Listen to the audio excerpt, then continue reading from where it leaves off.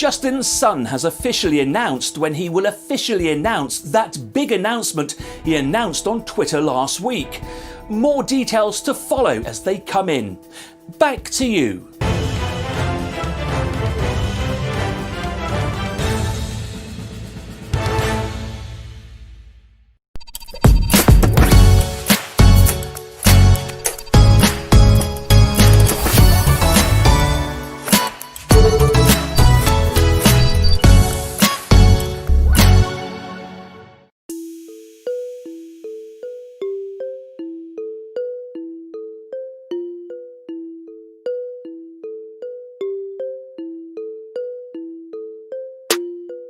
Fortune, I just got the news. I can be a millionaire too. Check the OP, what did he do? Gas in his bag so they go to the moon. Spent half an eighth, I got a million coins like the real McCoy. You know I feel that joy, cause if it goes to a buck I won't believe my luck. And now 10 on my Lambos for me and my friends. Butterfly doors but I'm already in dock. Trump is like Biff from my squad on the block. Chain with a hold alive. Chat rooms we scroll at night. Bitcoin ether been told twice. Now I hold my ish like it's mold divide. Going to the stars cause it's only right.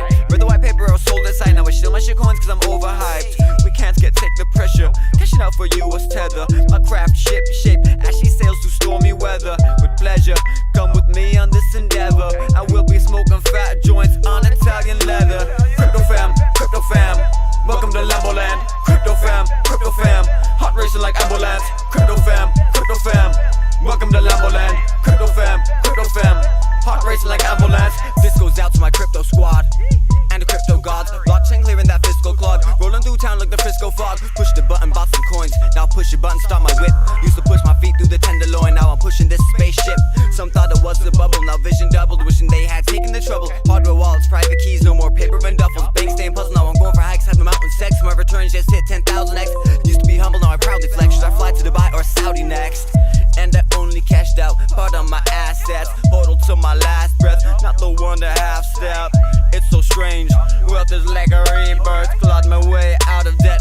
Fueled by my research. Crypto fam, welcome to Lamboland. Crypto fam, hot racing like ambulance. Crypto fam, welcome to Lamboland. Crypto fam, hot racing like ambulance.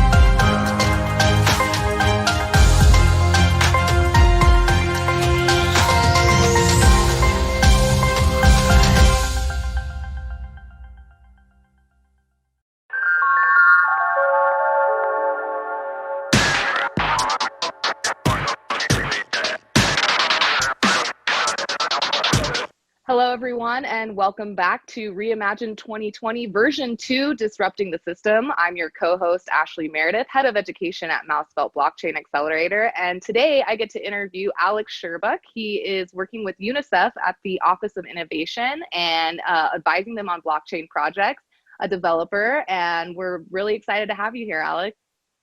Hi, Ashley. Yeah, thank you for this opportunity. It's really great to be here. I'm looking forward to sharing some of the exciting things that we're doing at UNICEF.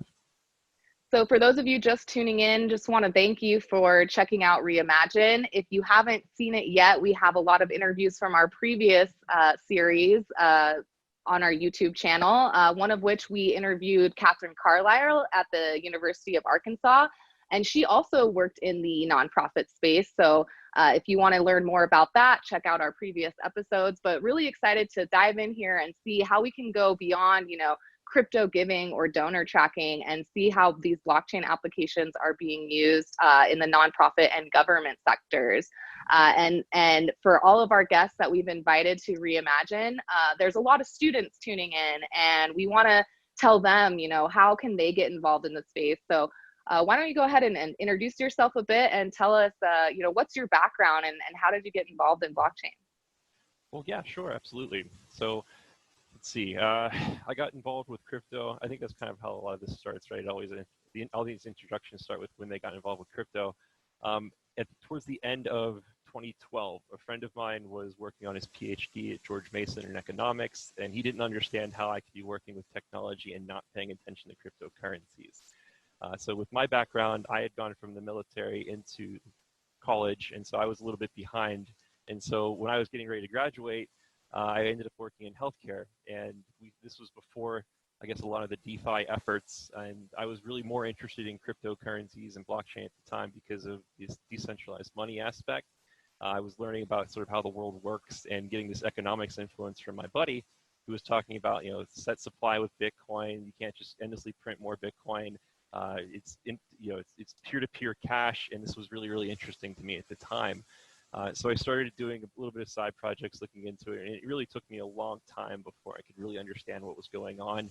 I was still young in my career, and so I had this really nice, fortunate experience where I grew in my career as I grew with cryptocurrency and blockchain.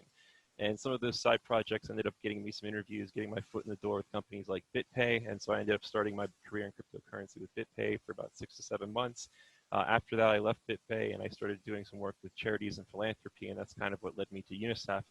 So I ended up doing a project in Silicon Valley with Airbus, focused on some internal donation tracking for the Airbus Foundation. And then for about the last 6 months to a year, I've worked with UNICEF. Excellent. So definitely, very varied background. You started in the military and then became a student, which, I guess I come from academia, so considered, quote unquote, non-traditional students, and then went into healthcare and then started working on cryptocurrency projects. Awesome. Yeah. So we just want students out there to hear, like, anyone can get involved in this, and there's a lot of different pathways. And I think especially, like, if you're interested in working on specific kinds of problems, there's a space in blockchain for you. So how did you get involved with UNICEF? Wow. So when I left BitPay and I was trying to think about what I wanted to do next, I actually reached out to some friends and I said, hey, I have this idea.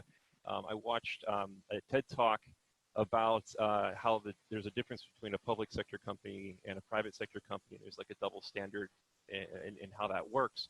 And it's sort of like the same feelings that I had about cryptocurrency early on, about like double standards in money and the way that like entire countries can be sort of undermined by a currency.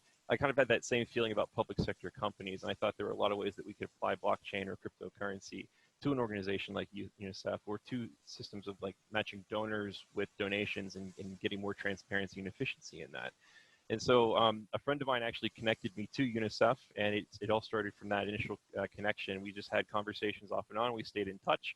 UNICEF has a really great leadership team at the Office of Innovation, and they recognized early on the value of this technology, at least the potential value of this technology. And they didn't want to be left behind on it. So they've been putting a lot of effort behind it. It's been really great to watch their entire team grow.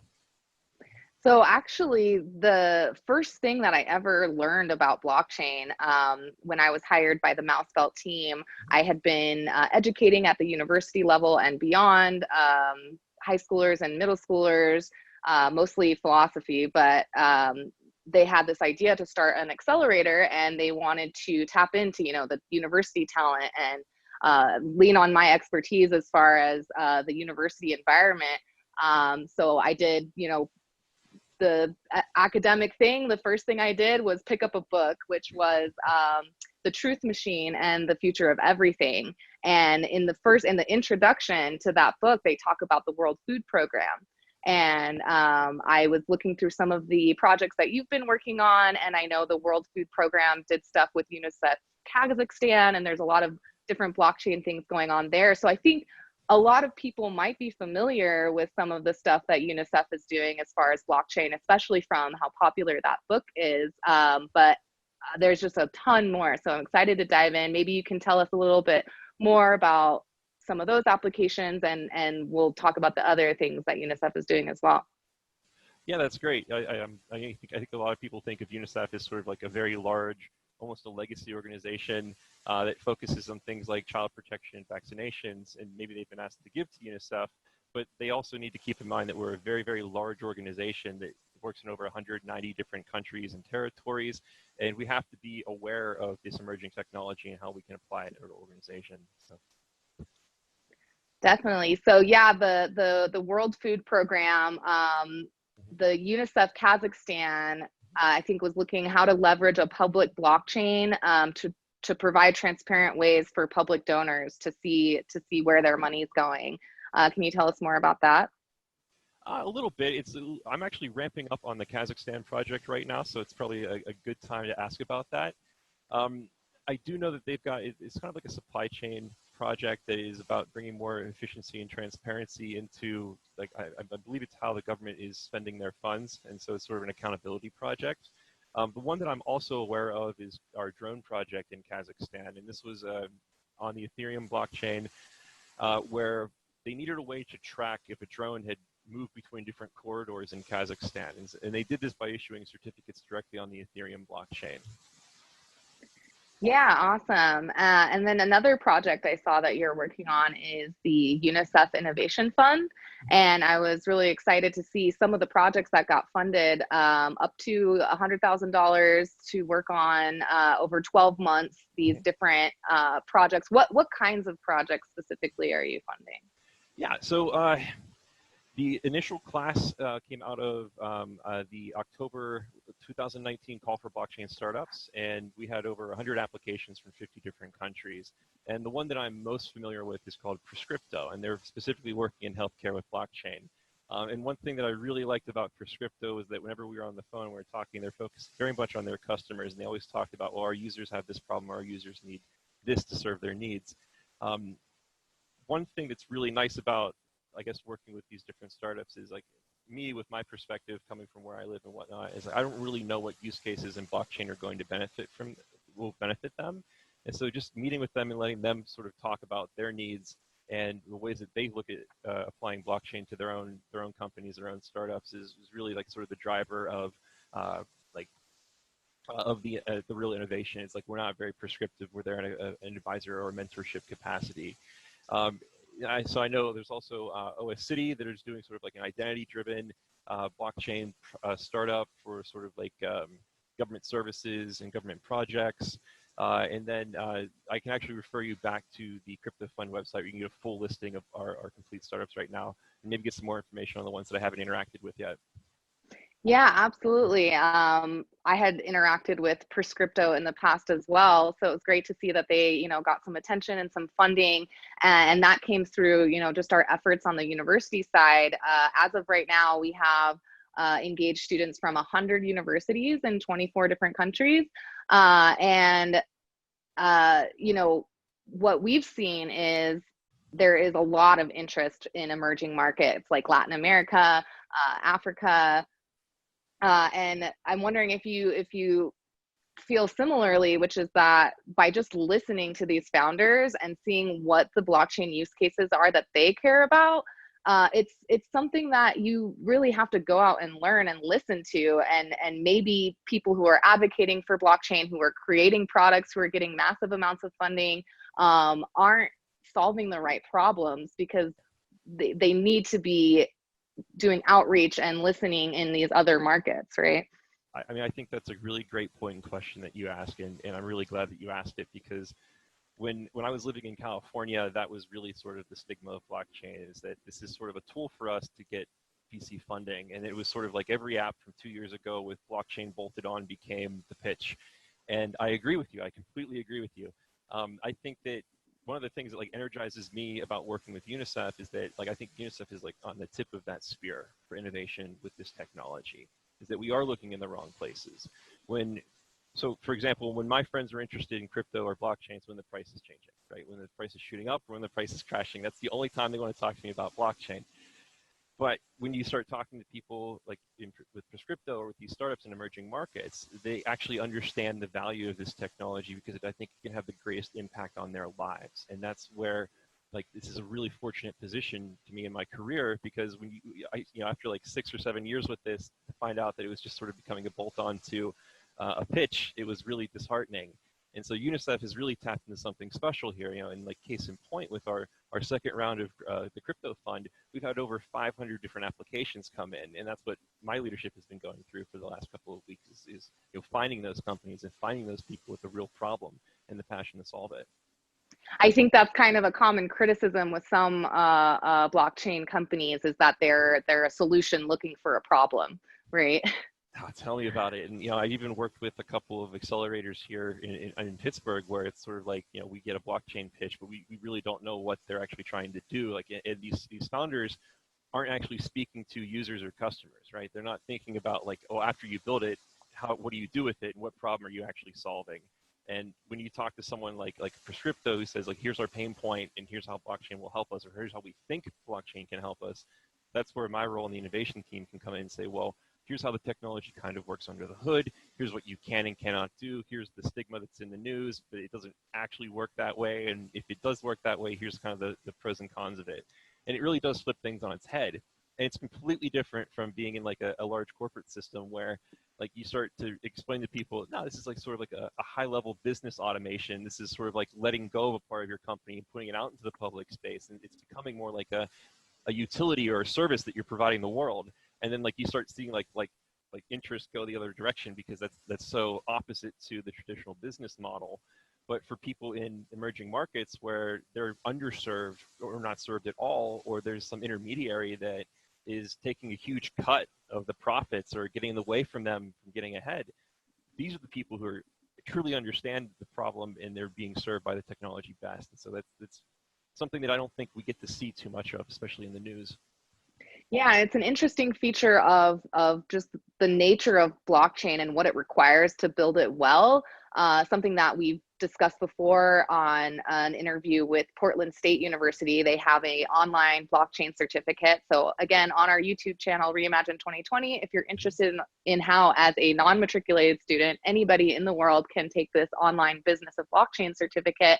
And in our discussion of their program, what they kind of brought up was that blockchain kind of requires this amount of collaboration that businesses aren't used to thinking in, right? So you've got this like profit maximization at all times mindset, and blockchain almost requires a different kind of working with people. So yeah, it's interesting to see who's taking advantage of that, and what kinds of products are being built. So in the innovation fund, it talks about the support that you give these startups as well, not just financial, but technology assistance, support with business growth, access to a network. I was wondering if you could just speak a little bit more to how hands-on are you? What kind of technological resources are there? I mean, you're obviously a developer, they can access you. Are there people actually helping them build and write code? Is there business development meetings that they have, advice on their pitch decks? How hands-on are you? Yeah, well, so I think it's about as hands-on as they need, and with respect to like what's within our wheelhouses, like our roles on the team. And so I definitely think that our team, the blockchain team, has a lot of experience that we're drawing from. We have project managers that came from Consensus. We have a leadership team that's got a background from MIT. We have like I've got some developer experience in some networks. So our network is fairly advanced or in fairly far reaching, because crypto is still pretty small.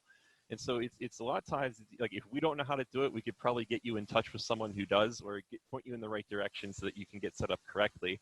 And then in terms of like traditional business help, there's an entire branch of the venture fund that UNICEF takes care of. It's sort of like the umbrella for the crypto fund, where they can get mentoring, they can reach out and ask for help if they need it. And then in terms of like direct support, like any sort of development, like hands-on development, that's sort of a case-by-case basis depending on their need. The one thing that we do require, that we ask them whenever we give them this disbursement in cryptocurrency, is that they cannot convert it into cash. They have to spend it in crypto as well. So one really great thing about that is it kind of keeps it within the ecosystem, at least for that first hop after we've dispersed it to them. And so that kind of like nurtures the crypto space as a whole, because it gets them to either make their payments in crypto or go to other companies that accept crypto payments. Yeah, absolutely. So you used to work for BitPay. So I'm wondering if it kind of comes from your background there, this idea that, keep your crypto in crypto. And that's something that we've always advocated for at Mousebell. Conversation that comes up a lot of times is, how do you expect this to actually be used as a currency if you don't even use it as a currency? So yeah, we've all had like BitPay cards. We like to use Bitcoin ATMs all over the world. And then that even things like artists accepting crypto for their work. A lot of my friends in the Bay Area would do events like hip events where artists were doing live paintings, but you had to buy it in crypto, just kind of reinforcing that idea, like start using this more on a day-to-day basis. Oh, absolutely. You know, I think BitPay is a great company. They've been around for a long time. They've done a lot of great things for the space. A lot of amazing developers have gone through the company and then gone out to do other things in the market. And that's actually something it's really interesting to check into, to see how many projects have been sort of seeded by that company. But the crypto fund was actually established, and these rules were established long before I joined the team, probably about a year and a half before I joined the team. So that's really more of a testament to UNICEF's understanding of the technology and their commitment to it as well. I mean, I think it makes a lot of sense for them to like say that we're going to onboard this technology into our organization, but then we also have to be there for the long haul. And if we're going to truly pay attention to emerging technologies and use them, we sort of have to like go the whole way, not just like pay the lip service and say like, oh, we did it and then we shelved it, right? And that's something I think is really exciting working with UNICEF. And then I think it also helps the startups as well, because if when you've got an anchor organization or an organization that says like, hey, we're going to give you a disbursement in cryptocurrency, we need to hold you to the same standard that we're holding ourselves. I think that goes a long way. And so if we really want to, I mean, if we really want to benefit this community that we're trying to help out, then we have to actually like make use of the technology in a meaningful way.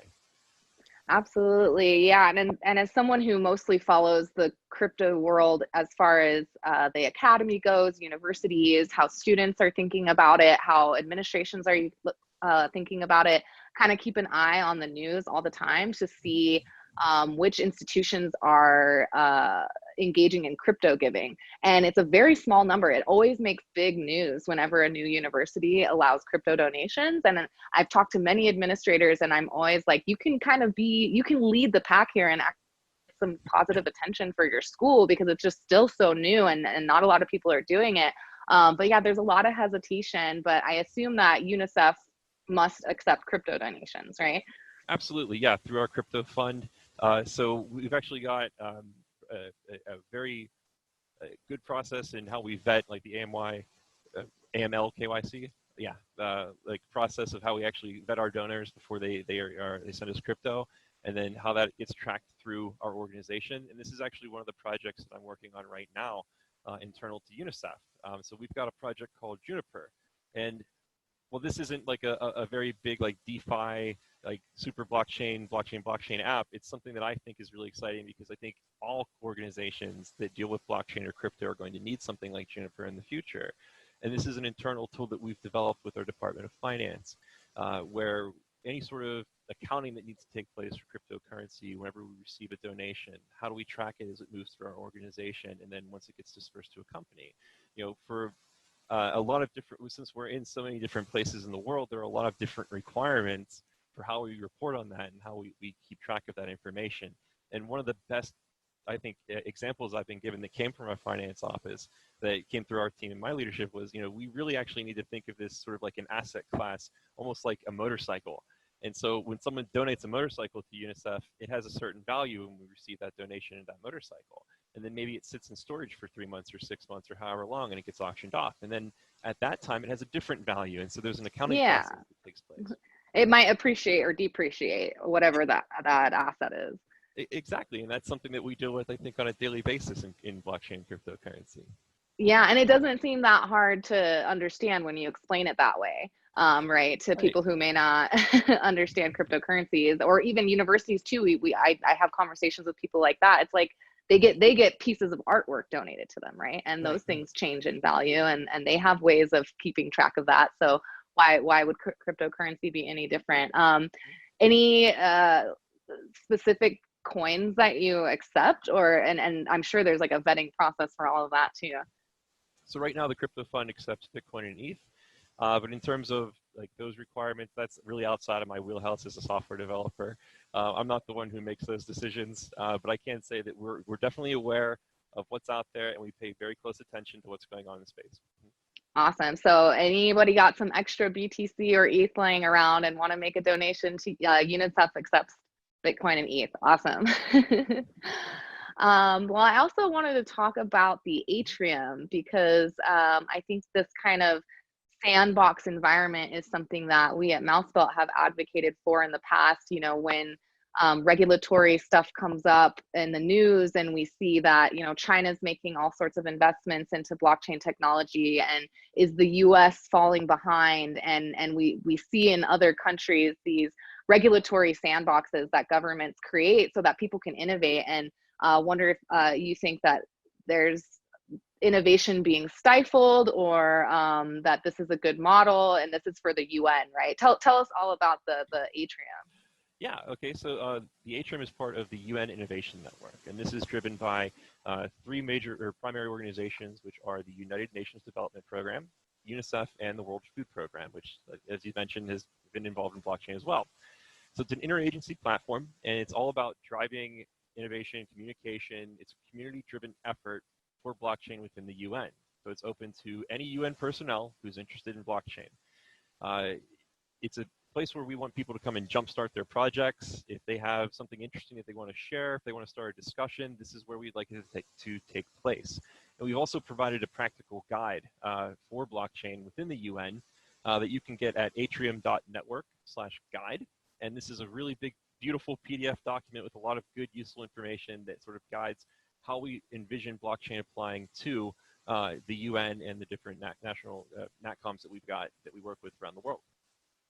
Yeah, and I just think that mindset of like having kind of open access, of course, it's only open to like UN groups, but having this kind of network of information that you're kind of making available for people just to enhance collaboration, to speed up development. I thought it was really awesome. One of the case studies or the examples was that they were able to create an app in a faster amount of time. It said something like they saved 86% of the time that it would have taken to launch this app was faster because all the code base was already in the Atrium. I think that was in 2019 with the World Food Program. Yeah, and so this is actually like another really cool aspect of the Atrium is that it's also a place to get hands-on experience. And so as soon as you join, we actually issue you your own wallet, and we give you a certificate on an in-house blockchain that's based on Ethereum that we're using. When you launch a project, we give you another certificate. So this is working with some of those non-fungible token standards that are very popular, at least have been getting very popular in the last couple of years. And then even for being a contributor. And so if you contribute to a discussion, you get a different type of token or a different type of certificate, rather, on blockchain. So it's not just a place to come, and it's not like a forum, but it's a place where you actually get exposure to the technology and work with it a little bit. And like is like part of the UNICEF's Office of Innovation is we're very committed to open source work. And so a lot of this work that we're doing, we give it away for free, and it plays a role in our digital public goods project, where it's sort of identifying these things that can be a benefit to the organization and putting them out there for as many people to use as possible with an open source license. Absolutely. And then another cool project I saw that you're working on is Giga, and being able to bring internet to people all over the world. I think this is super topical, right? As parents are sending their kids back to school virtually, and I'm sure this is happening all over the world, not just the US. And you see, I've just been seeing, you know, a lot of news reports and stories about families who don't have access to the internet, or they have some school approved broadband that only is going to last long enough for one kid to take a few hours of classes, you know. So it's a huge problem. It's super topical and relevant right now. So I think everyone can understand trying to get internet to schools all over the world, but how does blockchain play into that? Oh, absolutely. So Giga is actually a very large umbrella at the Office of Innovation, and it's comprised of about 4 different parts. The first one is the actual problem of mapping these schools all around the world. And that's a machine learning driven project that we've got a team looking at. Is there a way that we can incentivize people to come and start saying, like, here's a school, how do we check that data entry? We've got the finance portion, which blockchain can obviously, you know, some form of funding for connectivity, connecting a donor with the school, where this donation funds this amount of connectivity at that school. And then there's the actual infrastructure, getting the infrastructure set up for that organization, and whether or not being some form of node, or is this blockchain play a role in that as well, is something that we're exploring. Then actually empowering the people after they are connected, like how do they actually use this connectivity that we've given them, and how do we account for that to our donors? And that's something I think the blockchain can play a role in as well, because of the transparency and auditability and whatnot. Absolutely. That was a cool map to see. You said it was like kind of AI generated map of the connectivity of the world. Was maybe going to pull it up, but where can people find that? So I would refer you back to our Project Giga website, and I believe it's also projectconnect.world. Project Connect was sort of the lead up to the mapping project that was part of Giga. Awesome. Well, speaking of students and getting more access to education, you also have a Surge program. And is that there's like a hackathon involved, and it seems like this is directed at young people. Is this college students? Like, how does the Surge program work? So Surge is probably one of my favorite things that we do at UNICEF because it's like you just said, it's about getting young people involved in cryptocurrency and blockchain and these technologies. So my first exposure to Surge was before my time officially in my official capacity at UNICEF, but it was at Mexico City at a university there where Surge is essentially this series of events, immersive events where you can explore blockchain, you can come for a hackathon over the weekend, you can play with different use cases to try and address global challenges. And it's geared towards technical and non-technical crowds. And at this event in Mexico City, there were people lined up out the door who came from all across the country. And it was just really amazing to sit down with them and start getting my first exposure to these folks who had a problem they wanted to solve or had an idea they wanted to try out. And then going back to that, like, hey, here's crypto, here's blockchain, here's kind of how it works, here's how it doesn't work, here are the tools that are available in the space, here's a project that I can connect you with, and like sort of seeing like that connection, like their eyes lighting up with like, oh my gosh, like learning is happening, like there's something being built here. And then over the weekend, watching them work tirelessly and not get any sleep and pound, energy drinks and things like that. And then on Sunday present their ideas. So we've done Mexico City, Mexico. We've done work at Cape Town, South Africa, New York City in the USA, and in Bangkok, Thailand. Awesome. And so it is blockchain specific hackathons and events. Mm-hmm. Yes. Awesome. And I thought it was great that you invite, technical and non-technical people. Is that to help? Is there a goal when they're building these projects that they will need input from non-technical people? Are they working on actual kind of business plans, or do they need a marketing element when they present their project? That's a great question. I'd probably have to, that's a little bit outside of my wheelhouse. I'd have to go ask someone about that. But I mean, I can say as a software developer, when you're driving requirements for a project, that diversity is probably your best way to do that. And that definitely requires a technical and a non-technical perspective, as well as a wide range of other perspectives. And so having someone who comes in and says, I have an idea, and matching them with the right developer or the right team of developers is just as valuable as getting the right tools in the developer's hand. Yeah. And, you provided me some information about your projects and some points about the challenges of blockchain technology. Oh, yeah. And I thought there was a really good point about why we need non-technical people in this space. And I'll go back to the blockchain, or the truth machine, the blockchain and the future of everything, which was my first introduction to blockchain, and where I first heard of any kind of real world use case, which apparently was a UNICEF one. They say, and I tell all of my students this as well, by definition, getting blockchain technology right requires input from all sectors of society. You can treat that as a clarion call to take an interest and to get involved. So there's this big call going out. We need everybody, right? And I think you were pointing out that a new technology like crypto is more than an engineering challenge. What did you mean by that? Oh, wow. Well, so, I mean, for me personally, I really can't tell you, like, crypto will be deployed in this way, or blockchain will be deployed in this way, and that's how it's going to change the world. Because that's my number one criticism of the entire market, is that we've got a lot of very siloed software developers saying, here's my blinders on perspective of this technology, and that's how we end up with apps with blockchain bolted on, and then no one can really communicate what they're actually fixing or solving in the world.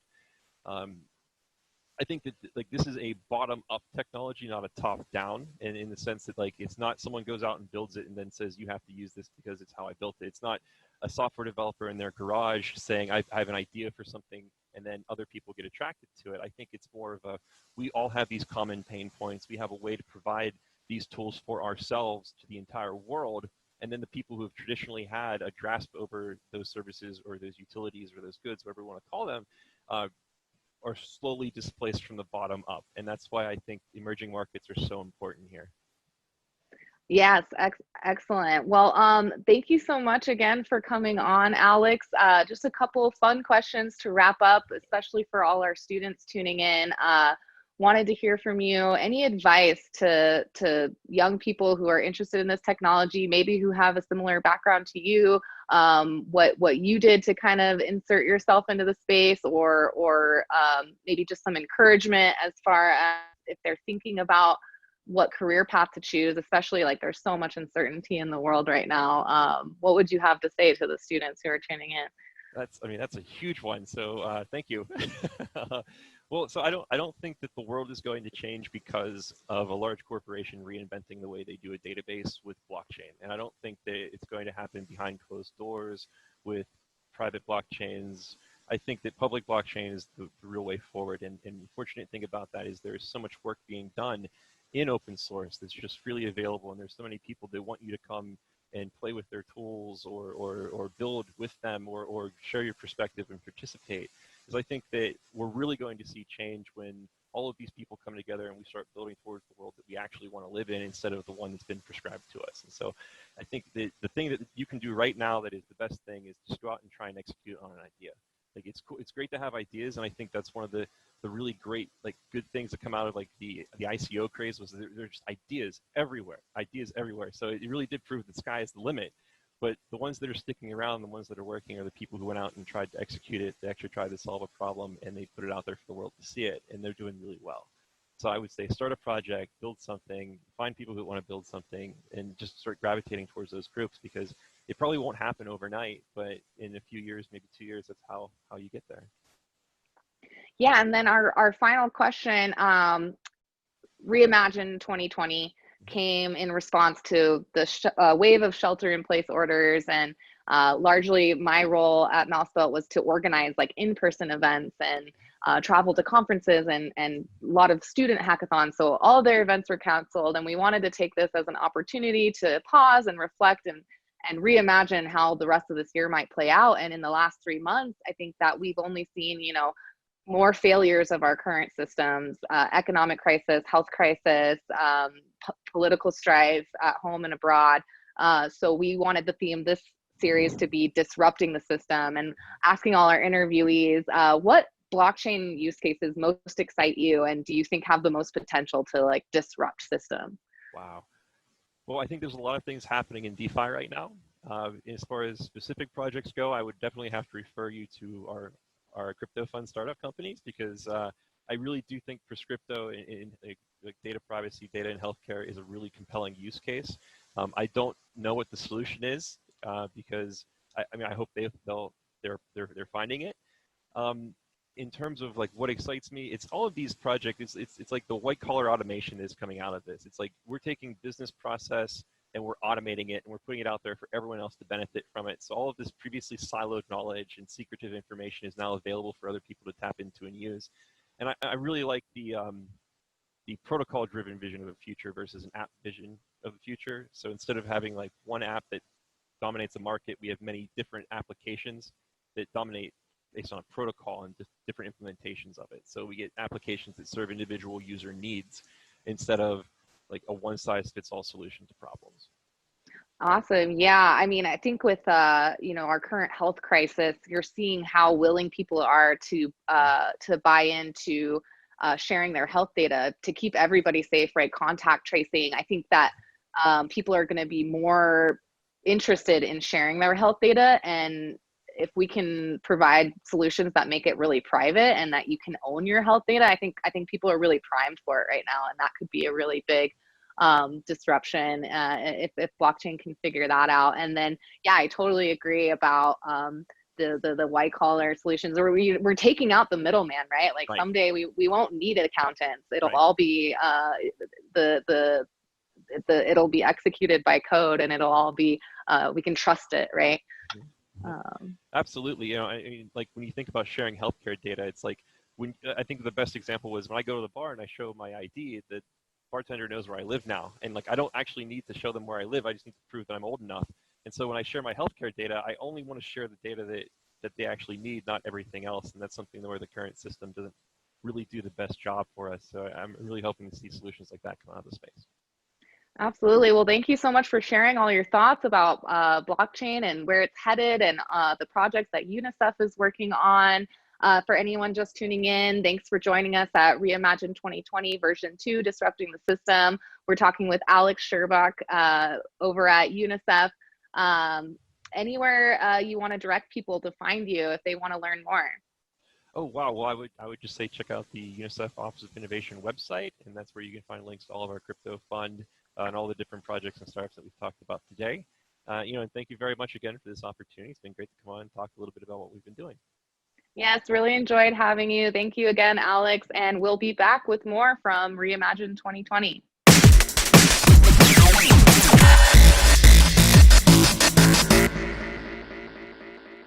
Dr. Fauci Nakamoto here, advising all of you on CryptoVid-19, reminding you to quarantine your private keys. Now, don't forget that if they aren't your keys, it's not your crypto. Be sure to put a mask over your hardware wallets.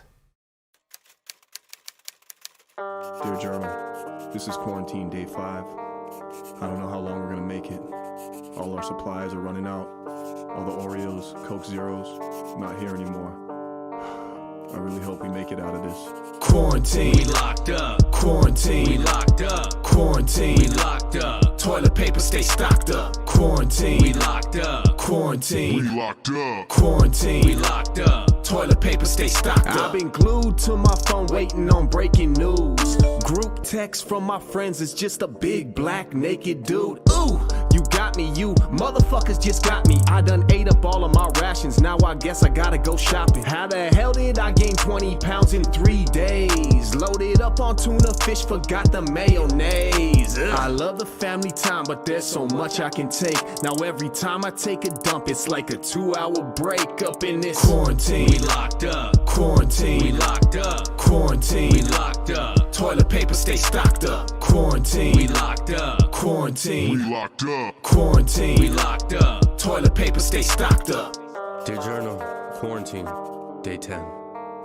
The girls have been out of school now for 7 days. I swear to God, they're getting dumber. We're gonna get past this. I just don't know how much I can take. Damn, I've been bored as hell. Up in this bitch. And if you need a plug, I got that Purell. Up in this bitch. Crypto is the only point of sale. Up in this bitch. And if you deal with cash, you can go to hell. You better switch. Yeah, that gamer tag is Vegas 2-0 if you want it. When I leave the house, I look like Sub-Zero buying chronic. Everybody's got a buddy with conspiracy theories, so I just practice social distancing so you can't get near me. Up in this quarantine, we locked up. Quarantine, we locked up. Quarantine, we locked up. Toilet paper stay stocked up. Quarantine, we locked up. Quarantine, we locked up. Quarantine, we locked up. Toilet paper stay stocked up.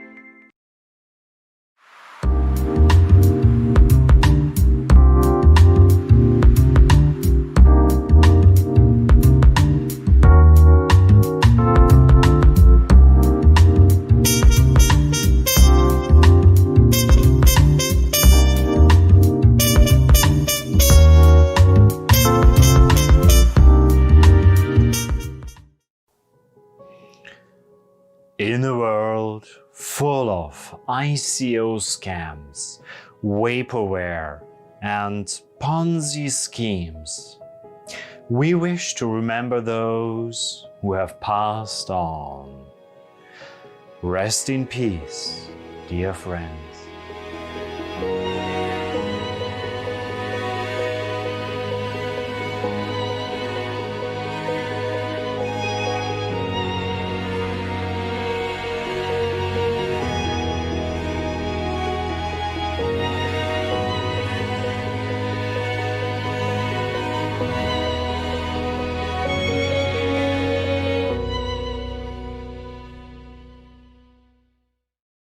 My name is Ari Yu. I'm the chair of the Cascadia Blockchain Council, and I'm really happy to be here at Reimagine 2020. Thanks for having me.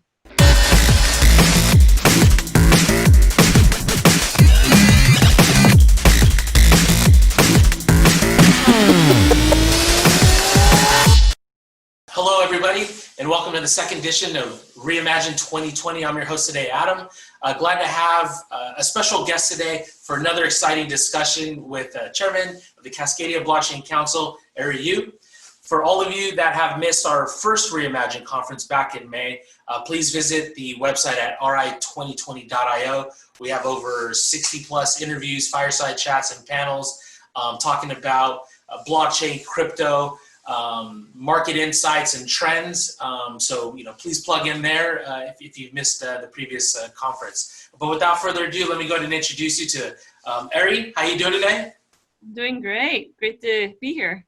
Yeah, happy to have you join us out of your busy schedule. You and I have chatted in the past, so I wanted to extend an invite, to get your thoughts and perspectives. And so, again, appreciate you joining us today. Appreciate it. Yeah. So let's kick this off. Reimagine 2020, we've been bringing in various individuals and entities talking about the space, different perspectives and histories and the way they got into it. So very fortunate to have you join us and kind of let us know how you fell down the rabbit hole, right? So can you give us a little bit of insight on your journey prior to blockchain and then what led you into blockchain, or how did you hear about it? Yeah, so between my husband and I'm more the blockchain person, and he's actually more the crypto person. And so, are those different? Like how we look at the world and how we prioritize what's going on is very different. And so, like prior to being in the blockchain space, I worked for about 12 years in management consulting, mostly in business intelligence and database and like those sorts of systems. And so I thought about data a lot and privacy and trust systems. And so that's sort of my background, a lot in user experience research and strategy and stuff like that. And then my husband is more the investor. So he's been an investor for about 20 years, mostly in like stock markets and real estate and stuff like that. And 2015 is when he started asking everyone he met, literally, I think it was like a handful of questions. Have you heard about Bitcoin? Yes. Do you own any Bitcoin? No. And like 99% of the people he asked answered, yes, I have heard of Bitcoin. 99% said, no, I don't own any Bitcoin. After about a year of hearing that answer, he's like, all right, this is going to be a thing. And I think at that time, the price was about like $400 or something. Yeah, you're right. He started off like buying like half a Bitcoin, and he started watching it, and, off he went, down the rabbit hole. And, we have a very close relationship. So everything he was learning, of course, he was really, really excited, and he started telling me all about it. And he was reading, safety and the Bitcoin standard and all these books, and, following all the greats. And shortly after that, we did a small angel investment in a company here in Seattle. And so with a lot of our angel checks, we are pretty active in doing whatever we can for the startups we serve. And so one of the startups said, hey, we're two young guys, 24. We've never really done anything, and we really want to scale this company. And we also want to do an ICO. And so this was like literally at the end of 2016. And so we started talking. And so by May of 2017, I joined this company as their COO and president to help them do their ICO. And we closed it at the end of December with $32 million ICO. And that was my journey. Like 2017, I had to learn very quickly about blockchain and crypto and the whole space, did the world tour of all the different conferences. And it's very, that was my that was my entry in. Oh my God, you like went straight into it, which is great. You know, we have a lot of viewers right now, right, and a global audience, and our university partners and students. We have young developers and entrepreneurs. So your husband starts to invest. First, by the way, I just sent my dad Bitcoin like right now for the first time, just like 10 minutes ago.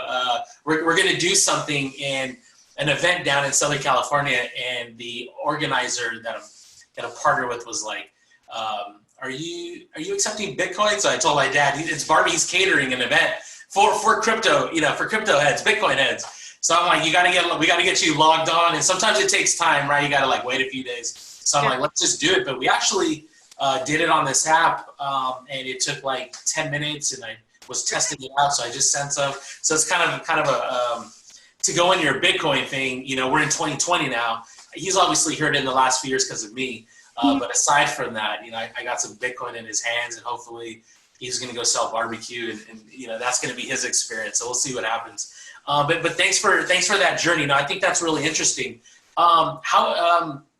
So the ICO world, I mean, that's what kicked this whole thing off. Can you share like how that went down? Not the details, but like what's public or whatnot, but the emotions, the uncertainty, because ICO is a new, and maybe you can explain a little bit of what an ICO is for those that don't know and that are kind of new. We do have viewers from beginners, novice, experts, in the field right now, but maybe you can give a little the emotional roller coaster that I'm sure you went through. I mean, it was definitely like a emotional roller coaster. The way I describe the emotional feelings is like you're tightrope walking on a narrow piece of rope or a little wood panel between two high-rise buildings, with people below you, completely naked and blindfolded, literally. That's your head. So that was the emotional feeling over 2017 and 18. An ICO is an initial coin offering, and so for those that are aware of the stock markets and what goes on in the equities markets, it's like an initial public offering, like an IPO, but not really. I mean, there's a lot of gray area. It really hasn't been solidified and clarified to date. And those that were doing ICOs in 2017 were trying to argue the utility case. We already have our product. This is a digital extension of their product and a part of the in-product experience. There's utility. You can use this digital thing inside our application. And so it's not really a security. It's not a promise of a future thing. It's a thing that you can do today. And so it's not a security, but you can buy it and it might go up in value, but we don't care about that because we're a utility token, right? And I think for those watching, like, what you're trying to get at is with an IP, the reason why a lot of, these projects and kind of this space blew up in the ICO world was to avoid a lot of just the red tape and like the cost it was to IPO. I mean, you got to be a major company, a lot of, already funded and already kind of driving revenue. And now this ICO thing comes about, and you're like at the forefront, really. With, I don't know, there might have been maybe a handful of ICOs prior to probably, when you joined in. But I think the reason why, for those watching, like ICO was just a way of, at that time, you didn't want to be like a stock, which was like a security, which you got to go through a lot of SEC regulations.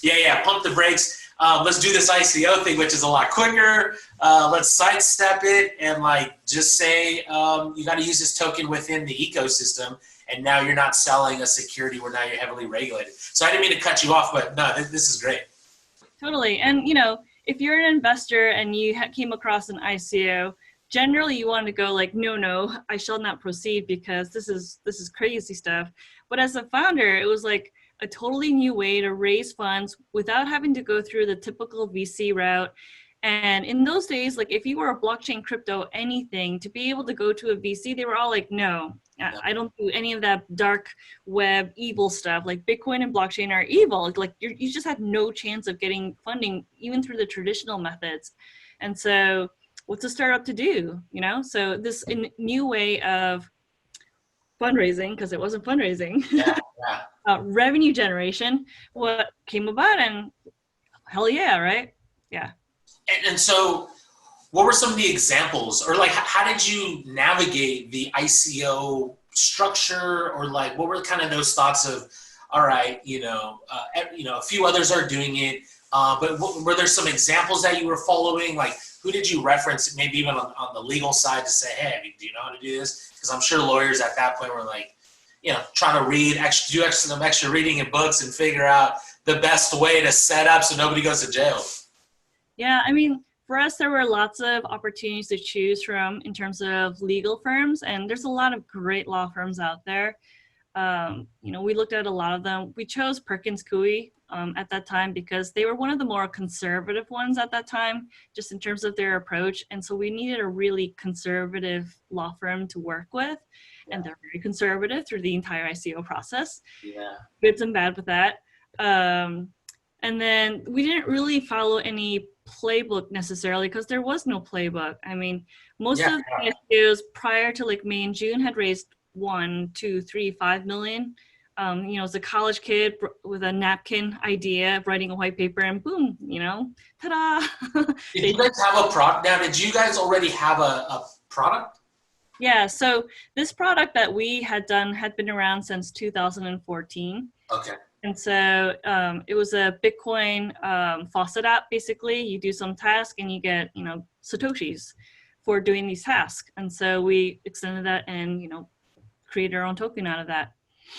And I think that's really important, for these young founders. The market's completely changed, right? And these startups that are watching this interview, where during that time, you were one of the few that probably had a deliverable and a working product, therefore raised some money. And then there were these other projects through the ICO craze where they just had a white paper, and it's kind of sketchy, like you got to be careful. And I've been having these discussions, and we'll probably get into it maybe a little bit later, where it's good to have a product when you are going to, because I think you could still ICO, just not in the US, right? Are you familiar? There's actually cases of all sorts, whether you're in the US or outside. And so how you documented it, there's companies that did ICOs, but they didn't allow any participants from the United States even. And so there's lots of ways to handle or attempt to handle. We're still seeing like what happens with the SEC or whatever government entity. Yeah. And really don't like what the aftermath is yet. And so like how quickly did you raise? Like in 90 seconds or? No, it was over a month. I mean, like good 80% of those funds were in the first week. Yeah. And then there's like a trickle long tail over 3 weeks after that. And then and what type of investors were kind of coming in? Like, are you talking institutional or just retail? Buyers? What kind of buyers? Buyers. Yeah. You can't call them investors. It was all over. It was mostly retail. We did a good half of it in the pre-sale. And so that was more larger institutional buyers, the big buyers. But the other half was mostly retail. Yeah, interesting. I mean, that's kind of that was what the good thing about an ICO is that you could have buyers, from $10 to $100. Everybody can get, involved in some way if they like, the project. And it seems like you had a product. So that was good. So that's kind of nuts because shortly after, when you guys raised, beginning of 2018, that was the all-time high for Bitcoin at around 20, and then things just kind of trickled off. So, how did you guys, did you convert that into dollar or just kind of keep it in crypto or Ether? I don't know. I'm no longer with the company, so what they did with it, Yeah. Not ask them. Yeah. Interesting. So now, so that's kind of your way, and you were hands-on, right off the bat, ICO, this crypto. So what'd you do after that project, or kind of 2018? Let's go by the year 2018. 2018, did more of the operations. So I'm typically more of an operator when it comes to startups. So help them scale the company, recruit, grow it, do all the operation stuff. And then I left and I had a baby. There you go. Congrats. Focused on the pregnancy and having the baby. We call him the Bitcoin baby, actually. Anthony Pompliano, he'll hold the baby. Yeah. And then, helping startups So I do a little bit of advising, mentoring, and now I'm thinking about going back to doing my next thing, but I don't know what that is quite yet, you know? What kind of, so you've advised non-blockchain projects as well? Oh, absolutely, yeah. Right. What are there any like comparisons or compare and contrast between some of these other startups, tech startups, and like a specific blockchain, I guess, crypto project? I'd say a lot of the woes that are typically experienced in a startup are also experienced in a blockchain company, but even more, it's even more, I don't know, like accentuated or amplified in a blockchain or crypto environment, because you're dealing with so many different fronts of things that you have to watch out for, in addition to the policies and the legal part of it. So, you know, you already have so much to worry about as a startup, and then you do the crypto and the blockchain thing, you have just a little bit more to worry about and think about, and so it just complicates things. And then the typical founders of a blockchain or crypto startup that I've seen are actually even less experienced than a typical startup founder, and so they just need a lot more, I guess, help and support. Yeah. But the unfortunate thing is a lot of the VCs or angel groups that would typically give the support to that startup founder are shy of helping those in the blockchain and crypto space, and so it's like a downward spiral, what I see. Why do you think that is? Because I've heard, you know, we're not investing in blockchain and these types of like the sentiment, you know, it's a little bit changed maybe a little bit now, and things are picking up, and, you know, things are maturing as far as teams and projects, and, you know, the vision is kind of coming around. But yeah, I mean, why do you think that is from the VC side? Or at one point, they were kind of hesitant to go into, because you don't hear them say like, we're not going into AI or like machine learning, but like as its own bubble was like, we're going to stay away. Do you know why that was? So actually 2018 through the end of 2019, the Cascadia Blockchain Council, we went on a roadshow to talk to every investor and VC in our Cascadia region. And most of them knew about blockchain, they knew about crypto, they were very interested. But what they were finding was they weren't really able to tell like who's real and who wasn't real, right? Like they would read the person's white paper, look at their pitch, and everything would seemingly look so great. And they'd even ask a couple people about this person and it would still sound great, but then they'd make the investment and, you know, things would not go well. Something was just off. And so a couple of those experiences, and, you know, all the VCs investors are talking to each other. They're like, ooh, I don't think, we're just going to avoid the space for a while because it's really hard to tell what's real and what's not real. And so then when you're a legit founder and you're doing your legit hardest damnedest to like do your best, you meet these investors and VCs and they're like, oh, you seem really cool. Like it seems like a really great idea. All the things are check, check, check, check. But I'm still really uncomfortable. And so, you know, as the council, we're like, well, let us be a resource to you. Like, let us help you get comfortable. Like, what else can we do? Like, what else do you need? You know, like, how do we help you feel more comfortable? Is it, and you think it's from an experience, obviously it's from an experience standpoint too, where like, you know, you can invest for, you know, Silicon Valley and become an, you know, angel where you're at and VC front and understand fintech or like tech and product. But like blockchain was a little bit different, I'm assuming, as far as this sounds cool, this is great, has it been done before? And then you kind of need to have some understanding of like distributed systems and like cryptography a little bit, no, or like tokenomics. Like, no, I would say like most of the VCs and investors that we spoke to, like, and there were a lot of them, like, they were very, very well educated. I think it came to just who else is using this? Like, okay, X company, UPS is working on this, Boeing is working on this, but what are they doing? Because like, we have to know how they're using it so that we can figure out what we're going to be investing in on the early side. And so because the big guys aren't talking, the little guys are like, well, I don't have any examples to point to, but they're doing stuff. Well, yeah. What is the UPS doing? And which kind of also brings the top, or like the question of And you said I questioned you in the beginning of like blockchain and crypto, right? And Yeah. we'll get into that shortly. Kind of on the enterprise and government front, where it's not really tokens anymore, and even now it's kind of, as you mentioned, the Boeings of the world, the WalMarts, the Nestle's, you name it, right? Everybody's already tapped into it. And so a lot of these investors on your roadshow, like not percentage, but what were their thoughts on like VC investments with big, having a piece in the industry as far as VC investments or Bitcoin or like some other altcoin? Did they separate those three in the sense of, do I want to go to the underlying product? Do I just want a little bit of Bitcoin to be kind of in the game, or, a little bit of Ethereum or like some other altcoin, just to have some skin in the game and see how it is? Do you remember how kind of the sentiment was amongst those three buckets? I say it was a wide variety. I mean, I can't really. Yeah. There wasn't any pattern that I would recognize, but there were quite a few like angels and VCs that had dipped their toes into crypto.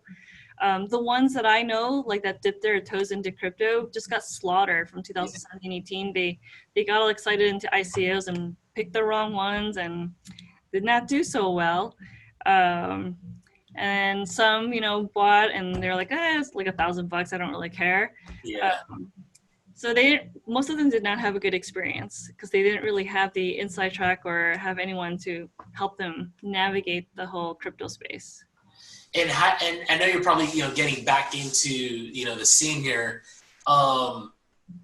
Any kind of, how do you see it now that we're, halfway through 2020, kind of the pandemic's picked up a little bit, Bitcoin's on the rise, enterprises are still, working on POCs and pilots. But aside from that, maybe from your investor friends, are they kind of coming back around? Some of the products and projects from 27, your Coinbases, your custody solutions, even these various blockchains, aside from Ethereum and Bitcoin, these other protocols, Hederas and all that. Are they circling back around, like to kind of maybe get back in, or are we still, at the beginning stages where they're like, nah, I'm going to wait a little bit more until there's some applications or more use cases? We're still really, really early. I mean, even with the OCC's statement earlier where like banks can hold crypto, that's still, that's a step much forward, but generally we're still too early. Like I talked to a recent investor and he spent a lot of 2016 and 17 and 18 investigating crypto and blockchain, and we kind of kept in touch.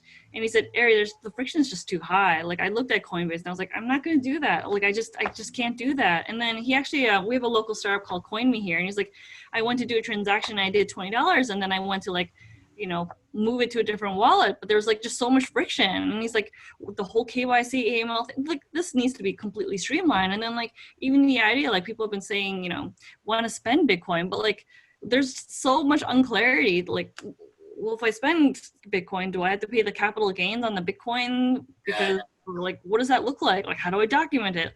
How does this work? Like, is this supposed to be spent, or am I supposed to just hold it like, a stock? So the usability and the accessibility and just helping the average Jane and Joe understand crypto is just still too complicated. Too complicated, yeah. So it seems like everybody's kind of taking a back seat here, a little bit. And are you? So now that you kind of get back into the scene, are you looking at any projects right now, or have your eyes on anything? Are you getting back into crypto blockchain, or what do you're not sure? I don't know. I mean, I am watching several projects. I'm a big fan of Celsius, Alex Mashinsky, and BlackFi. Oh yeah. Like how they navigate the waters is really interesting to me. CoinMe just raised their Series A, so what's CoinMe?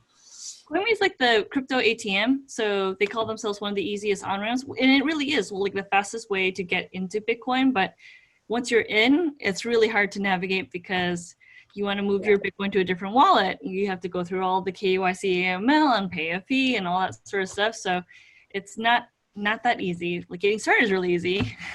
and obviously to tie this into even like adoption, right? These are the challenges and barriers that we're here in 2020. As you mentioned, the on-ramps are easy, but once you navigate outside of that, or you want to make you do want to use it, use it to make a purchase or something, it's pretty cumbersome.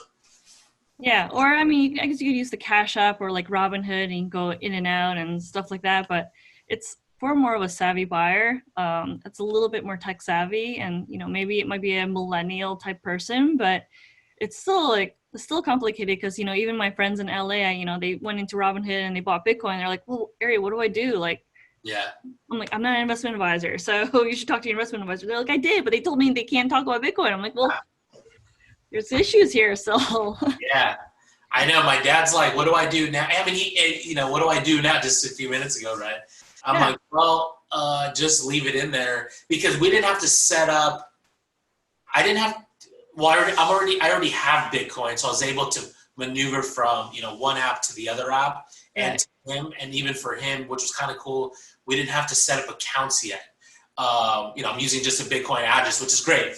But if you want to go to your bank account, which now he needs to do the verification. Yeah. So I'm like, well, you're going to have to leave this here for like a little while. This is just to get your feet wet a little bit and kind of do that. So how, Bitcoin's been riding, like, what does your husband think so far? Like, is he just a Bitcoin, maximalist? Is he also into the other, like Ethereum's or other projects? Well, he's more of an investor, so he's always looking for buy low, sell high, right? Opportunities. Yeah. He would have to speak for himself, because I try and do that and I always mess it up. Yeah, all good.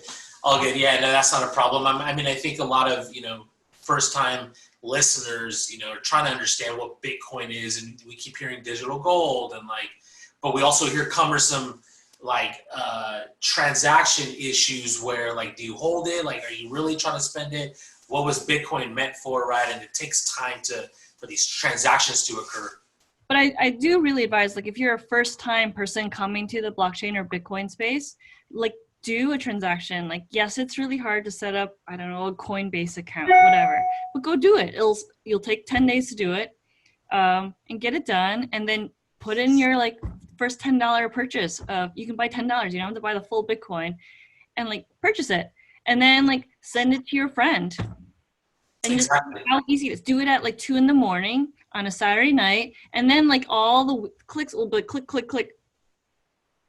Yeah, a lot of light bulbs will go off, and that's just the beginning. Exactly. Go through that process, and then a lot of light bulbs will come off, and it'll be totally worth it. Awesome. Yeah. And I want to pivot now to, we've been talking a lot about crypto, right? And kind of your journey from which is freaking awesome actually, to go into an ICO as a first project and get that experience. And that was once in a lifetime. It's kind of coming back a little bit, somewhat, not directly, but just various token offerings and all that. But anyways, so you come into that scene, and we've been talking about Bitcoin and crypto and some of the challenges and barriers to using it and adoption.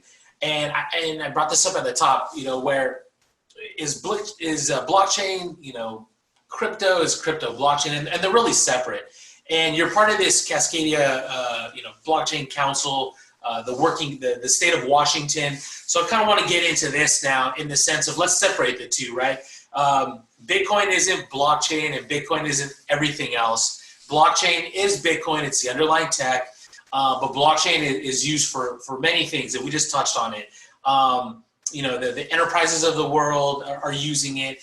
Governments of the world, a lot of startups and entrepreneurs are leveraging the tech as well. So I want to pivot into the blockchain aspect. What are your thoughts on blockchain? And before we get into what you're doing with the state and the working group, is blockchain making a difference? How is it making a difference? And why does it make a difference? What's the point of it? I mean, in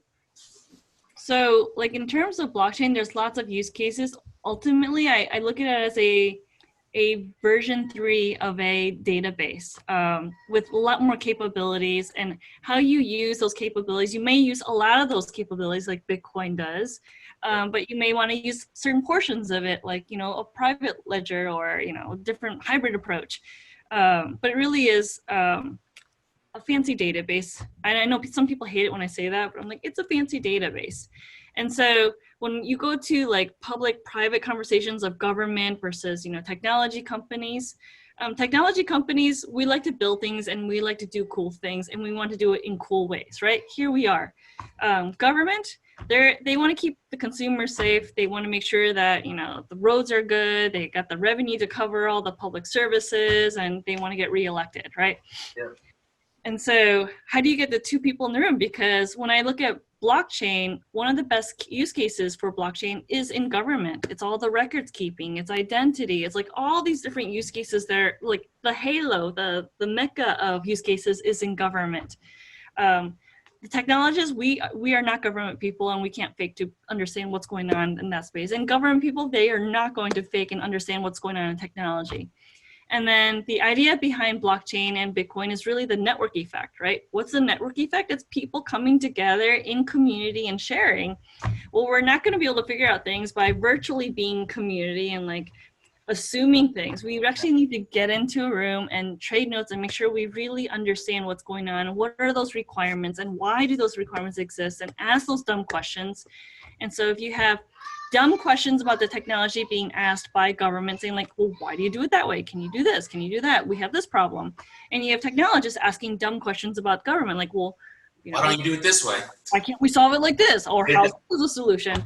That's how we're going to really move this to that next level. And then we really need to have those standards and guidelines discussed, right? Like if I do it differently in Washington State versus in Utah versus in New York versus in the Ukraine, like this is not going to scale globally. Yeah. So we also have to spend a great deal of time as people talking and connecting, and that's where the bulk of the work exists today. And that's what's preventing the adoption. And so this kind of leads into the group that you're working with, right? And kind of the initiatives and programs. Can you elaborate a little bit more on, I think you and I talked, beginning of the year, end of last year, I think, and you had already been doing this, right? So what has been the focus?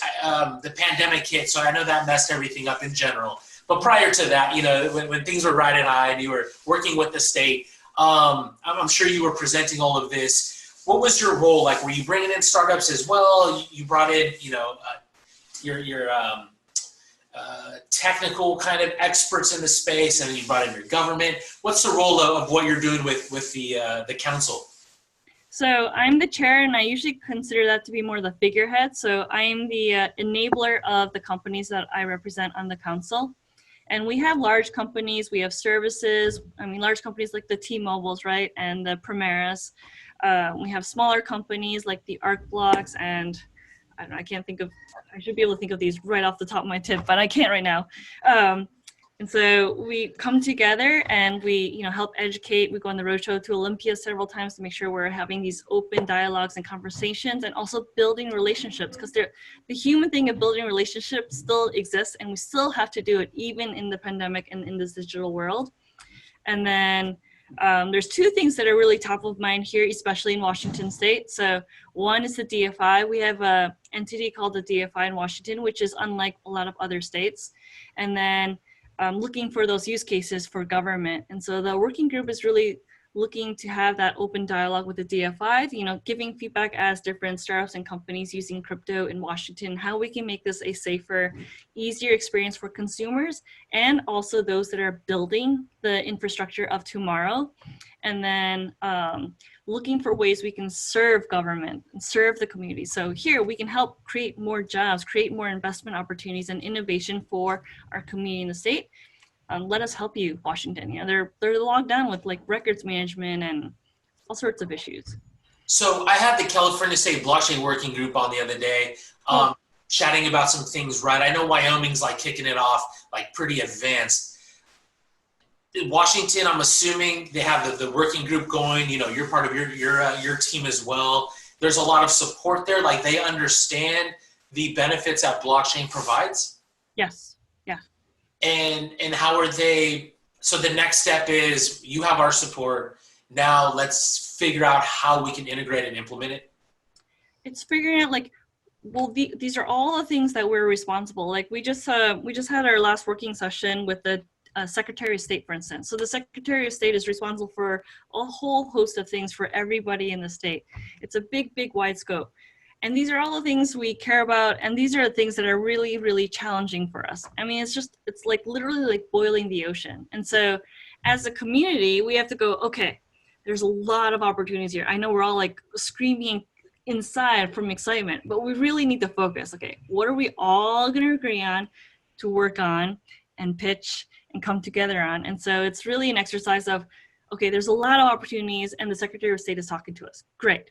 Now we need to like pull ourselves together, come together, propose like 1 to 3 things that we think would be the top priorities for the Secretary of State, get their feedback, and then start building out a roadmap on how to make that happen. And that's the hard part, like getting, you know, you get the Microsofts and the T-Mobiles and Primeras, and everyone has their own ideas of like what should be a priority. It's cat herding that's the bulk of the work right now. And what are some, at a high level, like what are some of the ideas on the table? Like what are you looking at where blockchain fits? You mentioned records. I've heard that before, and maybe you can give us a couple other examples, not only that, like how blockchain would benefit these departments. Yeah, I mean, like here, I'm like looking at my notes right now, just pulling it up. Like for certain cities, like permitting, working with commercial developers and the city and getting all the permitting and licensing is a big pain in the butt, and it's actually really slow. And so developers are slowed down, and then money is wasted, and then they're getting mad at the city or state, etc. And so how do we streamline that process? There's a lot of different actors, there's a lot of paper going back and forth, and we need to make sure that the right stamps of approvals are happening, and we're not going to blow up some sacred, you know, environmental land or, you know, etc. Right? So that's an example of one that came up that is, you know, high on the list. Yeah, and you know, I've had this discussion too. It goes along with enterprises and government. You have this spectrum of centralization, and then we have this spectrum of decentralization on public blockchains, Ethereums, and the rest of them. You know, and then I'm starting to realize that there's this third angle of decentralization, centralization, and then just efficiency. So like the technology allows, as you mentioned, all these parties to communicate, have the data and like understand it. Is there any concern or pushback with, you know, decentralization and like public like blockchains? Because again, there's private and you know, private and public chains, and I'm assuming it's irrelevant whether it's centralized or decentralized. I'm assuming it's for an efficiency standpoint. I don't think, like most of the conversations that I've seen or been a part of haven't really been so concerned about public or private, but like what gets public and what gets kept private, and how do you manage that and maintain that? That's the part that like how do you ensure the right process, and how do you ensure that the person that says I am this entity really does deserve to access and change or modify? And so no, sorry, didn't mean to interrupt, but you're right. There's probably like 2 publics too. There's like public to the Ethereum EVM machine, like global, and then there's just public amongst the consortium, right, of like 10 stakeholders and stuff like that. So it's interesting. So you're saying, aside from that, the technology is what's going to help them operate more efficiently and effectively, save time, drive down costs, potentially increase revenues, right? Is that what they're looking at as well? Mm-hmm, mm-hmm. Yep, just trying to streamline the process and be able to deliver more quickly.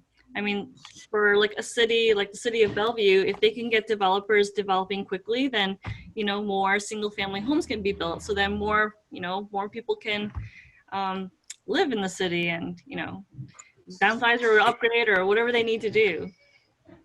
And how do you sell, you know, blockchain comes from a few internal parties that believe in it, but then there's like you mentioned, the extension of this ecosystem of, you know, not only the developer contractors and then like the city. How do you sell this technology for them to adopt? Because it's one thing for you and I to agree, but the network effect, as you mentioned earlier, is one of the advantages of making this thing work. How do you sell it to the smaller players of like using blockchain or integrating this type of tech when maybe they're not technically advanced or they don't have engineers, developers? How do you sell that? Or maybe that's too far out. Well, I think it's not selling the technology, but selling the capability. So like I'm connecting to the internet every day via 5G or Wi-Fi. Do I have to sell that to my parents and my family? You know, like we're going to use T-Mobile hotspot versus, you know, Xfinity or whatever. Like, who cares? I'm connecting to the internet and I can talk and have Zoom calls, right? And so I think the same idea would apply to blockchain. Like, stop selling blockchain. Stop selling it. It's not working for us and it's not working for anybody. Talk about the capabilities. So, hey, you want to be able to develop your property more quickly. You want to be able to get licensed and get the paperwork done, and you don't want to go back and forth so many times, and you want to be sure that the right people are getting the right pieces of paper at the right time. We can help you do that. Yeah, it makes sense, right? Creating value, and like aside from, you know, the actual implementation, it's kind of like this is how it's going to benefit you in multiple ways, right? And you kind of just touched on some of them. And so who are the partners that you're starting to work with on the, that you're starting to bring in, you know, kind of push this initiative to the government? So it sounds like you brought in like Microsoft's and like, you know, T-Mobile's maybe of the world, or, you know, what other types of partners, and they're probably members as well, you know, that are working with you guys. What are the various like verticals that you bring in? It seems like you have the Microsofts, you have like some startups, you have some telecom developers. Who's joining to, you know, in the fight? I mean, it's a wide range of, you know, we have security privacy experts that are working in like browsers and SSID or something. Yeah. You got like the identity folks, you have, you know, identity standards, director of identity standards for Microsoft is involved. You got like generalists that are like working on general emerging technologies, because I think we want to do blockchain in a vacuum. We want to also be looking at other blockchain relevant technologies. Like AI is really relevant to blockchain, and I think we can help each other, these two emerging technologies. Or if you're looking at, you know, XR, AR, VR, like there's a lot of capabilities that blockchain can help in the AR, VR world. And so it's also making sure that we have a wide lens of all the capabilities that humans are seeking, and then use us as one of the inputs to make it better. So I think I would say that's our approach. And then we're talking to different partners, you know, and different industry verticals, like healthcare is one of them, Premier and Providence. You know, we're looking at startups. We're talking to startups that have been recently acquired or, you know, merged. We're talking to large enterprises. We're talking to service providers that, you know, specialize in anti-money laundering or money transmission laws, and bringing this group of people together, as well as, you know, people that are just enthusiasts. Like, I just really want to be part of the space, and I just want to be able to pitch in, like, yeah, join and, you know, contribute. Yeah, no, totally. And I think, you know, blockchain in itself isn't so much a business. It's part of the stack. It's a tool that we leverage along with, and you know, that layer, right? Exactly. And so does this touch into your IoTs and your AIs and your machine learning kind of infrastructure as well? Oh, absolutely. I mean, I think IoT is still really, really early too. I mean, the idea of IoT is really, really great, but infrastructure-wise and like being able to actually pull out the operations is really complicated, especially if you go like at an enterprise level. And so I think, you know, we should all talk and trade notes. And, you know, I think last year at a conference, the director of AI for the Allen Institute here, I got up on the podium and I was like, hey, I think blockchain and AI, we should get married. We should partner.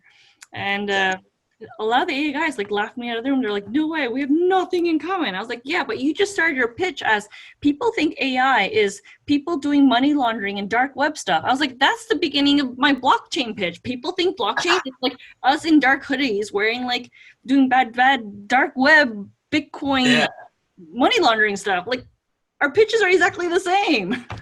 That's so funny. And it's funny you say that, because I just literally had healthcare and AI on the other day.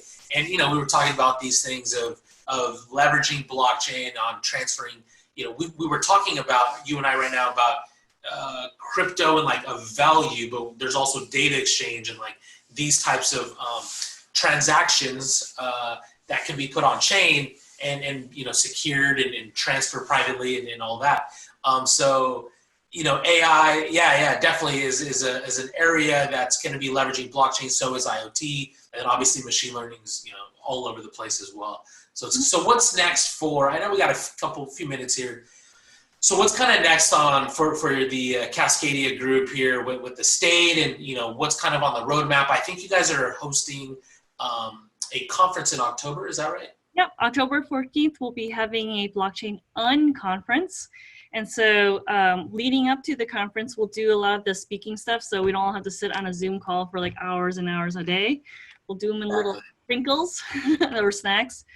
And then during the unconference, we'll actually break out into small working sessions, of like 5 to 10 people. And we'll start talking about the topics, and we'll actually crowdsource the topics that'll be discussed during the unconference. So we'll, try and pair up experts with, enthusiasts, and let's just, I don't know, brainstorm. Is this open to the public? It is. Definitely check it out. Yeah. And I'll send you a link or, share it with you. Yeah, I think your colleague there had sent it over, and that's why I wanted to bring it up. You guys are hosting one, in a couple months here.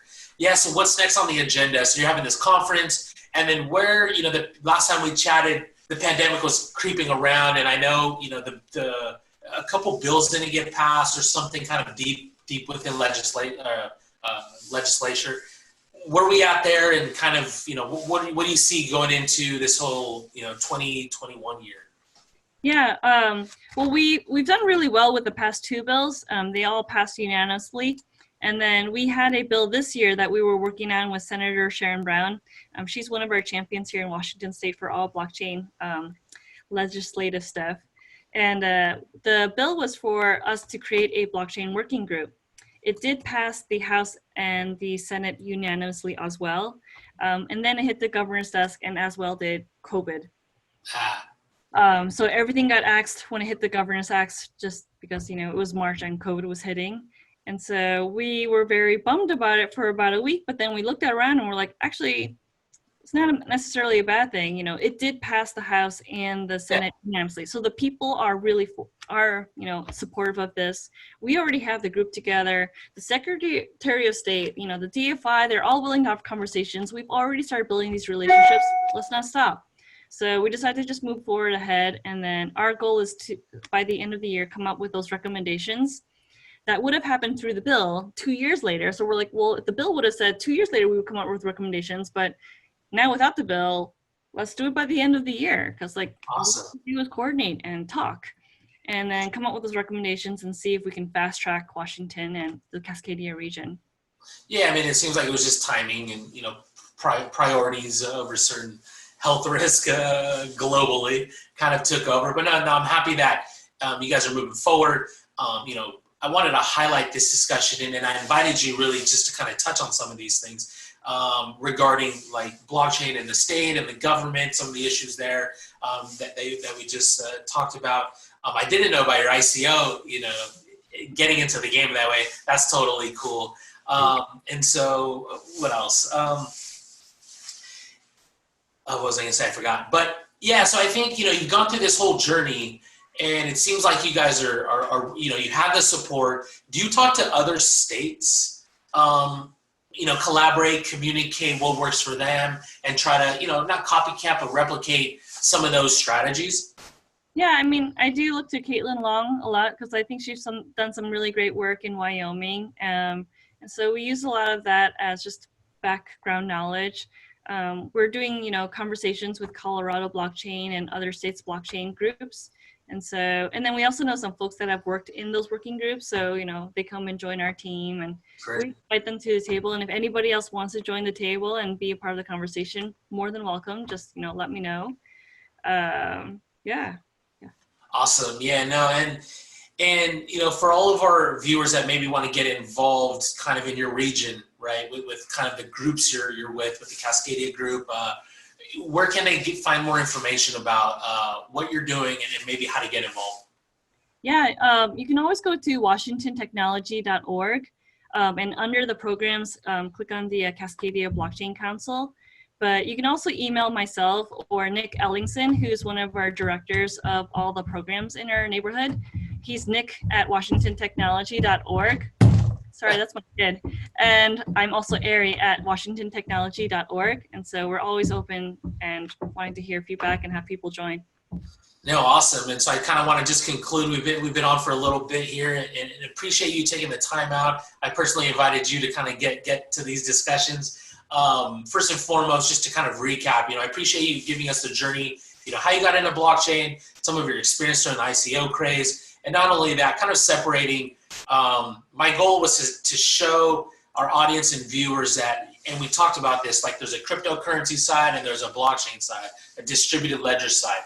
And they're two different worlds and two different perspectives, but with kind of the same underlying advantages, which is, eliminating that trust factor and working with various parties, whether it's private or public, doesn't really matter. It does provide efficiencies. And so with that being said, Ari, thank you for joining me today. We're going to be doing this every month. So I hope to maybe have you back or somebody on your team.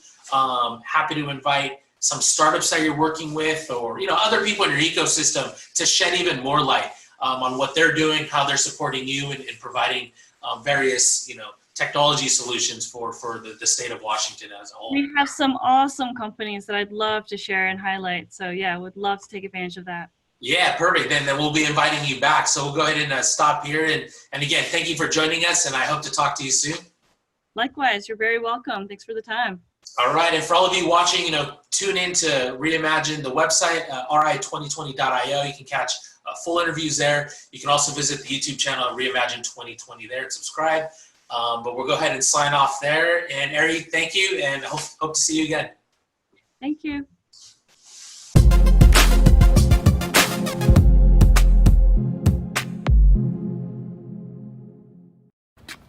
Hey, who's that? Mo Crypto. Yo, Mo Crypto, what Yo, up? what's up, man? What's up? Kryptonite, Jess. Have you guys seen CoinMarketCap today? CoinMarketCap, all in the red, double digits. What? That's bad, right? That means we're losing money. No, it's good, man. That means everybody's losing money. You got to buy that dip. Everyone knows you buy the dip, dip, dip, dip. Legend gang, gang, gang.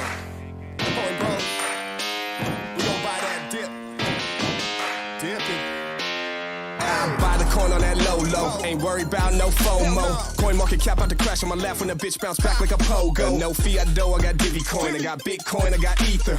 What y'all know about a pump and dump? John McAfee all on my tweeter. In the office with a 2-liter. By ATH, that must be a joke. Wife keep asking if we are broke. She don't know, I got a master no. Even my son told me buy the dip, ain't talking about what you put on potato chips. Even my son told me buy the dip, ain't talking about what you put on potato chips. I buy the dip, dipping. I buy the dip, dipping. I buy the dip, dipping. I buy the motherfucking dip. BTFD, gon' buy the dip. BTFD, gon' buy the dip. BTFD, gon' buy the dip. BTFD, gon' buy the dip. I buy the dip, dipping. I buy the dip, dipping. I buy the dip, dipping. I buy the motherfucking dip. BTFD, gon' buy the dip. BTFD, gon' buy the dip. BTFD, gon' buy the dip. BTFD, gon' buy the dip.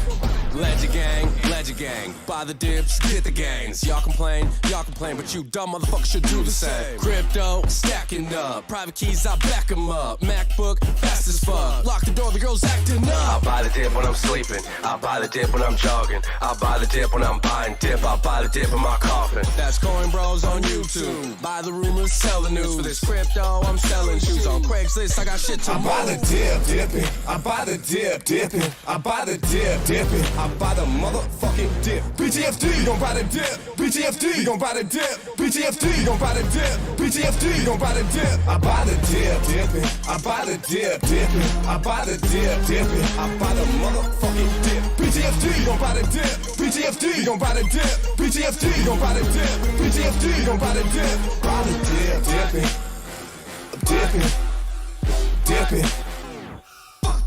BTFD gon' buy the dip. BTFD gon' buy the dip. BTFD gon' buy the dip. BTFD gon' buy the dip. What?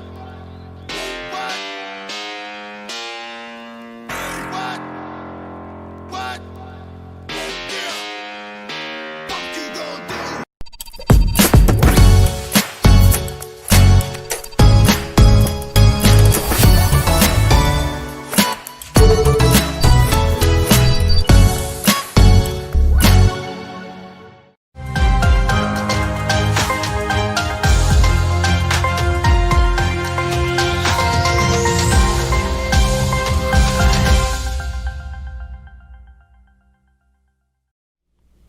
And now, a lesson from the crypt. What? Oh, the crypto glossary. ROI, return on investment. This is the project profit expressed as a percentage of the invested capital. Return on invested capital is an important indicator of the effectiveness of the use of project assets. Tron, a new world. What does a virtual civilization of the future look like? It is decentralized, independent, self-governed, equal, cooperative. It has high performance. The Tron ecosystem wins at speed. Each Tron data unit can evolve and become part of the ecosystem. It is democratic. Every member of the Tron community can vote for their leader of choice to govern the ecosystem. Global developers around the world create outstanding apps every day, building a virtual world. The moment we've been waiting for is finally here. The future is now. Tron, decentralize the web. Greetings, fanciful leaders of this world, and wannabe authorities of all stripes. You thought that you could just print infinite money, did you? Well, the decentralized world of cryptocurrencies is on the rise. It's only a matter of time before the intricate web of blockchain architecture and distributed governance enable so much financial and existential freedom that your model becomes obsolete. Good luck. Time is running out.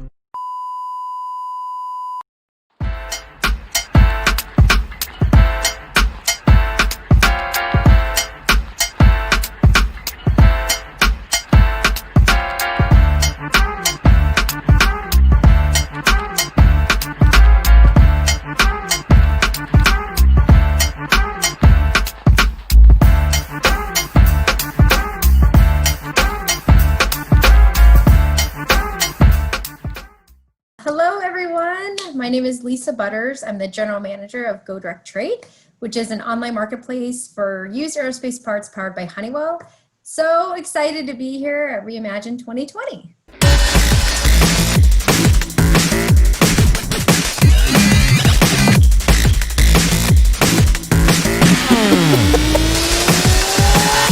All right, hello everybody, and welcome to the second edition of Reimagine 2020. I'm your host today, Adam.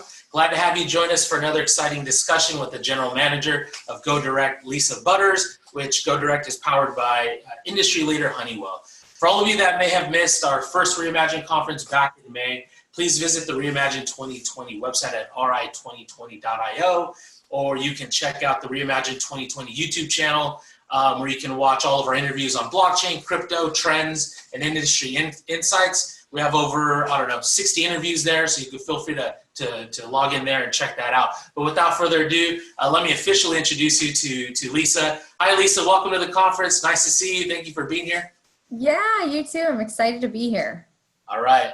So perfect. I know you're super busy, so we'll go ahead and knock this out and hopefully have some fun for the next 40 minutes or so. So just to kick this off, Lisa, we've been talking to various corporate partners, various blockchain partners, students, faculty, all kinds of people that have been, going down this rabbit hole for quite some time. And so before we get into Honeywell and Go Direct, just want to get your thoughts and how your journey's been, maybe prior to blockchain and when you first came across, blockchain and how you started to get involved, because, now you're with Honeywell, but before we get there, share some of, your journey. Yeah.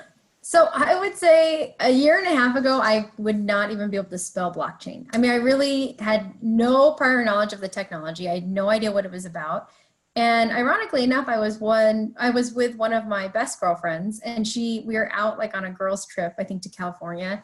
And she had mentioned that her brother was part of a startup that was using blockchain technology in a marketplace. And I thought, oh, that's interesting. I mean, she sent me a few videos about it, but since it didn't really apply to what I was doing at the time, I didn't really, I wasn't deep into those. I think I watched one video and I was like, hey, this is way above my head and I don't even care about it. Anyway, but ironically, I think a month after I'd met my girlfriend out, I landed this general manager opportunity to lead the Go Direct Trade marketplace for used aerospace parts. And Honeywell wanted to take on this, this marketplace because it's trying to solve a really big customer problem. And the customer problem it's trying to solve is the used aerospace parts market is about $4 billion a year, but almost none of it is done online. I would say almost every dollar that I've ever seen, except for what comes through Go Direct Trade, it's done via email and phone call. And so Honeywell thought, okay, it's a $4 billion antiquated industry. Like can we do from a software perspective or from a marketplace solution perspective to move this antiquated channel into the modern age? And so as I started my journey as a GM, there's two main problems. I think there's a lot of problems why online transactions don't occur for this industry when everything else seems to be online. And there's two major things. And what do you mean by that? What do you mean by online transactions? Like checking out. I mean, every day, like even before this call, you and I probably purchased something on Amazon or we purchased something online. In the used aerospace parts industry, it takes an average of like 3 emails and 2 phone calls just to close on a deal. So it's very much like used car sales 15 years ago. Very much like, come into the dealership, I'll make you a deal. I don't want to give you the price, over the phone because I want to talk to you. It's very, very similar to that really old, inefficient, antiquated model where everything is relationship based. And so, exploring this as the GM, as we're trying to put together this marketplace, we believe that there are 2 major reasons why people wouldn't move online. One is the parts are very high dollar in aerospace. So, you can go to Amazon and purchase something, $10, $20, $30 and it's a pair of shoes. And you don't think twice about putting in your cart. Well, on Go Direct Trade, our average order value is about $10,000. And we've actually sold a used engine for over $100,000 on Go Direct Trade as well. We've even had like multi-million-dollar quotes go through. So, the higher the dollar value is, people feel less and less inclined to just check out, click and buy. And then the second thing is within aerospace, safety and quality is truly the #1 thing because these parts go back into an aircraft and they have to fly passengers across the world. Yeah. And so, if you're the buyer, or the operator of an aircraft, you don't just buy it from anyone, right? So I think that's why emails and phone calls from people or like a voice on the other side, it becomes a really important thing. And so when I thought back, I was like, okay, these are the 2 really big boulders of mistrust that we have to chip away at. And I thought back to my friend and she was, telling me it's this way, it's like it's a trust technology. And really that is where my journey started. Was I knew that the crux of it was something about trust and technology. And honest to God, that's how the journey started with blockchain and investigating it more, talking to my friend's brother about it. And then it became this thing where we knew nothing about it, and all the way to, fast forward a year and a half from now, and we made Forbes top 50 list for going to blockchain. So I think that it's a good example where, nobody's ever an expert in anything right off the bat. And a lot of people think they're experts in something, but everyone starts from somewhere, right? And we started from really not knowing anything. And even now I feel like, we develop a lot in it, but we're not experts by any means. We're all still learning, and especially within aerospace, it's still an infantile technology. And which you bring up like some interesting points here, which I'll touch on. And so you heard this through your friend, blockchain technology through her brother. So then you joined Go Direct or Honeywell, and then the discussion started kicking off there, or this problem of e-commerce and online led into blockchain. Like who was the champion speaking on leveraging this technology? So I was the one that said, okay, there's something to this technology. And I don't remember how it happened, but there was a small advanced tech group inside of Honeywell, and they reside in Bangalore in India. And they were dabbling in blockchain technology. So they were already starting to kind of build up a platform framework with Hyperledger Fabric, but they really didn't have any use cases. They were just dabbling in it. And I have no idea how we met together, but we ended up, connecting dots and meeting together. And that's really how we started the first application, which is trying to use it like a Carfax inside of Go Direct Trade so that we bring more information to the consumer. So I think I think it was just kind of the stars were aligning. We somehow connect the dots between the 2 groups, which in my opinion, when it comes to innovation, it's really about connecting dots with people, products, and things. And that's really how innovation happens.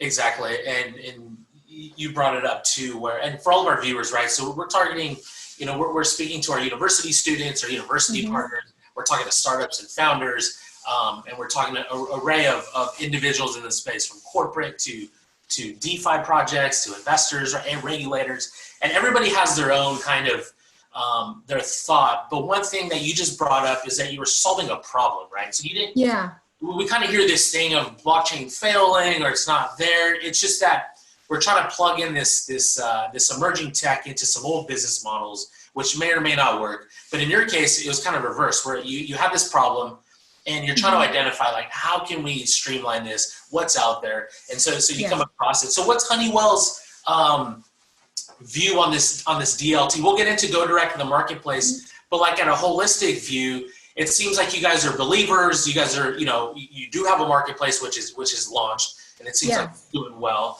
What's the high level view of this technology? Are you looking at it outside of this marketplace? Are you looking at it in other verticals like car, advertising? Supply absolutely. Chain? Yeah, give some insight on that front. Yeah, we definitely are. So one thing I would say is Honeywell, it's a 100-year-old company with a very rich legacy and innovation. And I would say that part of Honeywell's success is that we always try to start with the customer problem.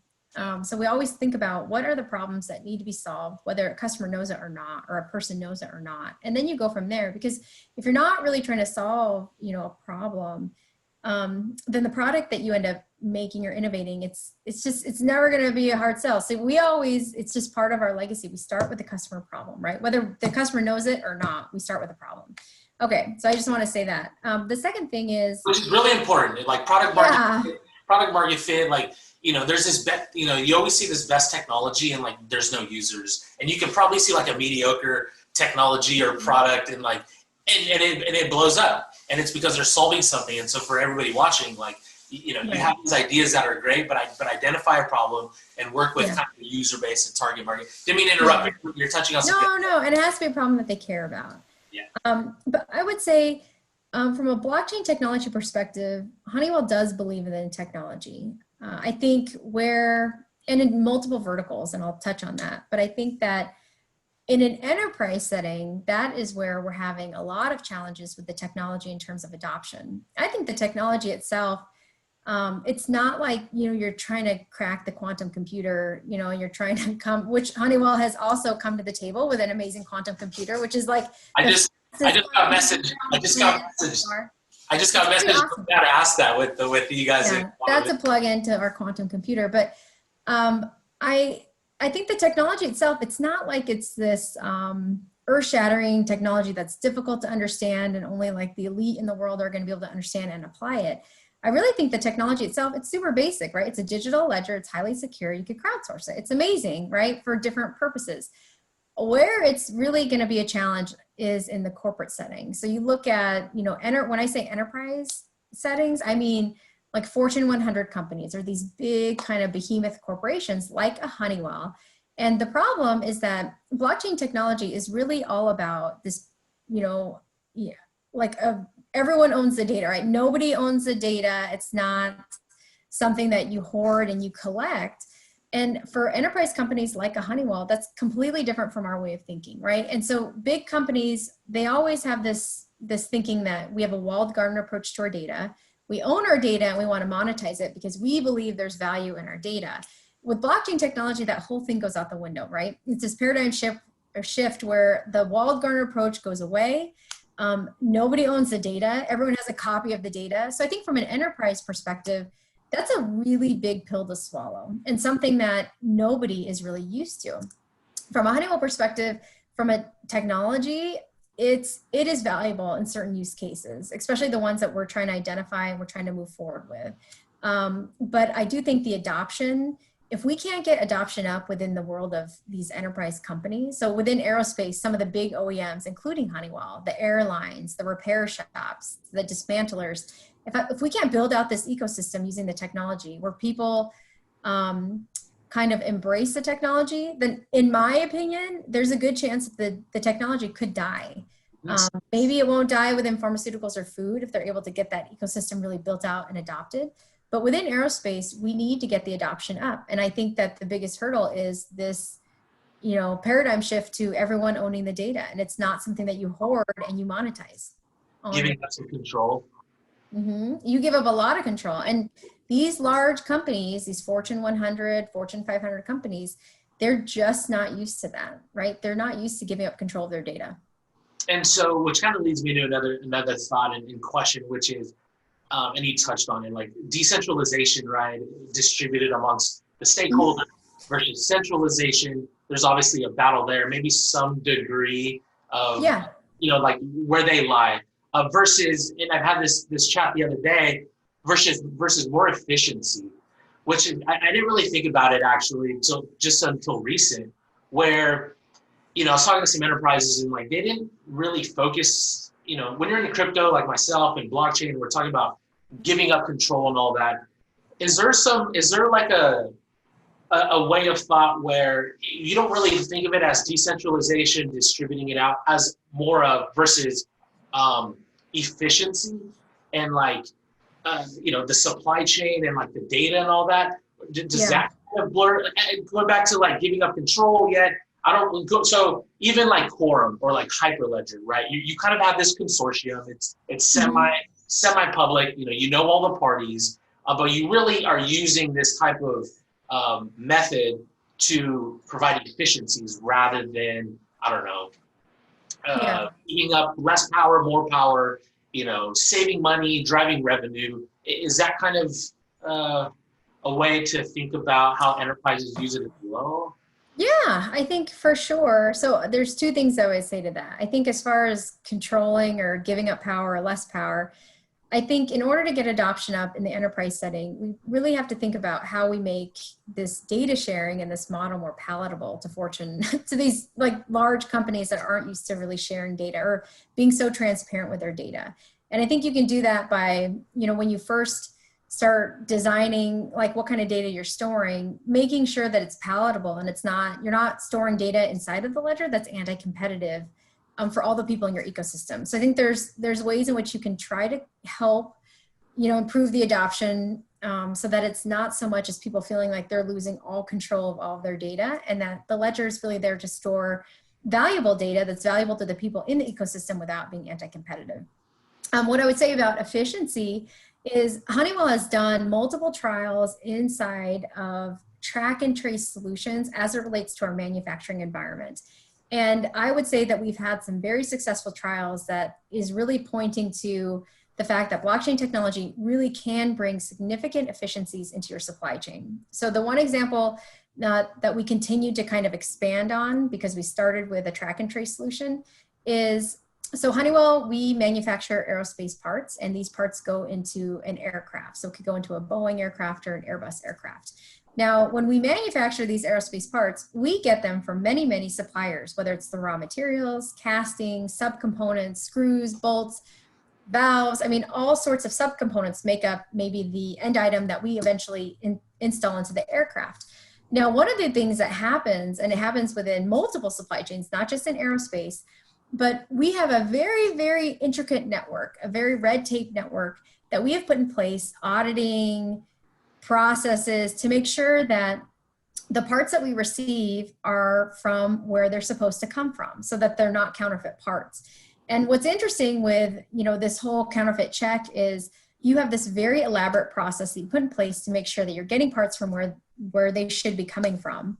And by putting in that red process, it's a huge time sucker. And, it's interesting because it's like a diamond heist. They happen 1 out of a million, 1 out of 100 million times, but you still have to account for it. And so it may never happen, or it may happen once in a lifetime, but a diamond heist could actually occur. And the same with, us at Honeywell.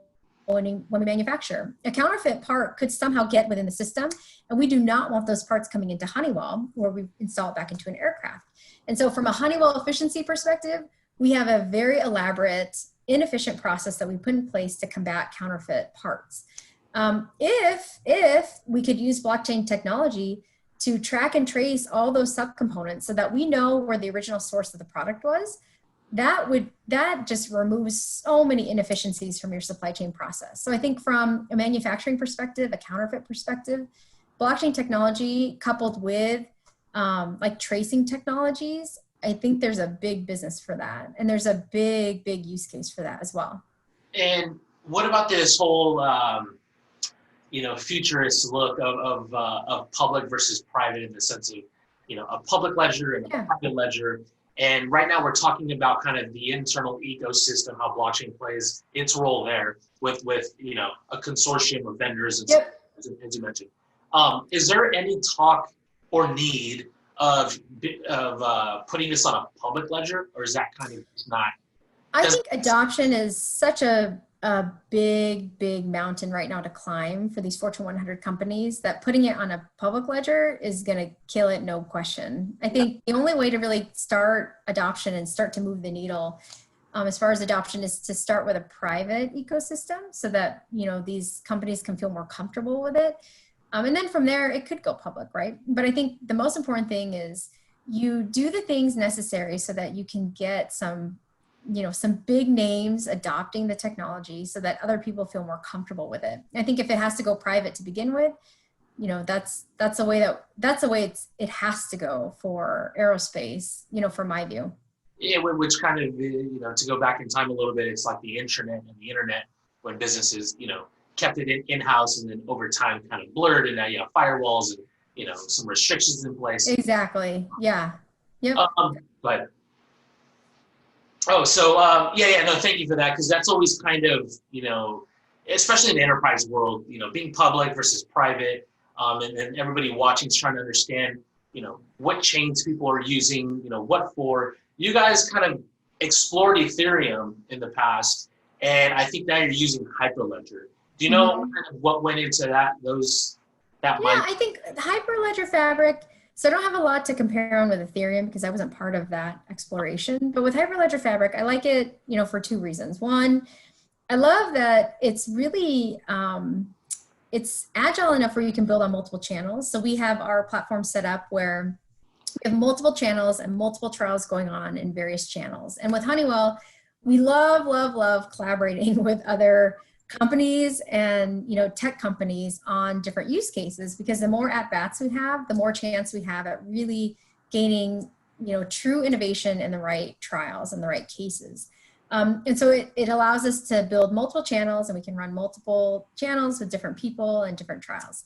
The second thing is I really like how Hyperledger has a really robust and welcoming community of developers and just people who are part of the technology or want to learn more. I mean, I'm part of multiple special interest groups, and I would say that they're very lively and they're really value added. I'm not a huge fan of being part of a community unless, it's really value add.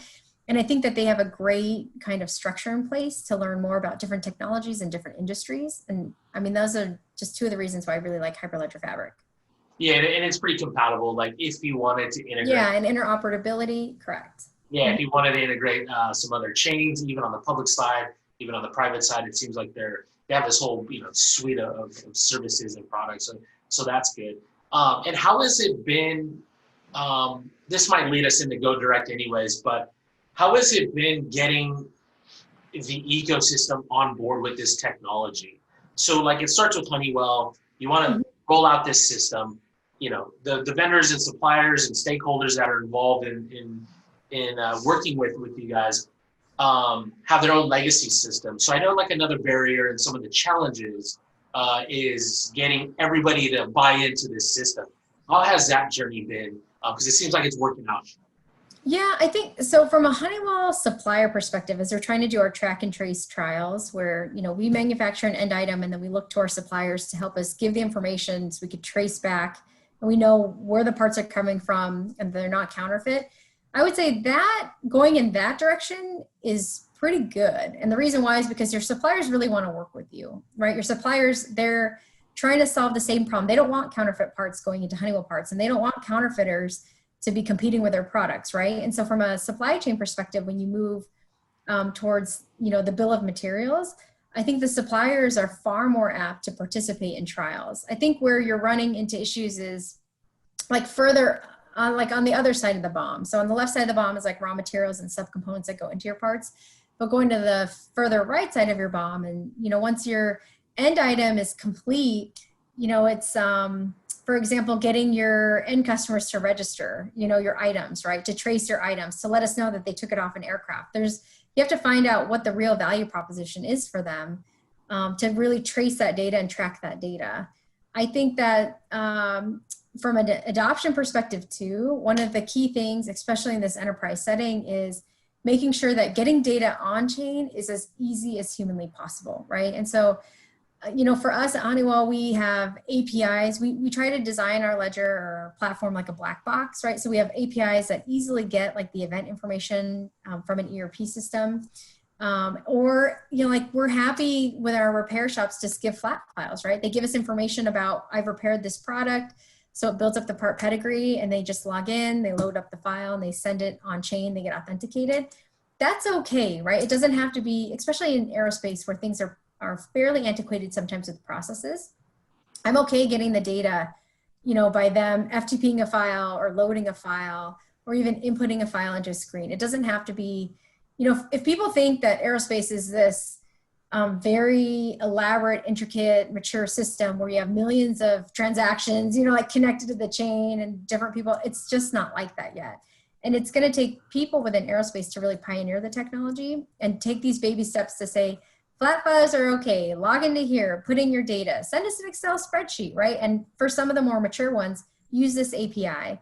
But it's going to take a long time to really get like this full integration.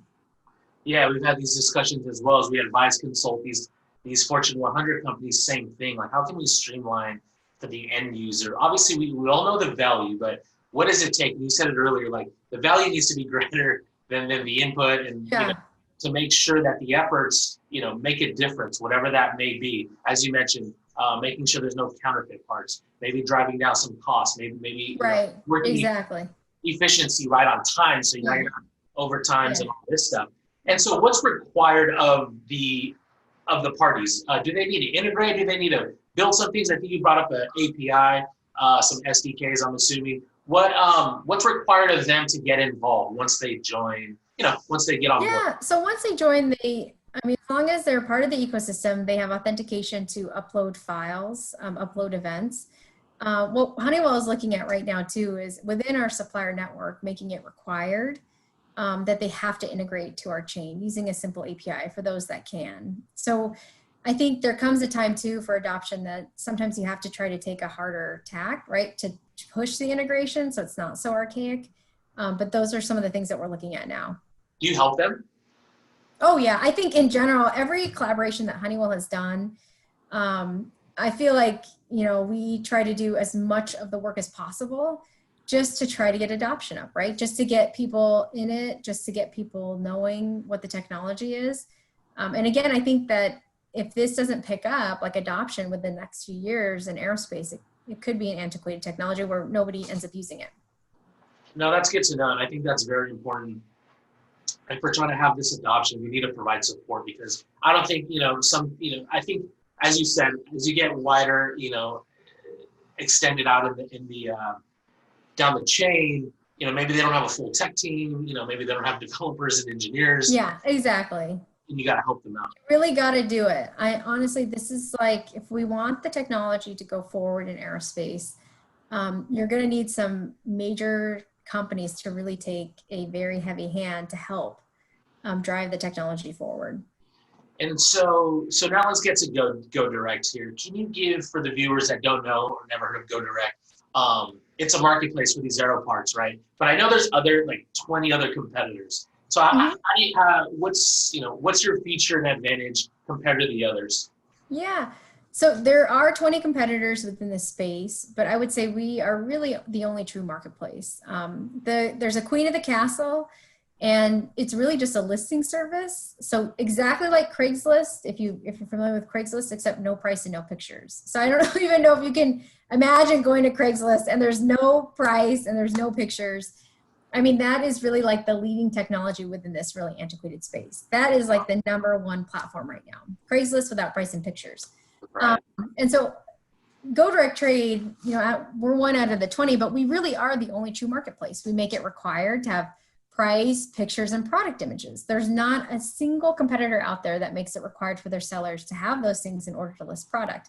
And our core belief is that without those things, people aren't going to check out, right? So if we don't make it required, then we really just become exactly what those other listing services are, which I'm just a listing service, right? We want to be a real marketplace where people check out. And really without those three things, those are table stakes. People won't check out.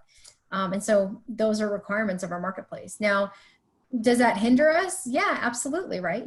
We have 90 sellers on the marketplace, and I don't think a single one was ever involved in e-commerce before. They'd never had an e-commerce site.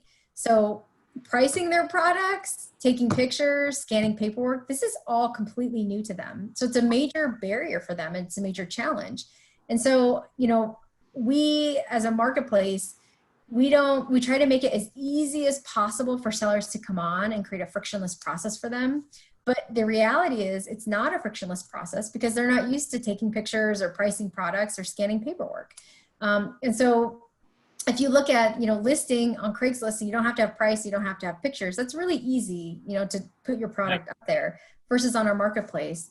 So yes, there's 20 competitors in the market. I know that we are really the only marketplace out there that's a true marketplace.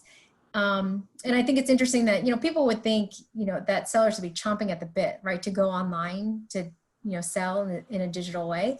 But again, we are dealing with an antiquated industry where they're just not used to that. So it really is going to be this fight for every seller as they get on, to make them successful.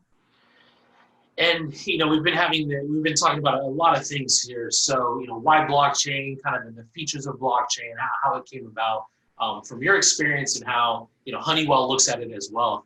So why does blockchain make sense, and kind of getting into the use case here, the application, which is great. We talked about it earlier, product market fit, making sure it's seamless as possible for what you're using it for. Yeah. So shed some light on, do you really need blockchain for this application or how did that come about? Yeah, I think in my view, blockchain is in its most basic sense, and we touched on this earlier, it is a digital ledger. Like I just think when I explain, I'm like, think of Excel. I mean, or a database, right? It's a digital ledger, but it can be crowdsourced in a highly secure way. So where does that add value? And it really adds value when you have a pool of data that is enriched when it's populated by an ecosystem versus just you. So for example, Honeywell, we manufacture parts, we repair parts, and we also sell parts, used parts on the open market. So, in Honeywell's case, we happen to have a very, very rich, data source of, what happens with our parts. But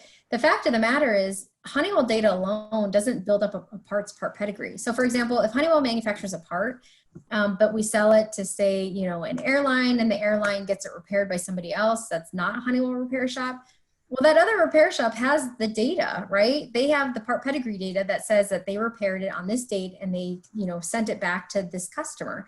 And so in our case for part pedigree aerospace data, Honeywell has a lot of data, but we certainly don't have all of the data, right? We need the repair shop data from other repair shops. We need airlines to give us data that they installed stuff on their aircraft. There's a lot of components that go into an aircraft. They're not just Honeywell components. There's lots of other OEMs and component manufacturers. And so that example alone is an example where we want to store part pedigree data for a serialized aerospace part. And so we want to show it to the consumer when they buy stuff on GoDirectTrade.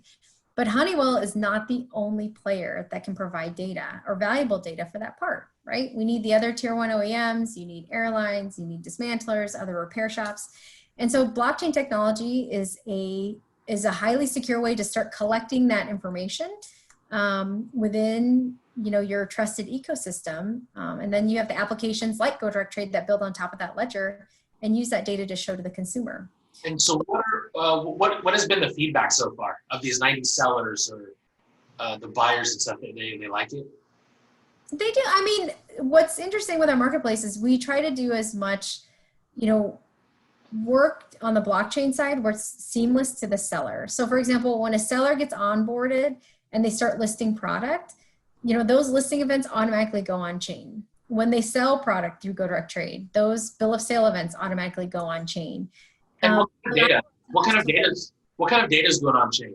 Like the history. It's like you said, it's a car. Yeah, it's like historical data. So we have listing events, we have bill of sale events, we have repair shop data. So if a part goes out for repair or overhaul, we have manufacturing events. So Honeywell every time we manufacture products, then we put that on the chain. I mean, we try to, build up as much as we can from a part pedigree perspective as we can. That's great. So I know we got a few minutes here left. So what's next? Like, this is one application. Do you see other business models coming out of this marketplace, specifically in aerospace parts? Do you see anything more kind of coming out of it? It's just the beginning, I'm assuming. Yeah, I do. I mean, aerospace specifically, based off of the trials that we've done, some of the most promising things that I've seen relate to track and trace and counterfeit. I think that's one area that truly you can see the value and the efficiency that you bring using the technology, coupled with other kind of counterfeit technologies and tracing technologies. Another thing too that I think is really promising is airworthiness documents and getting the documents on chain so that it really goes into a paperless environment, including not just for airworthiness tags, but engine logbooks, which you probably don't realize this, but an engine for an aircraft, it comes with this binder that's like this big, and it literally follows the engine for its life. Like this physical paper binder follows the physical engine. So if you lose the binder, I mean, that's it. I mean, you have a multi-million-dollar engine that's worth nothing if you don't have that paperwork.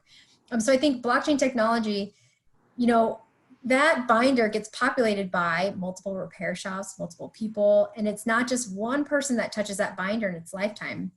And so looking at how quality paperwork and things that are populated by many, many different third-party companies or sources, how you use blockchain technology to collectively fill out the data and keep the data in a ledger, I think that is very promising from an aerospace perspective, for sure. But I think that, those are two that I would say in aerospace are realistic. They're realistic use cases. I think there are some use cases that I've seen that, I mean, they're nice to have, but if you really can't explain it like within 10 seconds or less, then it probably will end up dying. So anyway, those are two that I think have a lot of value, and we could see them really mature out within aerospace.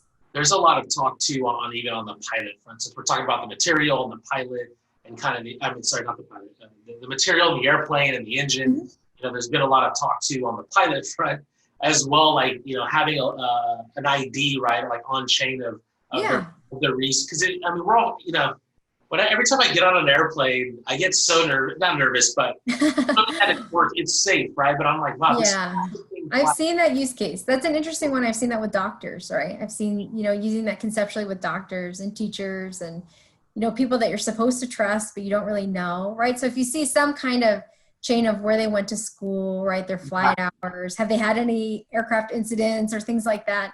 I think that think about it. It does bring trust into that transaction of feeling better because you know more. People, when they know more and it comes from a trusted source, I think you can certainly build trust into a transaction. And so last few questions, aside from this enterprise world, do you follow Bitcoin or like other crypto? Do you follow the DeFi space? Anything? I'm always reading articles on it, but I feel like within the industry that I'm in, it doesn't pertain that much. I feel like it's so much more high flying, quick and nimble on that side versus on the enterprise side. Exactly. And we have a lot of, again, like I said, students watching, for university partners and founders and entrepreneurs.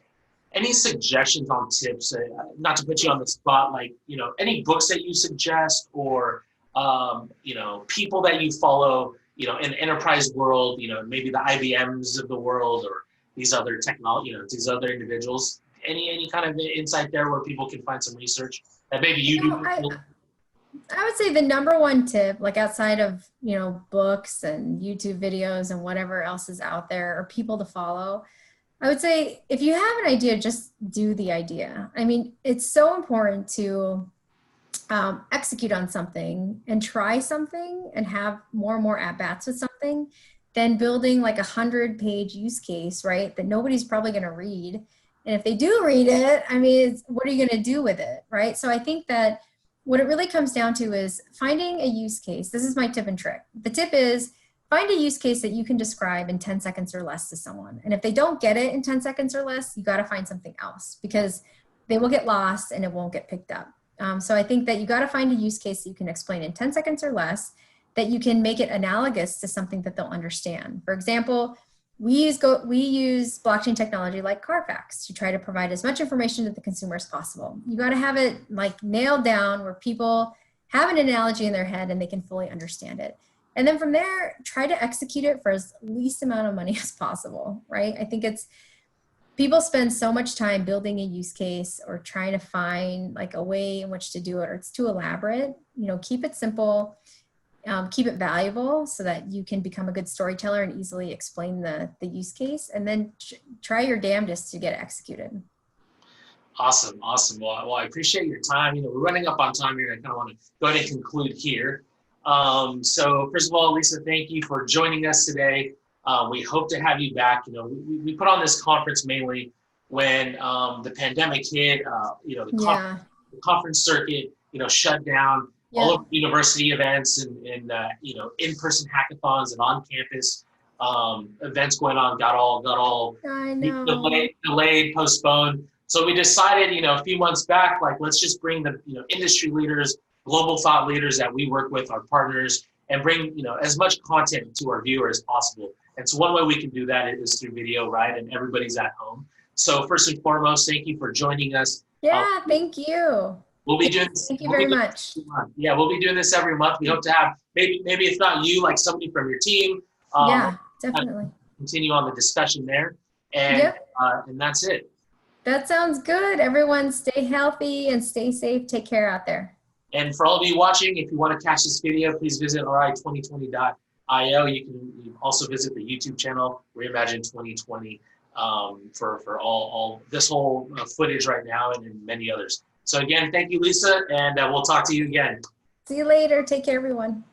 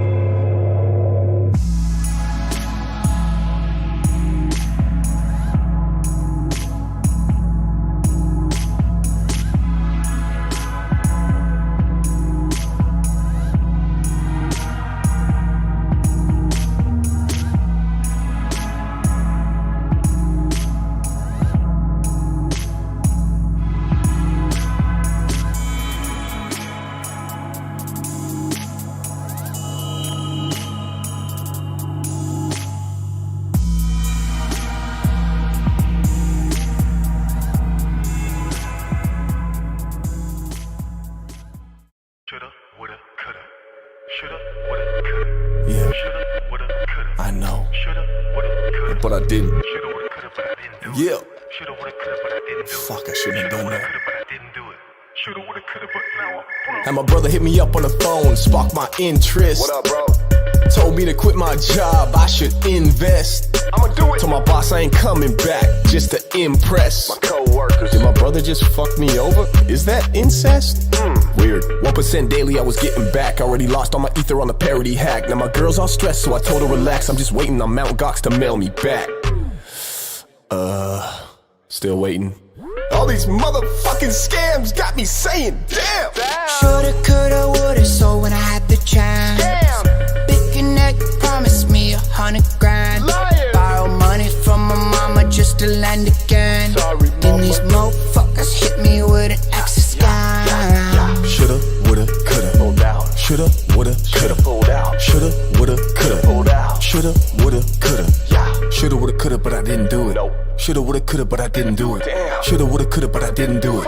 Shoulda, woulda, coulda, but now I'm broke. Shoulda, coulda, woulda, but I fucked that up with a bad investment. Big Connect put me in debt. Had full faith in what I spent. Had a sublease just to pay my rent. It's like a foreign language, how do I vent? Got me tapped out on what I spent. Might lose my crib and have to pitch a tent. I just hit a wall, caught a president. Thought crypto was heaven sent. Still holding on like James Bond, trying to moonshot Neil Armstrong. The market cap was right on track.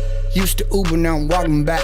Shoulda, coulda, woulda, but I still hold her, no looking back. Shoulda, coulda, woulda, so when I had the chance. Damn. Big Connect promised me 100 grand. Liar. Borrow money from my mama just to land again. Sorry, then these motherfuckers hit me with an extra scam. Shoulda, woulda, coulda, pulled out. Shoulda, woulda, coulda, pulled out. Shoulda, woulda, coulda, pulled out. Shoulda, woulda, coulda. Shoulda, woulda, coulda, but I didn't do it. Nope. Shoulda, woulda, coulda, but I didn't do it. Damn. Shoulda, woulda, coulda, but I didn't do it. Shoulda, woulda, coulda, but now I'm broke. Shoulda, coulda, woulda, so when I had the chance. Damn. Big Connect promised me 100 grand. Liar. Borrow money from my mama just to land again. Sorry, then these motherfuckers hit me with an extra scam. Shoulda, woulda, coulda, pulled out. Shoulda, woulda, coulda, pulled out. Shoulda, woulda, coulda, pulled out. Shoulda, woulda, coulda. Shoulda, woulda, coulda, but I didn't do it. Nope. Shoulda, woulda, coulda, but I didn't do it. Damn. Shoulda, woulda, coulda, but I didn't do it. Shoulda, woulda, coulda, but now I'm broke. Shoulda, coulda, woulda, so when I had the chance. Big Connect promised me 100 grand. Borrow money from my mama just to land again. Then these motherfuckers hit me with an extra scam. Damn!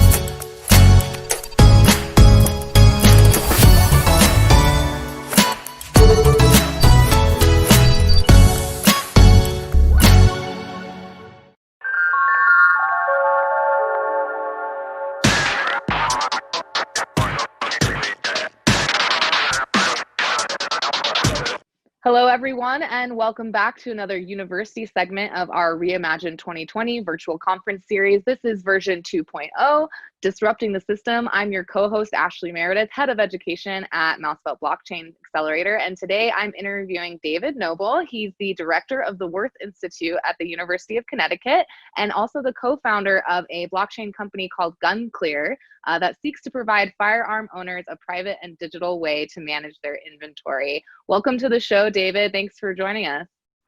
Thank you for having me. It's more my honor than yours. How are you doing today? Reporting from Connecticut? From Connecticut, Stamford, Connecticut specifically, and it's been rather hot. So I think it's like 90 degrees out there. Trying to avoid that at all costs right now.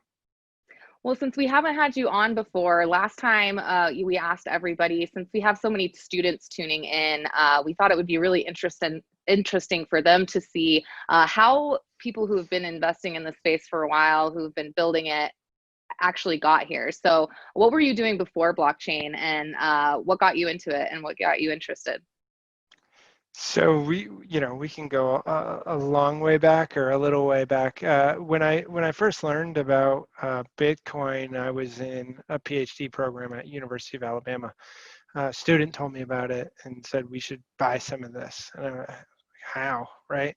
But didn't really start to understand it until attending a conference around actually data analytics. And it was it was out at MIT.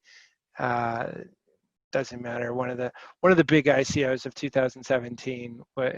Some of those folks, and talking to them through like how you manage data. And they started like, oh, well, do you know about blockchain? And I was like, no. Then they told me, and I was like, well, I think I own one of those, right? Like, 2000. I guess that would have been 2015, 2016 timeframe. So, it just sort of, it was a necessary connection, I think, from, sort of big data into management, into digital transformation, and my interest is innovation. So here was this thing that nobody knew about, right? You'd have to whisper and ask, like, do you know about Bitcoin? Like, so that's pretty clearly. I remember asking the question. It was maybe Anaheim. I remember hearing it and then going and Googling and then going back to New York and participating in a lot of different stuff that was happening in New York at that time. So do you have a technical background? What were you getting your PhD in at the time? No, so organizational psychology, sociology. The least fancy word of it is management, right? And I'm an entrepreneurship professor. A lot of business strategy too on that side. But my professional background before that was entrepreneurship law, and anything from startups to IPOs and a few things in between. And so it was just sort of circulating around it and became much more technologically aware 2011, 2012, that the actual world was changing.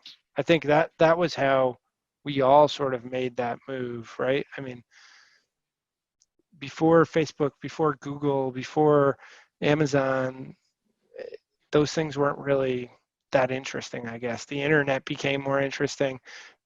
Business became more than selling something on a website. And as those companies started to grow, it just was a question I became obsessed with. And one of the answers was like, how do you start to reduce monopoly and data surveillance? And one of the answers possibly is blockchain. And so I just keep following that. Absolutely. So it sounds like you're kind of naturally entrepreneurial and attracted to anything that's kind of new or innovative. I'm really interested in entrepreneurship education as well, kind of going hand in hand with blockchain because, as you know, Mousebelt is an accelerator. So we want to take startups to that next level, and it just involves a lot of basic education around entrepreneurship. So wanted to hear more about the Worth Institute at University of Connecticut and just all things blockchain at your university.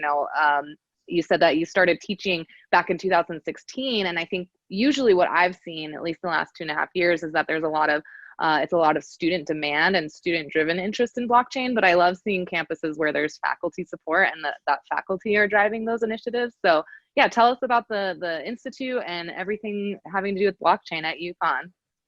So I was in the business school, right? And, we had in our computer science department, we had people doing early research with Cardano, and we've had people in finance talking about this. And I've always come at it from well, are you going to create businesses? Like, that's always the question. Bitcoin exists. Why do we need other things? That sort of maximalist approach to just crypto in general. I think you need to be able to do something, and you should have customers. It's a radical thought in some of our engineering places, right? And I really started teaching it in 2016 to learn, like independent studies, small classes. Like, I got to learn, and I want to learn. I'm reading. I'm interested. And how can I find a way to devote enough time to learn something new while also doing my job? And sometime in 2017, someone asked the dean, who at your school is worried about Bitcoin and blockchain? And he had the answer, David Noble. And that sort of helped my career a lot. To the point that we went out and pitched an idea of what a university institute could be like, right? what could something that is truly targeting every student on campus, that's inclusive, as inclusive of a computer science student or a biomedical student as the puppet pro students at UConn, right? Like we have a world's elite puppet program. You don't see that very often. I don't think I was sure exactly what you meant when you said that, Yeah, but you no, literally meant you puppets. could major in puppet. Yeah, like the Muppets. Yeah, Any puppet in entertainment is somebody actually built that. Somebody actually manipulates it and brings it to life, right? And so UConn's one of the places where that happens, and almost all of those students become entrepreneurs. I think we look at that curiosity, the same curiosity that brings a lot of students to blockchain or Bitcoin, and regardless of what their background is. And that's what we're looking to enhance at our institute and really push forward this idea that, like, you need to be thinking about the world entrepreneurially, even if you don't want to found something. And there's a lot of jobs for the second, third, fourth, fifth, eighth, 12th, Silicon Valley culture where, you have to have a number as to which employee you are. That pathway is there for our students as well. And so we want to think about it as larger than founding businesses. And, it's a lot of fun. My job every day is a load of fun. And I have the freedom to go and get 4 law students and 4 MBAs and 4 computer science students and teach a 12-person class on smart contracts. That's a privilege, not a right. But, since I get to do it, I feel empowered to do it. And every time you teach something or bring in co-teachers, like in that case, you learn a whole new level of what's going on in the technology. Yeah, you touched on a couple things that I see come up in my conversation with educators and with some of the industry leaders that we've interviewed, Roger Ver, Mark Yusko, that these are people who are very interested in self-educating, who really communicate the importance of reading books. And they gave us book recommendations, and we gave some away to students and posted on Twitter what those guys, book recommendations are. I might ask you at the end of this if you have any book recommendations, but student groups where they're starting mentorship programs so that people in their club can get newbies up to speed. And just the best way to learn anything is to teach it, right? I learn from students more than I've ever taught. It's straight and simple. People ask me, why do you run that program? And it's like, I have students around me all the time. I want to learn how venture capital really works. It's not worth me going and learning. Like, empower students to learn, empower students to get internships, empower students to get jobs. And guess what? They bring all that information right back to the community that we create. And so you can't replace reading books, but you also can't replace doing, right? And that's something we stress over and over and over again. Talking about stuff is great. Like, I'm an academic. I love to talk, right? Who cares who's listening? I'm talking. Guilty. Yeah, right. And so, but at the Worth Institute, fundamentally at the core of what we're trying to do is encourage doing, and intentional doing, and doing things worth doing. That's a pun, right? And I need to write that down for a t-shirt somewhere. But it really is about that. Like, get into problems that are big enough and exciting enough for you to work on them. Blockchain's a unique place in the entrepreneurial community. Some of the smartest people you'll meet, but also they go and do stuff, but they don't necessarily finish. And this has been a pushback on many, many teams. How do you separate someone really ambitious from someone that's just fraudulent, right? And so I really look for teams that have shown that they execute in Web 2.0. Like, Like, can you execute? Who's running projects? These are questions that coming from that background of doing. So you learn and you do, which one do you do? Which one happens first, doing and learning? I think they're parallel, right? Like, and that's what we have entrepreneurship classes in the School of Business. We have, programs in design. We have programs in computer science.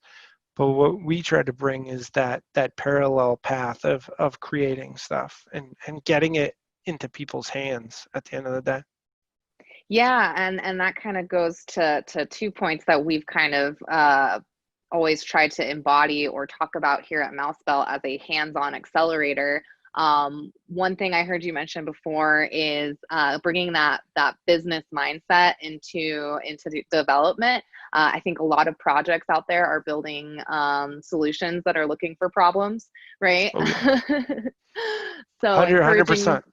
Yeah, encouraging people to really go out there and listen to consumers. And if people are working on remittances projects because they want to like save Latin America, like, are you actually in Latin America, like talking to the people there about what use cases are actually going to work for them? Or are you just creating this ultimate solution that no one asked for yet?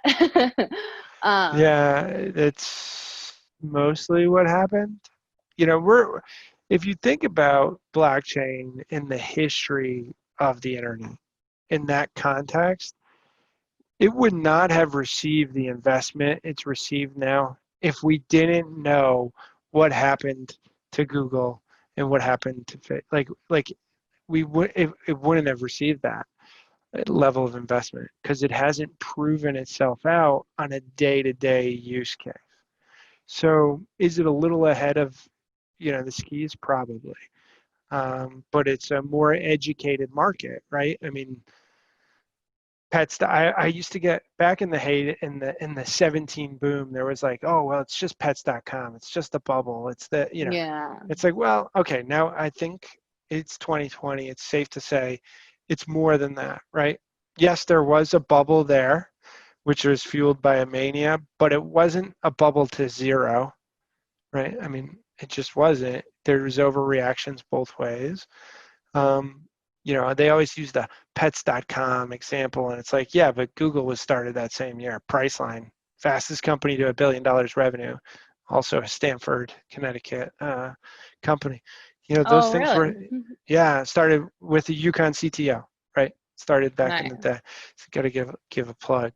But I mean, like, those things happen too, right? And I always said, like, some of these blockchain projects are never going to see the light of day, and that's right. Some of them are going to blow up and just blow up in your face, and some are going to just keep on keeping on, and then someday you're going to see where they found their product market fit. And I think that model looks correct today, 4 years later. Yeah, no, I love everything you're saying, because that's really what inspired us to start our own accelerator. We saw, kind of all of the funding that was going behind projects that were not advancing on their roadmap at all. In 2017, it seemed like there was a lack of blockchain engineers, and we were running a development shop. So kept getting asked to do payment integrations with blockchain. So we're like, this is interesting. So we're building on projects on contracts, and then teamed up with an investment fund to invest in projects, not just with capital, but developer hours, because we wanted to try this model of, can we take a startup and ensure that a percentage of its resources that's getting from us have to go to actually building something.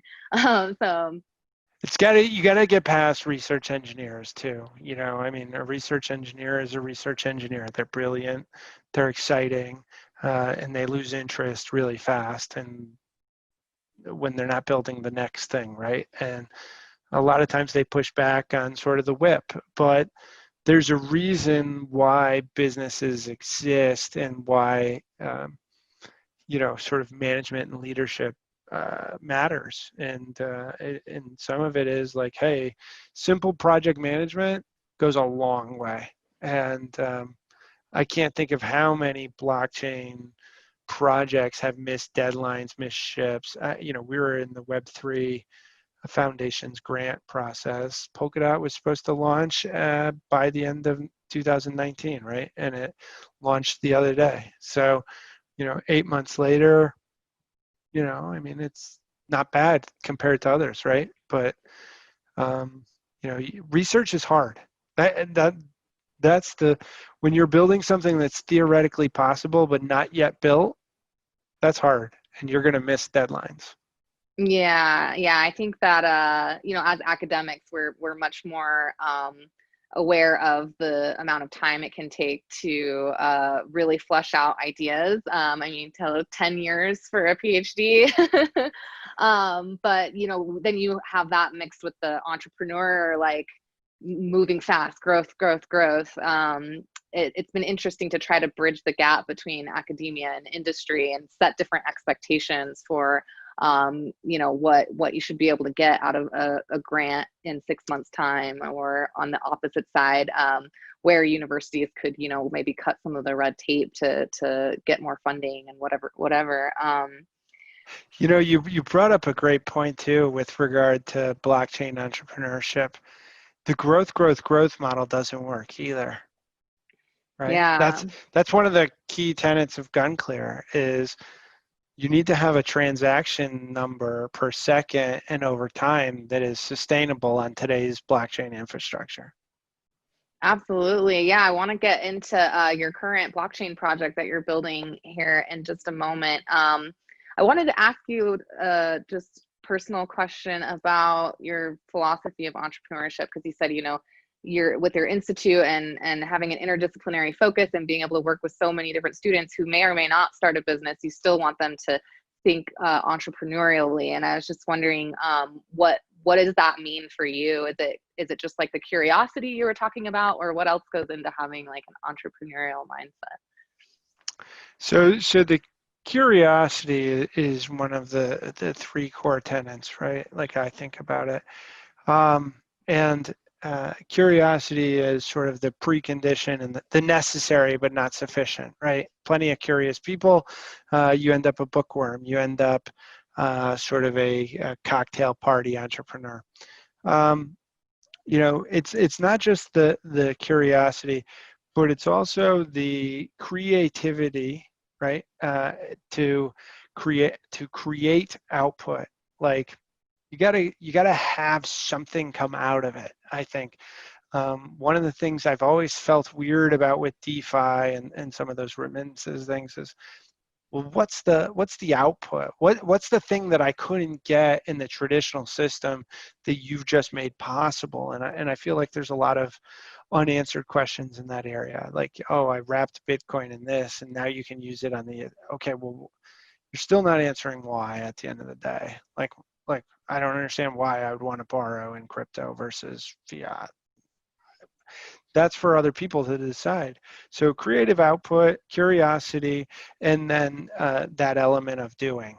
So you have the output. You know, you doing something just to do it is not enough. It's like why do you want that output done in the first place? And really thinking about that. And it's a triangle, so it's not really a circular way, but you know, that I think it flows back and forth, and at different points at different times we engage with those three things, right? Like there's times to build and do, there's times to really test and understand and empathize with your market, and then there's times to be curious and say, well, what is that and why is it here, and what can I do with it? I don't even know. And I really do believe that we haven't figured out what blockchain and Bitcoin are really truly for. That's a fundamental belief that I have when looking at everything in the space. And I'm excited and hopeful that I'll be around when they figure that out, right? Yeah, I think that involves a lot of thinking that goes beyond entrepreneurial or technical backgrounds, which is why I always am really encouraged to see people coming from all sorts of different backgrounds into blockchain myself philosophy, right? Thinking about what are the societal impacts of the technologies we're building. When you talk about things about whys and purpose, right? That's philosophy. I also was just thinking of, I don't know if you know that Gertrude Stein quote about it takes a lot of doing absolutely nothing to be a genius. Yeah. And how much of that just sitting and thinking is so important, and it doesn't feel like doing anything, but it takes a lot of doing absolutely nothing for genius to happen. It goes back to the research engineer and the time frame, right? There's a certain genius there to have, whether it's engineering or chemical or bio, in the pure sciences, there's something special about making a breakthrough. I don't know what it is, but it requires lifetimes of thought and aha, and it's not linear. It's not, you're absolutely right. It's oftentimes it's stepped as opposed to linear, and it looks like nothing's happening and then it's done. And I think that's where, because you look at some of the blockchain breakthroughs that we have had, zero knowledge proofs, you with Zcash, the ring signatures with Monero, Bitcoin in and of itself, Ethereum, staking, all these different things. Like, it's not surprising that ETH 2.0 is way behind, right? If you think about it, like now. It was always it was always a ridiculously ambitious goal. Ethereum's a 100-year project, in my opinion, right? I mean, Vitalik made contributions, Lad made contributions, Gavin, like all these people made a lot of contributions, but it hasn't had the breakthrough. I mean, show me the app on your phone that you really use that's blockchain based. It's not an exchange. I love that you asked that, because it's a question I have asked people for fun sometimes and in interviews as well, which is, do you have a single blockchain app on your phone that isn't a wallet or exchange? No, absolutely not. Yep. Does anyone send crypto at this point and not be extremely nervous with an address? I feel pretty confident when I send money. That's good. Yeah. You've done it more than a few times then, because I mean it's a like, and how much money are you sending? Oh, I mean, just we sponsor student events and do giveaways and stuff, so it's not huge amounts. But yeah, no, I guess if you're gonna send like $500,000 house purchase, I'm thinking like 1,000 Bitcoin, right? Like, okay, how many times would you recheck this and check it? Like, what the transaction fees are fantastic. The sovereignty is fantastic. The user experience is sickening until you get word that it's arrived in that space. That's just wallets. And you think, when I send over $5,000 or $10,000, I always send a couple pennies first, right? Like, to a new wallet. If it's an old wallet, I try to keep it whitelisted. But like, think about the app. Like, what do you really trust to work on blockchain right now? And that's just a shortcoming of what we've done. But when you think of layer one abstraction, like there's a lot of building, and so that's not that surprising if you start to put it in.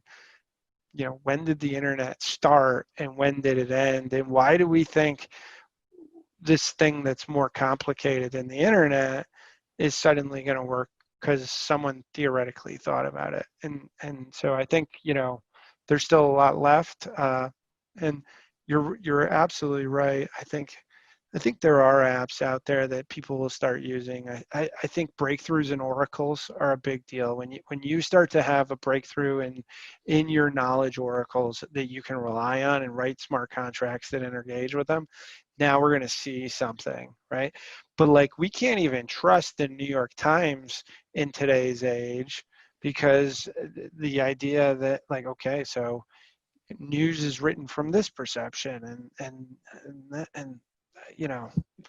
I don't.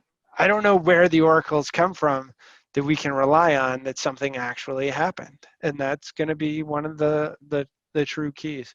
Gambling. There are people with gambling apps on their phone, 100%. Oh yeah, I think gaming is a big one. I have a messaging app that I don't actually really use. I've used it a few times. Sense Yeah. Chat on the EOS platform. If I gambled, I would gamble it with crypto on crypto-based platforms without a problem. Gaming, I don't really get much time to game. I would like to be more exposed to it. But yeah, I think gaming is probably slow and rudimentary right now from what I've seen on some demos. But again, that's a step development, not a linear development. As you move forward with the underlying infrastructure, you're going to see gaming go up. And over time, maybe 10 years, it'll close the gap between, sort of, we'll call it regular gaming and blockchain-based gaming. But without a doubt, that seems to me to be the future of that industry. The whole skins, the in-game purchasing, it's very much made for what blockchain can and can't do, right? Yeah, it was super interesting to learn from Brock Pierce. If anyone hasn't checked out that interview yet from our first version of the conference series, head over to our YouTube and check it out. But he was talking about how he was working in like World of Warcraft gaming, gold mining and selling objects, and how natural it was for him to bring his community into blockchain and to get into that community himself, because people and probably like younger people or people who spend a lot of time in these gaming environments already inherently understand like token economies, or having value represented in some different kind of object. And digital, like there's nothing behind it. Yeah, but I want it. Yeah.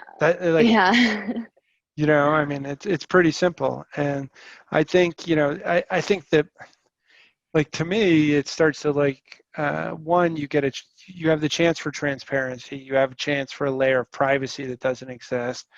And then you start to get, once you get those things done and the speed at play, then now you start to really, and look at the fight going on with Apple and Fortnite. This is an example of what's coming, right? And we've seen at GunClear firsthand how awful Apple is and dealing with us. And so if you're building a native app and you're going to rely on the Apple Store and it has any aspect of crypto, you need to do some soul searching and make sure you're going to be able to get through. I listen to a lot of podcasts. Do you listen to The Pitch or Startup? Yeah, of course. A couple different episodes where they talk about people running into issues with Apple and their API and not being able to launch payments on their app without $50K worth of development. And just, what a nightmare it can be. And no accountability for them towards their decision making, right? Like, oh, you can't do what you want to do. Oh, how would we know that? Because there's 3 apps already that do that with a relational database. So for us, we don't understand, right? And then the answer is just no. And where do you go? I mean, we're not Fortnite, right? Like, we're not going to court against Apple. So you as a student or a new entrepreneur in the space, I mean, to think you're just going to roll out a native app in Apple, you need to think through that, and hopefully we'll figure out pathways to get past that censorship in the future. I mean, that's the potential, I think. Yeah, I definitely want to dive more into like your journey with GunClear, but for any students tuning in or anybody curious about blockchain at universities, just wanted to get a little bit more insight into what is the scene like in Connecticut. If students are thinking about, I want to get into blockchain, which school should I pick? What are the best programs, and what's the scene like in the greater Connecticut area? So UConn's up in northeast Connecticut. It's a good 100 miles from here where I live. You know, the scene is there's a lot of really smart kids. That's the scene, and they don't know one way from another, you know, where they want to go, and they're exploring that. I think one of the things that I'm always so jealous of in Denver and San Francisco and New York and Boston is that massive network effect of people outside in the real world that you can tap into. It's not the same, right? When you get to a state school in a rural environment. And so they're working together, they're looking at things. We've done different challenges, different, you know, how to code in Solidity camps. But you know, I think it doesn't matter so much today because you can connect. I mean, if you're going to any school right now, you're probably virtual anyway. And the blockchain community, to me, has always been about connecting across borders. You know, how many friends do I have in Singapore, in Switzerland, Africa, Europe, Asia, all over Asia, South Korea, Japan, that I wouldn't have if I didn't find this network. And it's been the occasional maximalist aside, it's an incredibly inclusive community, right? I mean, it's generally speaking people legitimately wanting to help each other. And I've never found where that's been a problem. And you're at the forefront of technology, and I think students, you know, that should find a supportive network where they are and where they want to be. And you know, at UConn, it's the Worth Institute. I mean, you know, we always say that we want students to be the best at what they want to be the best at, right? And it's our job to figure out how to help you do it. That's awesome. Yeah. And just to plug Mousebelt University for anyone tuning in, we've kind of always approached our educational initiatives from a perspective of doing things virtually, multiple office hours a week, trying to capture different time zones, make ourselves available. I mean, one of our portfolio companies is in Spain. And started as a student from a business school looking to learn just about blockchain business use cases, and they just met with us frequently and impressed our investment analysts enough that, you know, we invested in them as founders, and their business model has changed since they've been in our accelerator. But yeah, just trying to have all of those virtual opportunities. And while, you know, there's a massive tragedy happening right now, like hate to it's hard to find upsides, but when all of this kind of started, I've been, you know, an educator and an advocate for online education and educational technology. Kind of was just like, maybe now people will be more willing to connect in this different way that just brings more access to people. Because for me, it's all about access, and how many people who it's been so hard to show up to a classroom now can get an education, you know, disabilities, all sorts of reasons that access is inhibited. But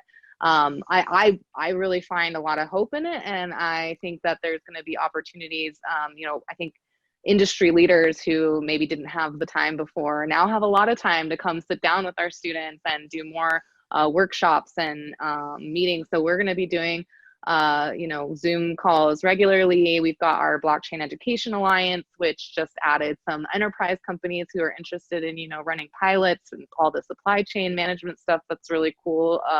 Anheuser-Busch, one of the largest beverage distributors in the world, you know, get them on, get some free beer for the students, and build some blockchain pilots.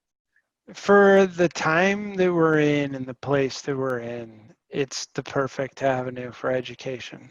And this type of education, right?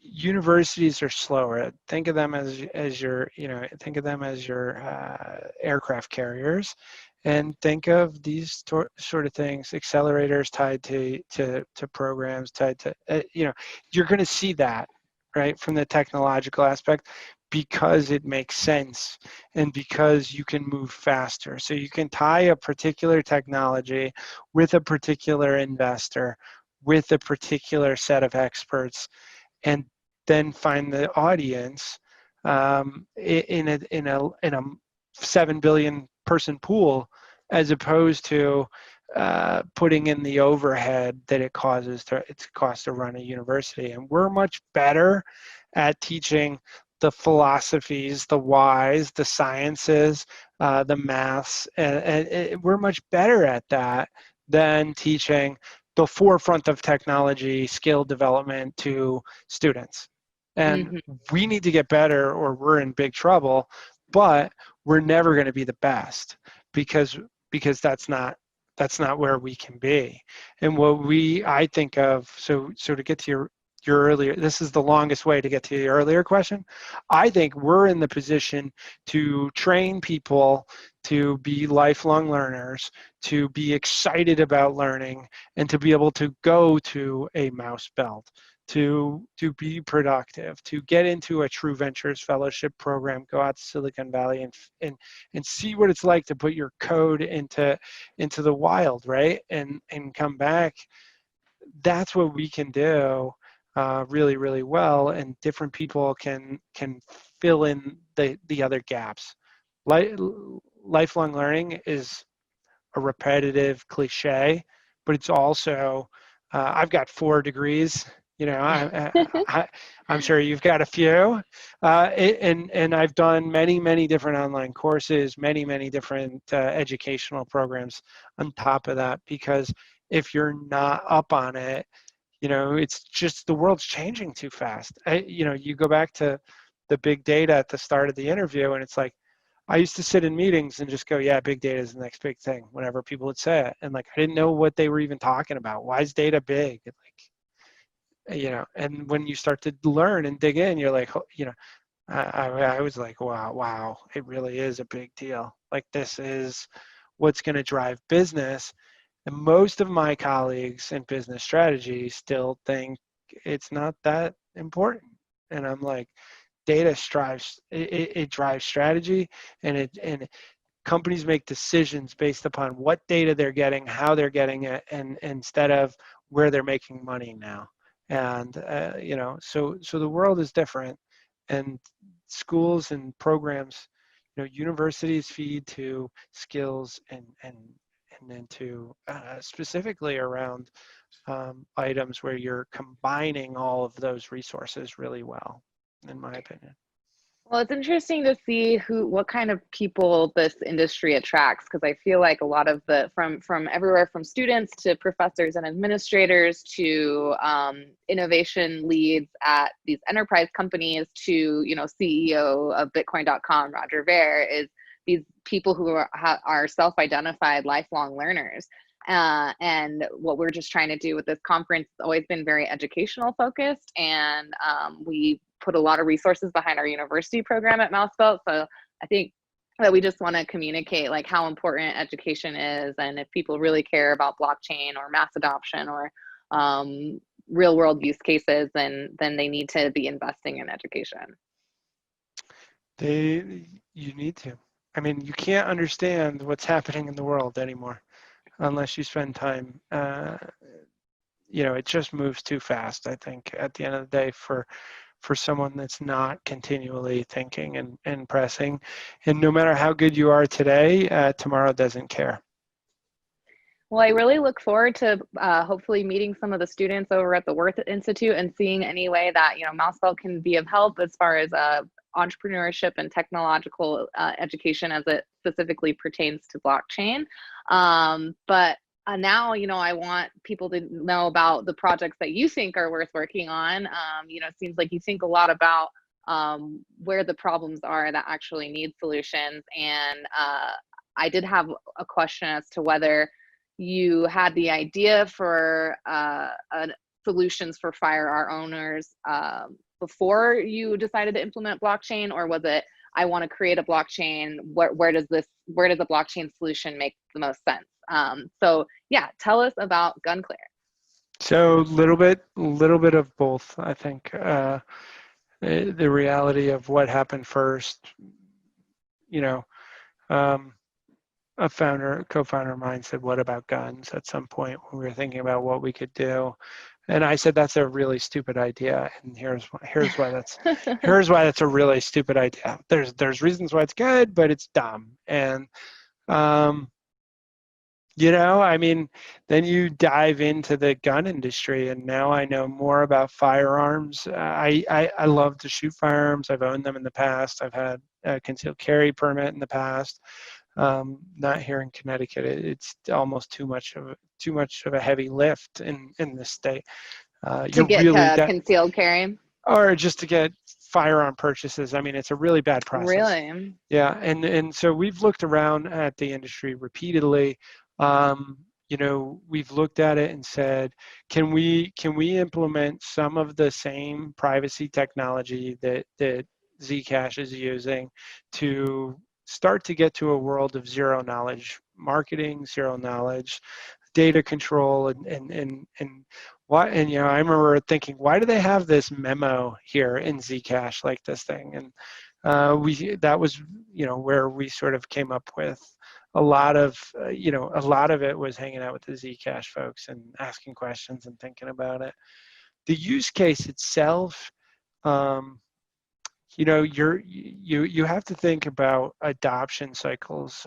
John Backus he's a guy out in California. I mean, he's just a good guy, smart guy, and he took us down the pathway of decentralized technology adoption in the use case one time in a salon on the sex industry, sex trade, and essentially looked at it and said, like, decentralized technology is absolutely the last place you go, right? Like, this is when you can't go anywhere else.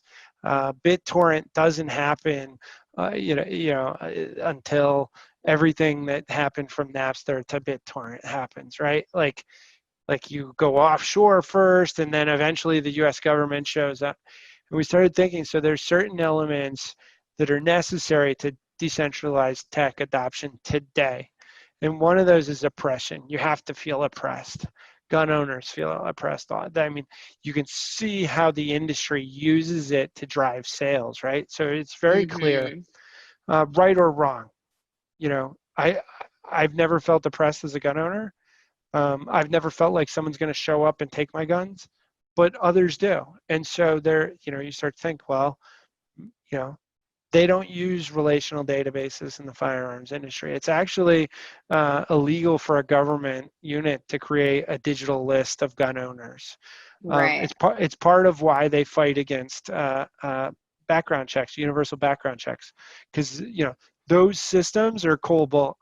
They're written in COBOL. I mean, like, you want to see bad IT, go down any government pathway, and that was more the driving force was, the government is not going to be able to build their own IT moving into the next generation. They don't have the talent and they don't have the skill to keep up with Web 2.0, let alone 3.0. Like, oh my gosh, just watch any Senate hearing on anything technology. It's infuriating, right? And you're like, you know, it makes sense when you think about all the things that they have to deal with, but at the same time, yeah, and they're not going to be able to afford the $250,000 a year applied scientist, because there's no government position. You know, the president makes 400,000, right? Like, so you know, they build with the lowest common denominator tech stack, and that's never going to work in the gun industry. You have people that feel oppressed, and you have a large industry as well from a dollars and cents point of view that need digital solutions, and right now the backbone of that is terrible, and so they can't protect their customers' privacy, and they don't. And so very few people use too much digital technology in the industry, and so therefore it's actually probably a prime place for us to build in. And now we'll actually put in the next 30-40 days, we'll start putting that to the actual test, right? Like, as we're integrating these libraries on the ZK proofs. So it's really an exciting place. And I know it was hard to fundraise for this. Like, where's your token? What do you mean token? Like, we don't, like, what is what would the gun clear token do? Like, yeah. You know, well, when are you going to be ready? When when the research engineers make the theoretically possible actually possible? That's not a good answer, right? And I have to deal with investors on a regular basis who are angry about that, right? Like, you should be in the market by now, and we're not. And so those are the things that the entrepreneur has to deal with every single day. That never shows up post hoc, right? Like all the worry and all the anxiety of whether this is going to work never gets there. So, we just wanted to be in an industry where if we were able to execute, one, we could build a massive business, because otherwise it wasn't worth our time. Two, we wanted to be in an industry where we could have an impact. We believe with our technology, universal background checks not only become possible, but if you want to sell a gun to me, Ashley, because there's a vibrant secondary market, how do you check my background, right? Depending upon what state you can't live in, you cannot, right? Or you have to go and pay someone at a gun shop to do it, and you're going out of your To way. like broker your gun sale. Yeah, and so, I mean, why in today's world can't you have a comprehensive digital solution which allows you to do that? And ultimately, blockchain, the integration of privacy technology with blockchain allows you to do that. And then you need to trust that it's going to be there in 10 years. And by utilizing blockchain and decentralizing, it can exist longer than, the blockchain components can exist longer than GunClear itself. There's great reasons to build in this industry with this technology. And so we're always looking for partners, and of course, you need money, but we're always looking for partners that are trying to work on this. And I think UX UI is the next frontier of this stuff. I mean, to my opinion, I'd love someone who is way out in front of UX UI and blockchain, thinking how do we accomplish this? How do you have multiple? You have a store, you have a range, you have gun owners, you have legal authorities, you have GunClear. We don't even see what people are doing, right? So. Yeah, maybe it might be helpful for we have international listeners and people tuning in from all over the world. Luckily you're talking to someone whose dad is a gun nut, living in Colorado, where my friends are all building their own guns and really interested in hunting or going out shooting. And so I do understand a little bit more about it than some people might, but maybe you can just walk us through just tell us, as a gun owner trying to buy or sell a gun, how they would use your product. What is GunClear actually trying to do? What are the problems that people might not even know about that this solution was needed for? Yeah, so I mean, if we got hours in constitutional law, first thing anyone international says to us is like, why don't you just use a database? First thing. And we said, well, we can't. We wouldn't be able to involve the government in this process. And we eventually see the government paying for this process or receiving, depends how that it sets up for them.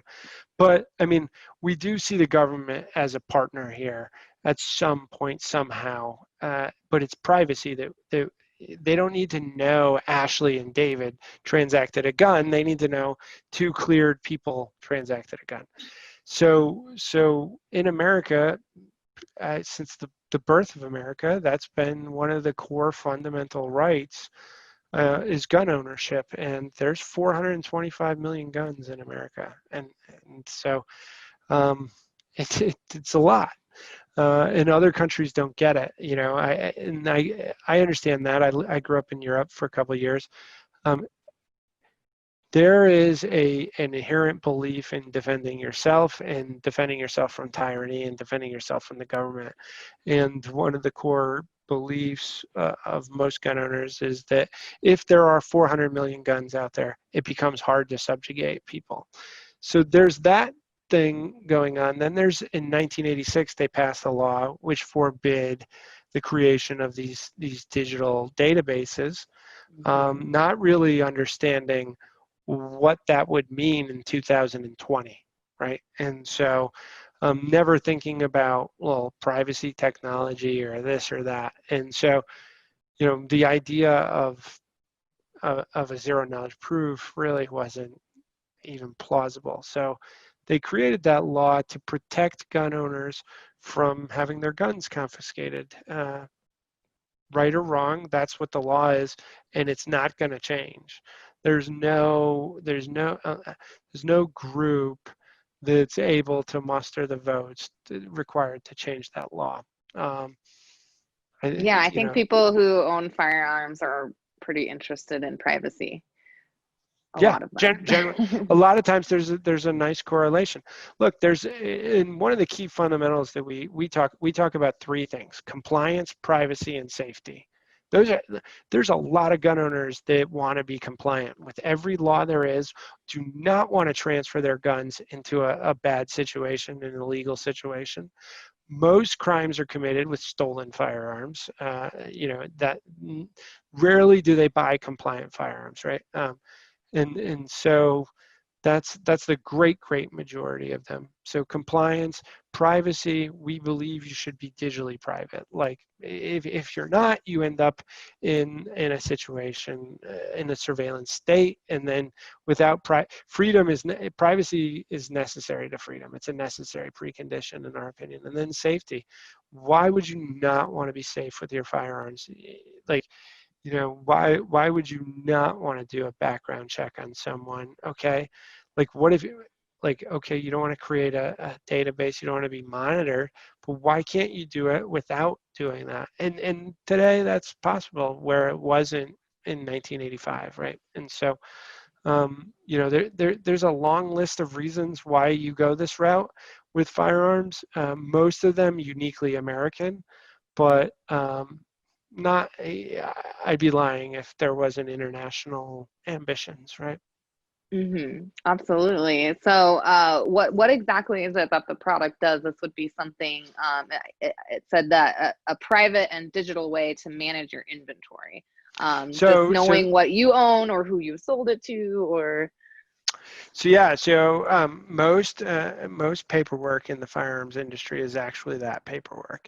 The use cases, the customer journeys where, hey, do you have that paperwork?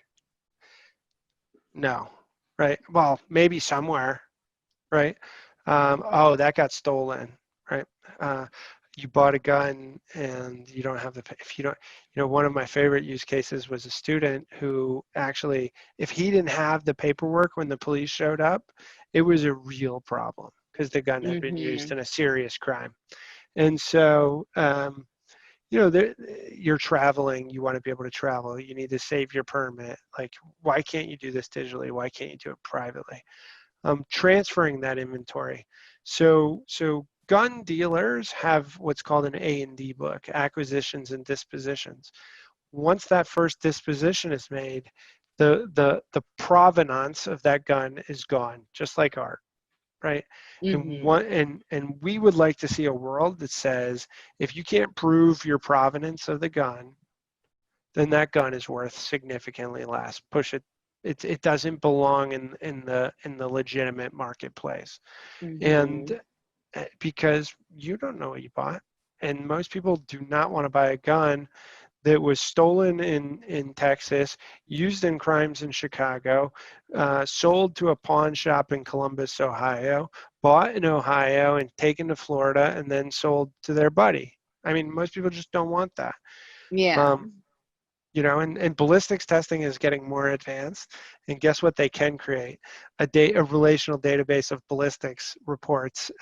You know, and at some point, someone's gonna get arrested for owning a gun that was used in a murder that they have no connection. And like, how'd you buy it? Well, I bought it from a guy for $100, right? Like, those transactions don't need to be happening. That's our belief. Like, buy your gun from a legal dealer. If it's a secondary transaction, just create a private record that exists and continues the chain of ownership.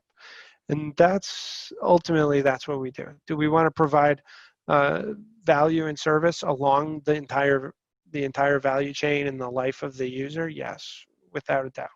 Do we want to provide the cool little things that you can do digitally that you're not going to do in a notepad, right?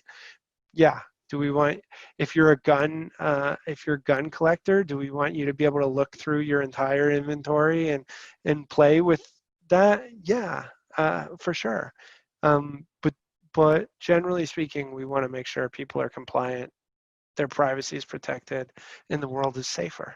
And so, the more we can create value in the space, the more people will use it, and then you change a human behavior. Once you change a human behavior, the whole world's possible.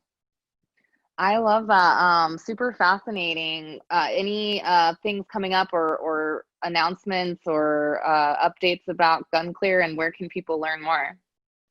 Yeah, gunclear.io is the website. We should be launching a new one in about a month. We had to tear it up a little bit to try to get through the Apple store, but that was ultimately unsuccessful, and so we're going to go with a web app, and then move an inventory management system onto, without transacting firearms, onto the native apps.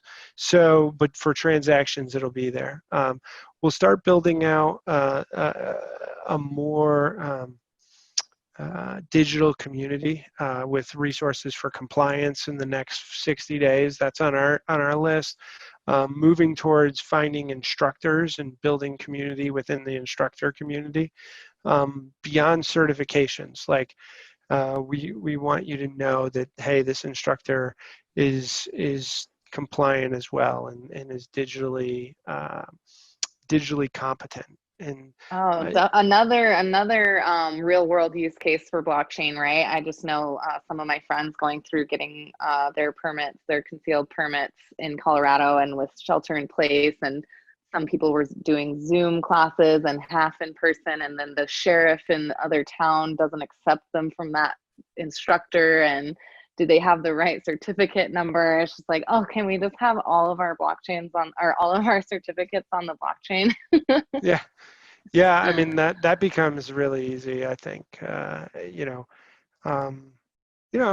think in the next 5 years we're going to see that. I mean, we're going to see that movement towards those use cases when the UX UI starts to get to where people, it's worth moving, and you start to ask, well, why do I have to, I think about Zoom and I'm like, oh, this is so easy, right? Like, they made it so easy to video conference, and it works.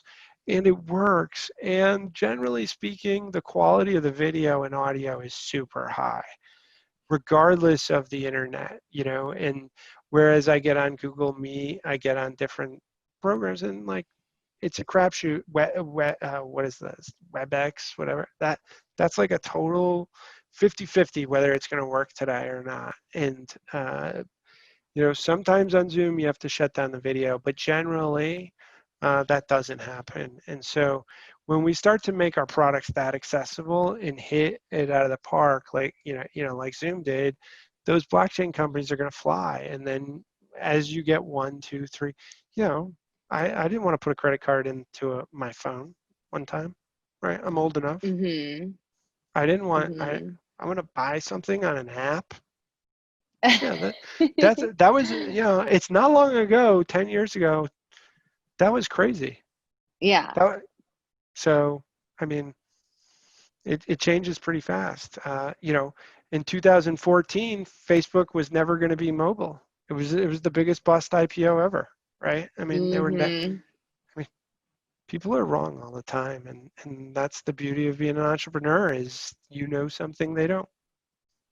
Well, on that note, it's been super awesome talking to you. Love all the work that you're doing at the Worth Institute, and I think that GunClear is a super interesting project, and it's just a really good example of someone really going out into the world and seeing what the problem is, and finding a blockchain solution for it. Any last words to any students who might be tuning in, if they're thinking about going into an entrepreneurial path or diving into blockchain?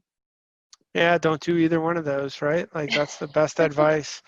Get a nice job. Like, if you like sanity. Listen to your mother, or if you don't listen to your mother, then join us. I think that's the piece. I always end with students. I always end the class with, I was in law school and I had an opportunity to go join a Silicon Valley firm when I was in law school in 1999, and you know, I thought that was a silly idea, right? Like, I finally came down to the conclusion: oh, I'm in law school. I need to finish. I need to do this. It worked out not in my favor. I'm doing very well, but that was the adventure that should have been taken, right? And maybe I wasn't ready for it. Maybe there's a reason why it didn't happen, but you know, if you want to change the world, at some point you have to change the world, and no amount of thinking about things is going to do that. It's like the last piece. Thank you. Oh, yes. I have to tell you this book that I've been reading. So I'll do a book recommendation this time for anyone watching. It's The War of Art by Stephen Pressfield. And it's basically a no nonsense, very short chapters. Just do the thing. You just have, you got to do it. Writers write. Sit down and write. So a great book and a great author, Thomas Wettlesborg. Also one of the coolest names ever. What's Your Problem? Harvard Business published it. And essentially the tenet is people spend too much time solving the wrong problem. And figure out the actual problem. And if you combine those two books, I think you have something really, like, there's an education, and then just follow it. Awesome. Well, thanks a lot. We'll have to put all of that in the show notes. Thank you everyone for tuning in. And we'll be, this is David Noble over at UConn and co-founder of GunClear. Thanks for joining us. Yes, thank you for having me. And we'll be back with more from Reimagine 2020 virtual conference.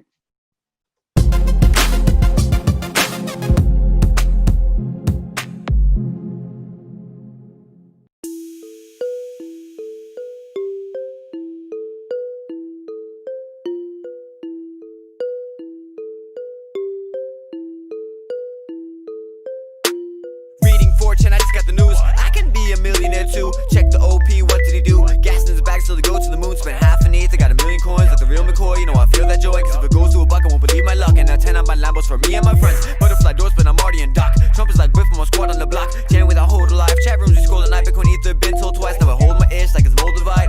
Going to the stars, cause it's only right. Read the white paper, I was sold that side. Now I steal my shit coins, cause I'm overhyped. We can't take the pressure. Cashing out for you was tether. My craft ship shape as she sails through stormy weather. With pleasure, come with me on this endeavor. I will be smoking fat joints on Italian leather. Crypto fam, welcome to Lamboland. Crypto fam, hot racing like ambulance. Crypto fam, welcome to Lamboland. Crypto fam, hot racing like ambulance. This goes out to my crypto squad and the crypto gods. Blockchain clearing that fiscal clog. Rolling through town like the Frisco fog. Push the button, bought some coins. Now push the button, start my whip. Used to push my feet through the tenderloin. Now I'm pushing this spaceship. Some thought it was a bubble. Now vision doubled. Wishing they had taken the trouble. Hardware wallets, private keys, no more paper and duffels. Bank staying puzzle. Now I'm going for hikes. Have the mountain sex. My returns just hit 10,000x. Used to be humble. Now I proudly flex. Should I fly to Dubai or Saudi next? And I only cashed out part of my assets. Hodled to my last breath. Not the one to half step. It's so strange. Wealth is like a rebirth. Clawed my way out of debt. Fueled by my research. Crypto fam, welcome to Lamboland. Crypto fam, hot racing like ambulance. Crypto fam, welcome to Lamboland. Crypto fam, hot racing like ambulance.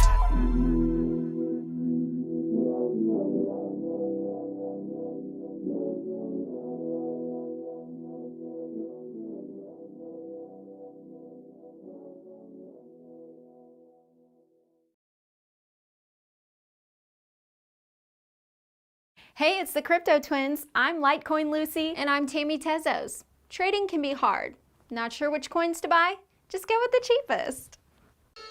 Hi, it's Miss Crypto Cleo here, your favorite futures telling psychic.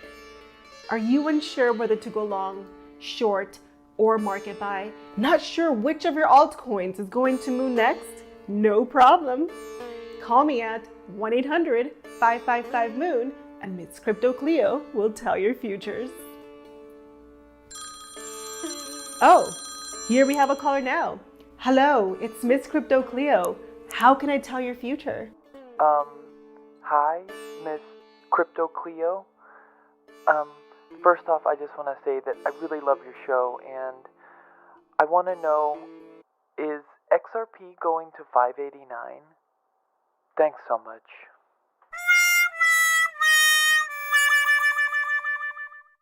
Hi there, I'm Dr. Fauci Nakamoto. I'm here to tell you that if you're having green candle erectile dysfunction, just remember that ETH is money and market buy that We have some breaking news. The Lightning Network, the Layer 2 scaling solution for Bitcoin proposed by Blockstream, is still just 18 months away. It's only been 18 months since their last vaporware announcement. Back to you.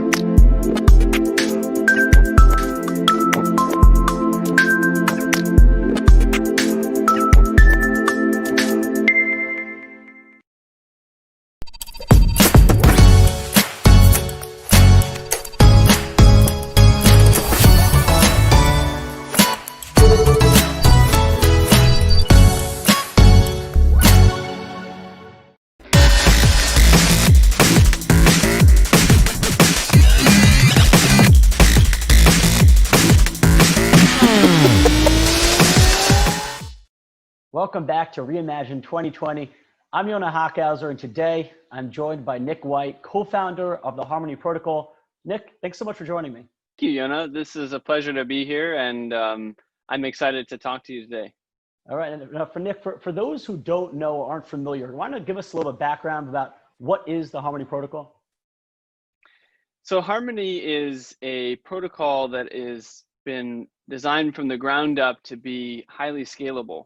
And what scalability means to us is high throughput, so we can have a lot of transactions, low cost, so it's cheap and accessible for people to use. And it's also has fast finality, meaning that you get a confirmation very quickly. And why this is important is because we care about bringing blockchain to the masses. And we felt that in order for blockchain to really have impact as a platform for technologies like decentralized finance or even social 3.0, those kinds of movements, we needed a blockchain platform that could actually support millions, if not even in the future, billions of users. And so that's what Harmony Protocol is all about. And we achieve that with some new technology, namely sharding and proof of stake. So we're actually the very first blockchain to launch sharding and proof of stake together, even though many different projects have been trying to get there. We're really proud to be the first one. Ethereum, cough, cough, yeah. Yeah, so I mean, what is it about that combination? You mentioned you guys are the first ones to do, sharding with proof of stake. What is it about that combination that holds so much promise? And what's about that combination that makes it so damn hard to integrate together? Well, proof of stake is a new kind of consensus and security mechanism that allows for a lot of new and better properties for blockchains. So first of all, proof of stake, as opposed to proof of work, doesn't require you to do all this hashing, which is very energy intensive and therefore expensive. So it's actually very costly for upkeep to run a proof of work blockchain like Bitcoin or Ethereum or most of the legacy blockchains out there. A proof of stake system, by contrast, the security is derived from just staking the asset, the native asset. And so you're not burning energy, you're just putting assets, you're locking them up to secure the network. So cost becomes a very big part of what makes proof of stake better. The other advantage of proof of stake is that you can have a different kind of consensus mechanism. In our case, we use what's called PBFT, but we've modified it with a new kind of signature scheme called BLS multi-signatures to make it faster. So in a proof of work context, you have what's called probabilistic finality.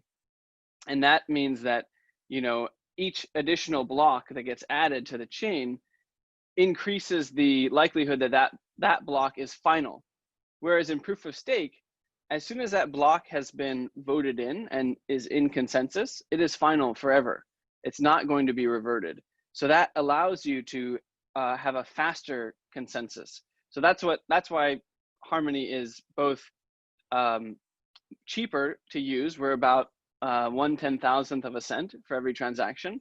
And we reach finality in 5 seconds versus 10 minutes for Bitcoin or 1.5 minutes for Ethereum. So that's the proof of stake side. And then the sharding side, sharding is all about how do we make it so that blockchains can be scalable for, again, millions, if not in the future, billions of people. If we want the whole world to be using these blockchain systems, it needs to be capable of supporting that kind of scale. And what sharding does is a typical blockchain, a legacy blockchain, there's only one chain. And everyone that wants to use this blockchain has to go and put their transaction in these blocks. But the blocks have a limited amount of data that can fit inside them. And therefore, there's a limited amount of transactions and a limited amount of users it can support. A sharded blockchain changes this paradigm and creates an architecture where you have multiple blockchains running side by side in parallel. And as you need to add more throughput because you have more users or more applications, you add new blockchains. And each one, and they all seem to the user, to the developer, as one coherent unit. So there's an abstraction. And that's the power of sharding, is that in theory, you don't have a limit to your throughput. You don't have a limit to the amount of data that you can put into the system. So it overcomes this problem of getting congested, which Ethereum right now is actually extremely congested. It's great because it's achieving a lot of adoption, but adoption and usage leads to a lack of being able to support those same users. So that's why proof of stake and sharding are so important to us. Is sharding, would that be considered a layer 1 or layer 2 solution? Layer 1, but it's sort of there are parallels in a lot of these kind of systems. Like a sharding allows for multiple blockchains to talk to each other and act like one unit. It's actually more similar to, like, let's say a Cosmos type of ecosystem where you have different blockchains, but they're able to communicate with each other via the IBC protocol. But there's also parallels with layer 2s, and that layer 2s are sort of like parallel blockchains that then revert back to the base chain, which would be Ethereum in most of the cases. So there are similarities. But one of the things, getting back to your question about why is proof of stake and sharding so hard to do together, it's that sharding by itself, it's a new consensus mechanism altogether. And the first proof of stake chains only really came out a few years ago. So it's a very novel technology in and of itself. And when you add sharding to the mix, there's a lot of complexity that you have to deal with in allowing for cross-shard transactions to be feasible, to allow for these different shards or different parallel chains to communicate with each other in a secure way adds a lot of different potential edge cases and different potential bugs that can be introduced. So building something that works takes a lot of not only technical design work and expertise, but also practical know-how. It's like you don't really, it's one thing to design something in theory, but then to make it work and ship it is another thing. I think that's also one of the things that is what's causing the delays in projects like ETH 2.0. It's a lot easier to talk about these systems than to actually build them and put them into production. Well, I mean, I take my hat off to you guys at Harmony, and you guys not only walk the walk, you talk the talk, but you walk the walk. You guys were actually able to pull it off, the first ones to pull it off. Now, you know, you mentioned a little bit, you know, we spoke about kind of the pros of proof of stake, but you know, a big knock, you know, against proof of stake is that there's this claim that it enables the rich to just get richer. You know, because it requires you need to have the coin in order to stake, and the more coins you have, the more you can stake. You know, how does Harmony counter this? I know you guys have effective proof of stake, which you guys claim counteracts this. How does that work?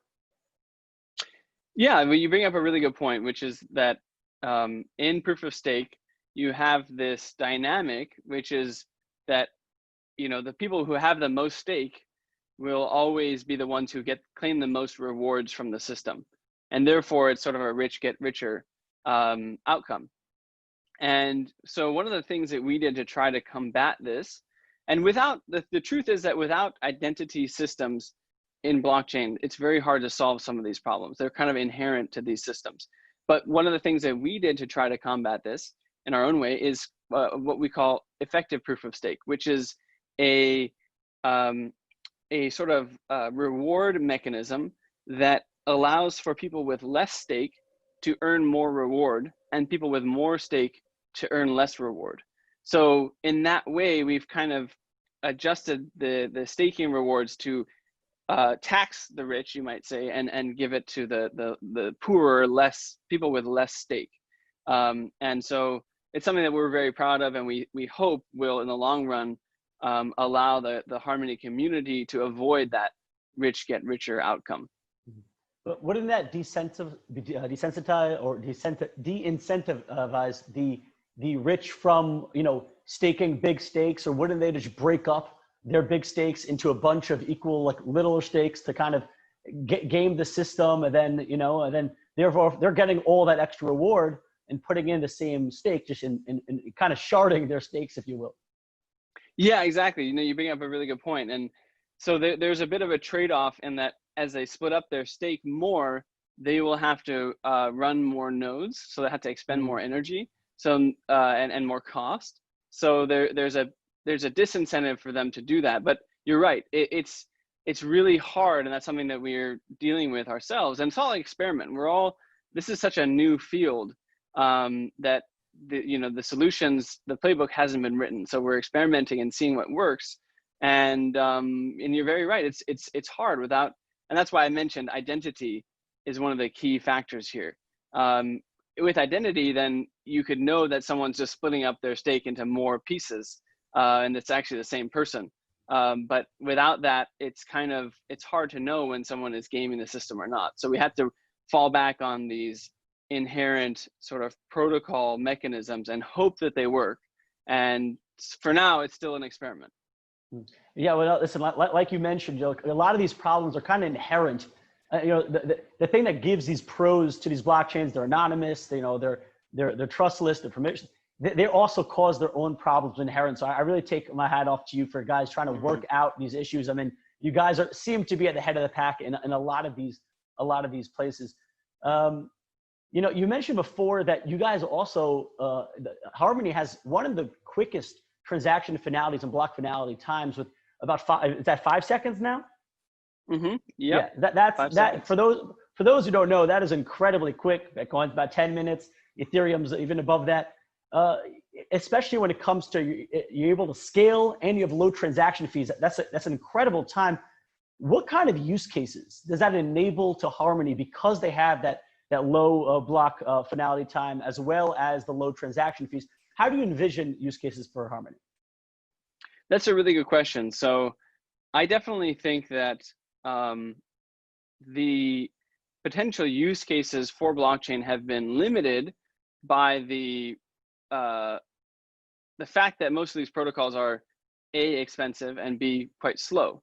So, and even myself as someone who uses blockchain, I'm kind of conditioned to sort of just accept the fact that things are going to be expensive and kind of I'm going to be sitting at my computer waiting, you know, while wheel is spinning. You know, it kind of feels like going back in time to the earlier days of the internet when I'm trying to load an image and it's like filling line by line, you know? So I think that blockchain for the past 10 years, because I think it was about 10 years ago that the Bitcoin white paper was released and the Bitcoin network got started, was it really in a sort of developmental phase and sort of an infancy. And I think what we're trying to do as Harmony is take it to the next stage where, you know, if old blockchains were more like dial-up connection, we want to be more like 5G. And so, and if you think about it, how did that change the way that we use the internet, right? Before, the killer apps of the internet were instant messengers or email, right? Things that have a very low data rate. But now that we have a high data rate, we can, you know, people are doing Snapchat and TikTok and Instagram and YouTube, streaming music, video, all of that. And everything is high data rate. Those are actually the most popular applications. So to be honest, it's still kind of unknown. I think that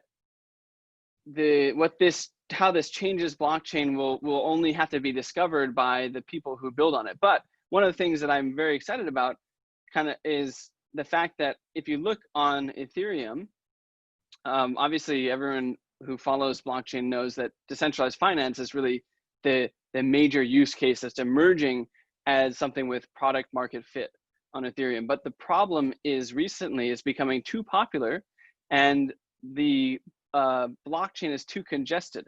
So it costs, you know, and also the thing is that these transactions that you send into these DeFi protocols consume a lot of gas, meaning that they're very computationally expensive for the blockchain virtual machine. And so what that means is, like, as a user, I want to use Uniswap, I want to exchange some tokens, I got to pay a $10 or $20 transaction fee just to use it. And so I am really passionate about the fact that decentralized finance is built not for me at all. It's actually built for, you know, the 99%, the people who are unbanked, who are around the world, who don't have access to financial services. But if you tell them, hey, I have this amazing alternative, like, in fact, you don't need a bank, just use your cell phone. Oh, but by the way, every time you know, place a trade, or when you want to invest your money in savings, it's going to cost you $20, then it basically is a non-starter for them. So I think that I'm really excited about building a parallel DeFi ecosystem to Ethereum, but one at a much lower cost point. And lastly, just to talk about the transaction finality, it's a very different user experience when you are interacting with a blockchain that responds in real time. 5 seconds, the difference between 5 seconds and a minute and a half is completely different from a user perspective. We are programmed these days to tune out after 10 seconds. You know, if I'm loading a web page and it doesn't load in 5 seconds, I'm probably going to close it. And so I think that this will enable more people who might not be as familiar with blockchain to onboard into the ecosystem. So it opens up like a broader user base, and it opens us up to people who otherwise would be more skeptical if things were slow and expensive. So that's kind of some of the major things that I'm really looking forward to. Yeah, it's a really interesting point. You know, how we so expect these days everything technologically to be lightning quick. After 5 seconds, if it doesn't open, you're going to close it. You know, I think that also, do you see that enabling?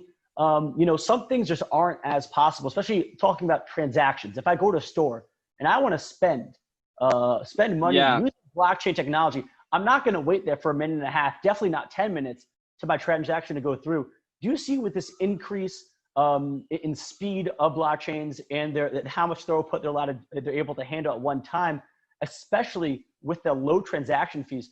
Do you foresee Harmony or other blockchains kind of becoming the place where actual transactions, in-person transactions in real time could occur? Absolutely. And I think that Harmony is actually a very good potential candidate for being a sort of settlement layer or a payment layer. Because again, yeah, you really want to have that fast finality. You don't want to be sitting at the checkout register waiting to get the response for a minute and a half that your transaction's been approved. But at the same time, in order to actually become a payment network, you need to have scalability. And often cited within the blockchain community, the Visa network, I think, runs at a roughly 5,000 transactions per second on average, and then I think it peaks around 20 to 25,000, which Harmony could definitely sustain, especially if we grew to that size, we could add more and more shards.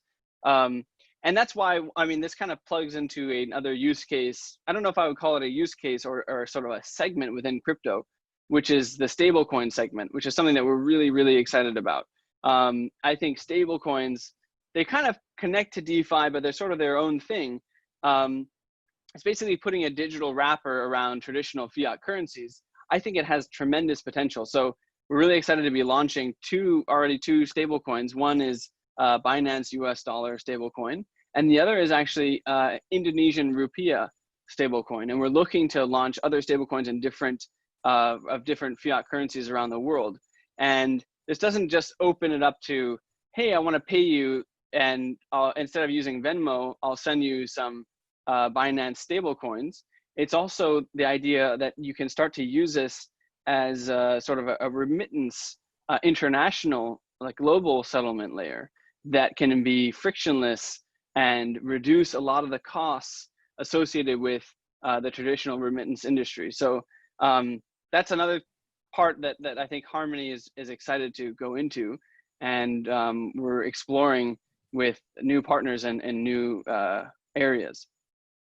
No, for sure. It's the thing that drives me crazy. It's 2020, and yet still when I want to send money across borders internationally, it takes a long time and it is way, way too expensive. It's insane. When I could send a message across the world, I could even send a package. With Amazon, I could ship a package, next day shipping.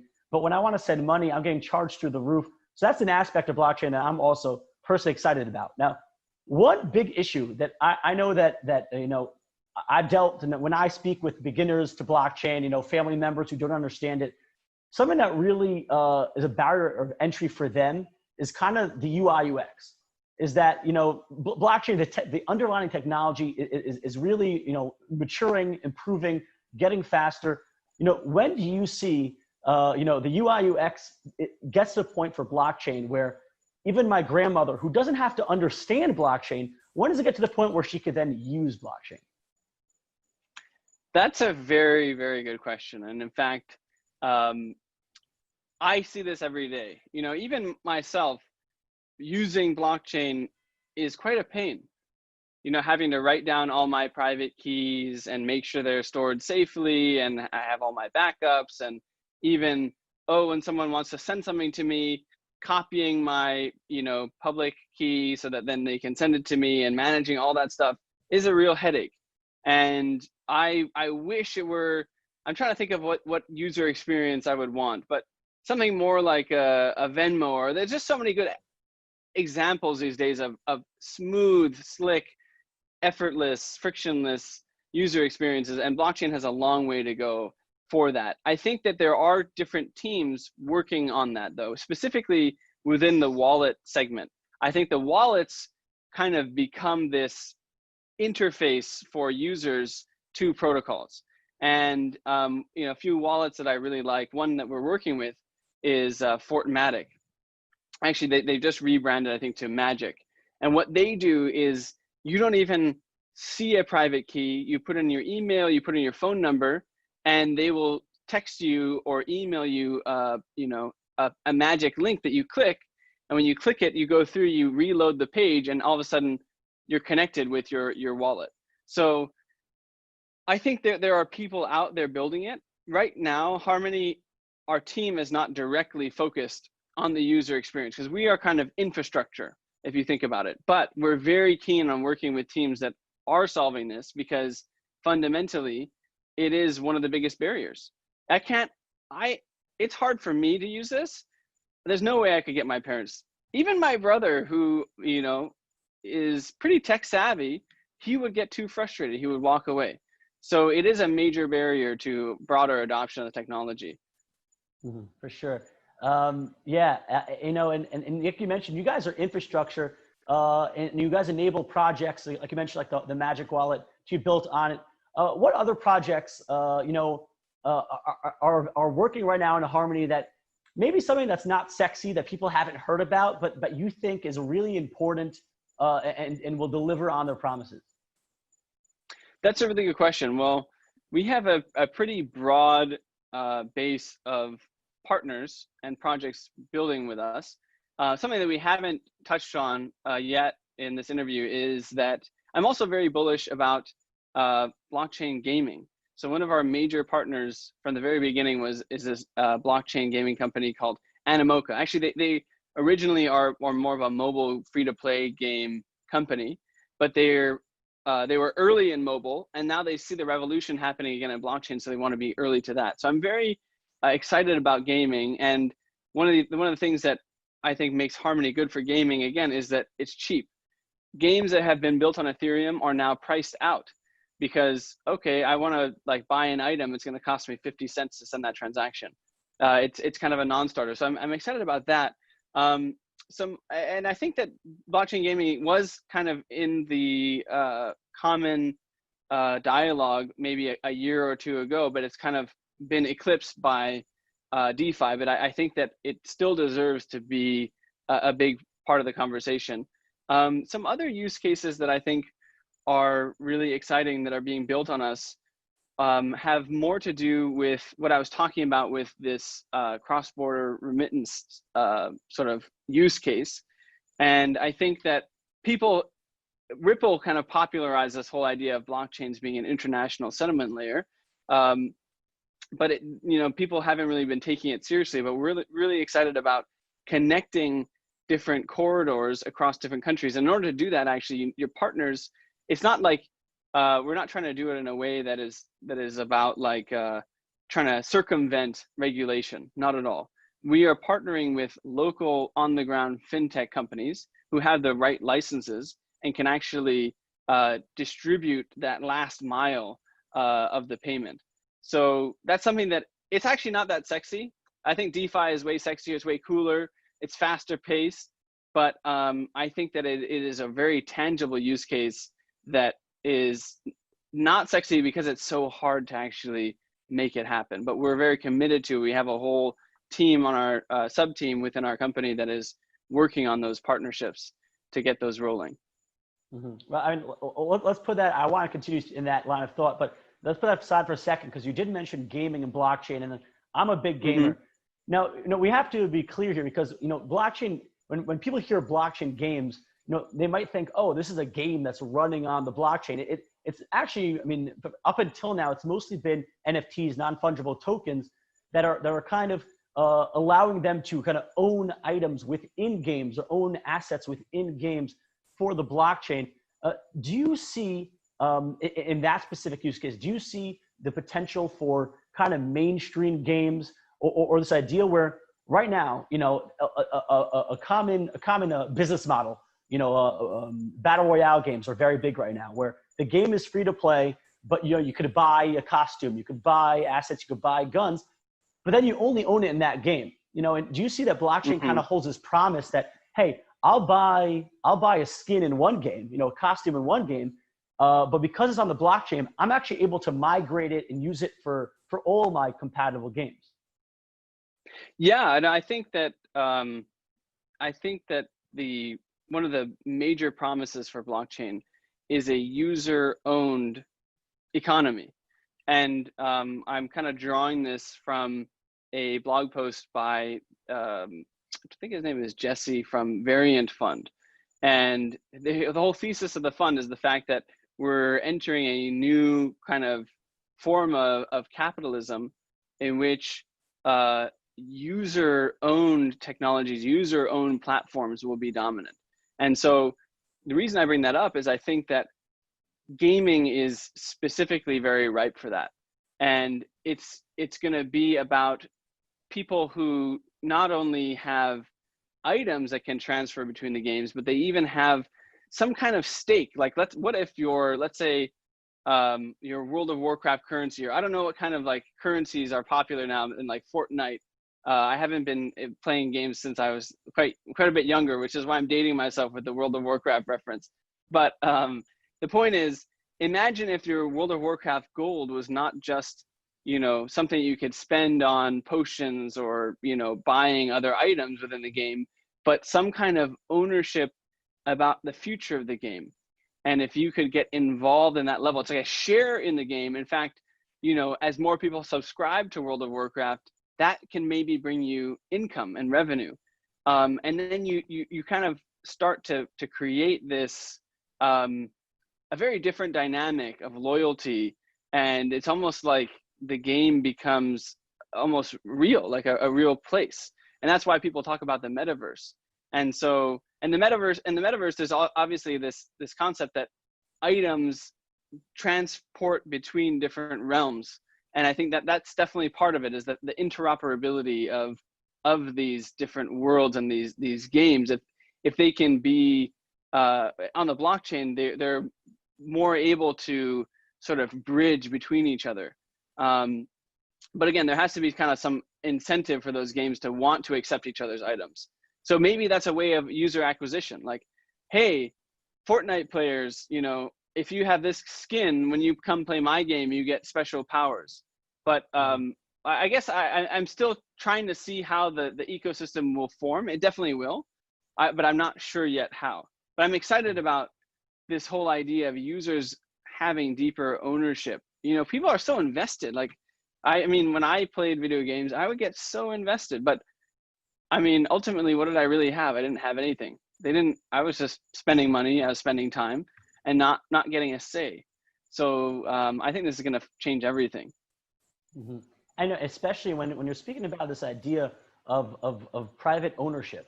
I think in today's electronic world, it's not just games, but I think it's a big issue of private data, where, you know, it seems like something so simple that, hey, I should own my data. And I'm a person, like I own my name, I own my face. I should also own, you know, the history of my actions, both in the real world and on the internet. How do you see blockchain playing a role in this idea, especially right now, you know, we're kind of the big tech companies are under the heat, the magnifying glass of the US government, you know, with Facebook, Google, Apple, and Amazon all right now being in their monopoly, they're being checked for monopoly by the US government. How do you see blockchain playing a role in kind of enabling the private ownership of the user's data? And how do you see that future playing out for the end user? Yeah, well, I have a anecdote, which is that just the other day I was scrolling through Twitter, and you know, recently I ended up ending a relationship, and so now I'm recently single, and very, very creepily, all of a sudden, these ads for dating apps start showing up on my Twitter feed, and I just made me feel like, how are they? I don't think I'm searching anything. I wasn't searching anything related to dating or whatever. So I don't know how it's possible that they would know this about me. And it's a very unsettling feeling to just feel like you're being watched all the time. And it's just with every passing year, it just gets more and more obvious and evident. And I genuinely feel like Jeff Bezos or, you know, Tim Cook, you know, Larry Page, these guys know too much. They have too much power.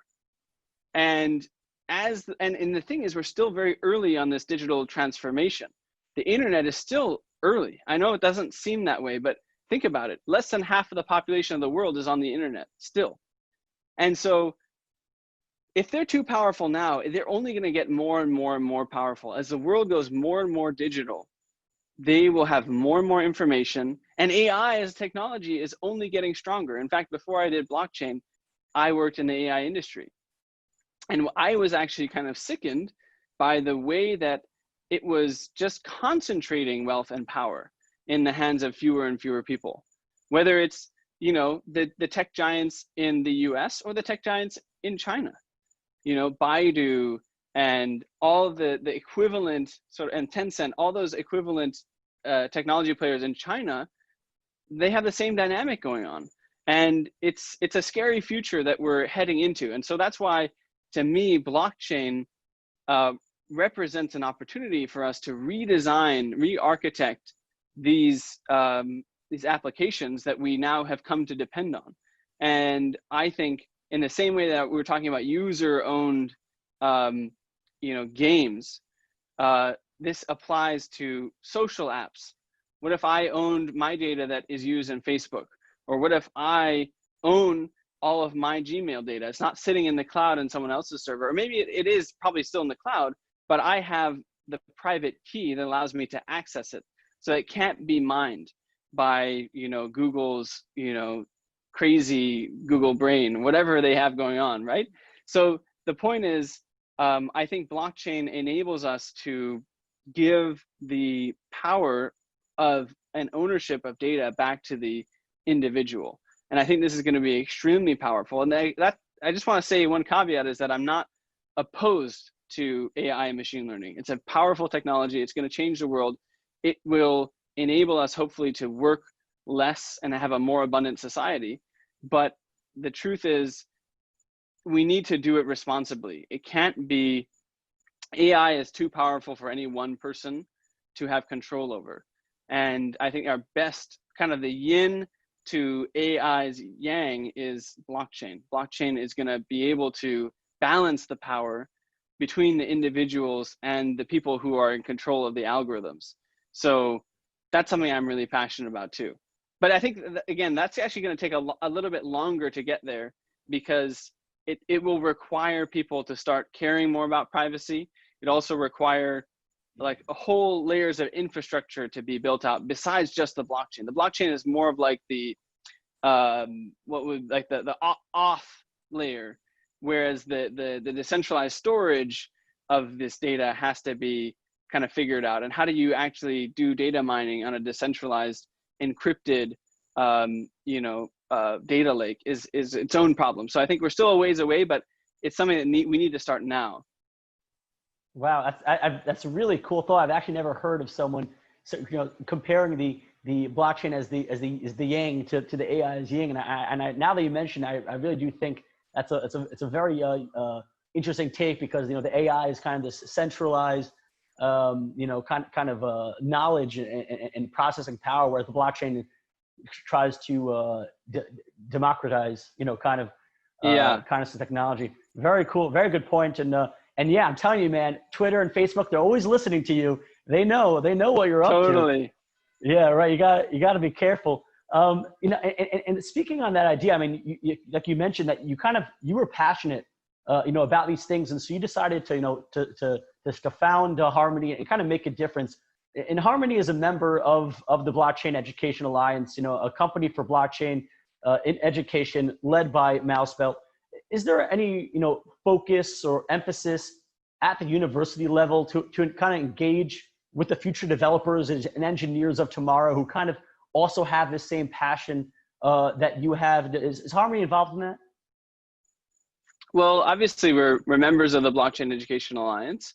And as part of that, we really want to support students, and we want to help spread the knowledge. I think that it's important that we prepare the next generation to take on this vision and to help build the future, right? I don't think that we can do this alone. I think it's going to take many generations of people actually to realize all the potential use cases and the power of blockchain. So I think that's why for Harmony, it's really important that we participate in trying to prepare the next generation.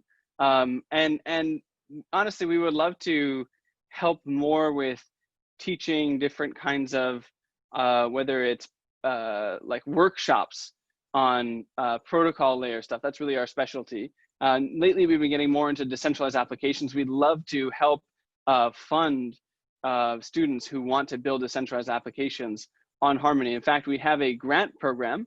So if anyone is interested, I encourage them to go to harmony.one/grants. We have roughly $7 million set aside just to fund developers. And there is no, like, some of the smartest, most creative people in the world are students. And they are probably sitting on a gold mine of different ideas that they want to build, and they may need funding. They're like, hey, I might want to take some time off of school, or hey, when I graduate, this is an idea I have.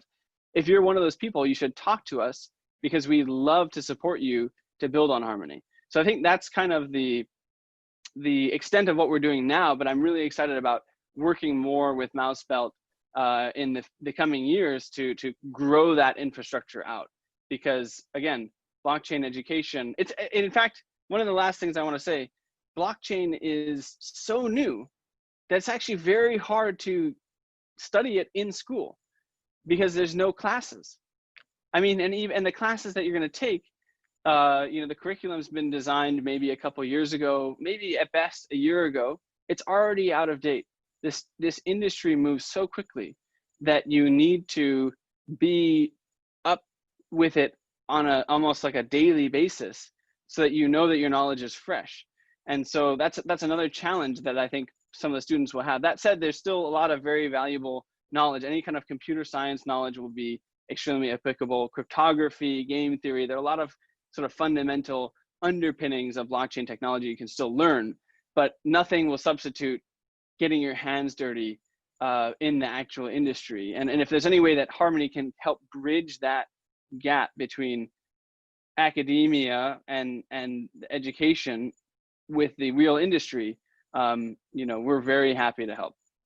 Well, Nick, I really appreciate you taking the time to help explain all these aspects and really give me some wonderful insights, and I'm sure all the people watching as well. And we really appreciate the work that Harmony is doing on both ends of the spectrum. And we're excited to see what Harmony brings to the table. You guys are ready the first with sharding and proof of stake, and I can't wait to see what Harmony brings next time. Nick, thanks so much for taking the time. And for all our viewers at home, this is Reimagine 2020. I'm Iona Hockhauser. Thanks for watching.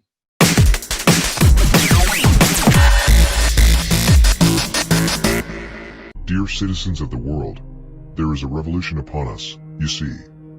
The old and outdated ways of indirect representation, where those who parade around as if to have exceptional power, in their all but flattering three-piece costumes, claiming to speak in the voice of your values. The archaic ways of our past, where we are separated by entry barriers to knowledge, where we are separated by time, space, and the speed at which information can travel. The days left on those bygone years are counting down and dwindling. The shadow of our past that casts itself upon the present is growing dimmer and dimmer by the day.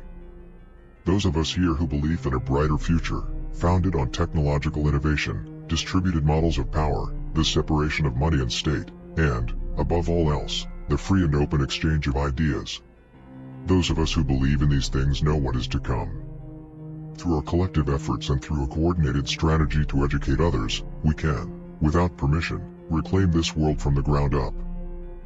So, please, my friends, join us. I hope you are ready to reimagine 2020.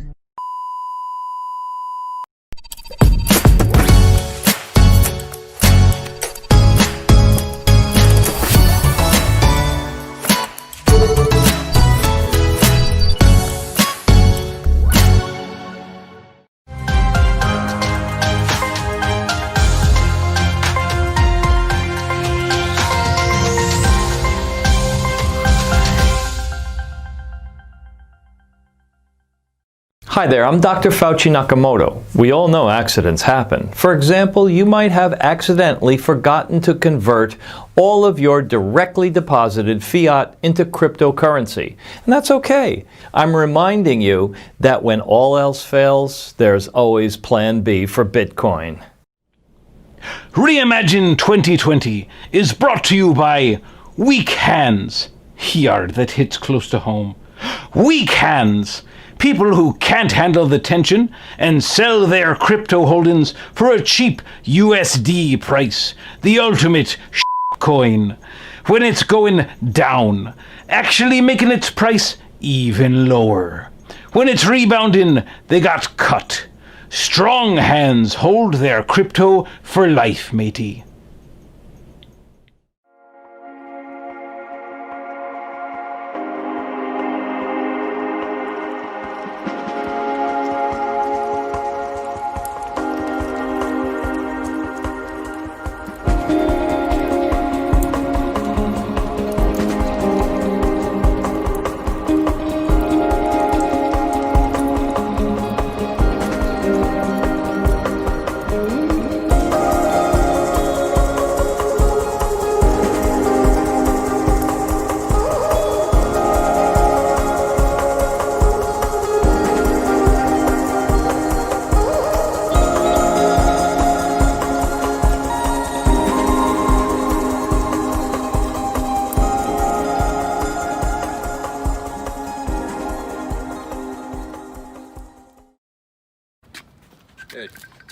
Mo Crypto.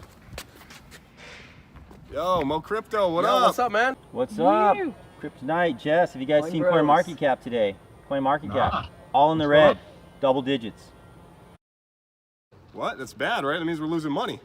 No, it's good, man. That means everybody's losing money. You got to buy that dip. Everyone knows you buy the dip, dip, dip, dip.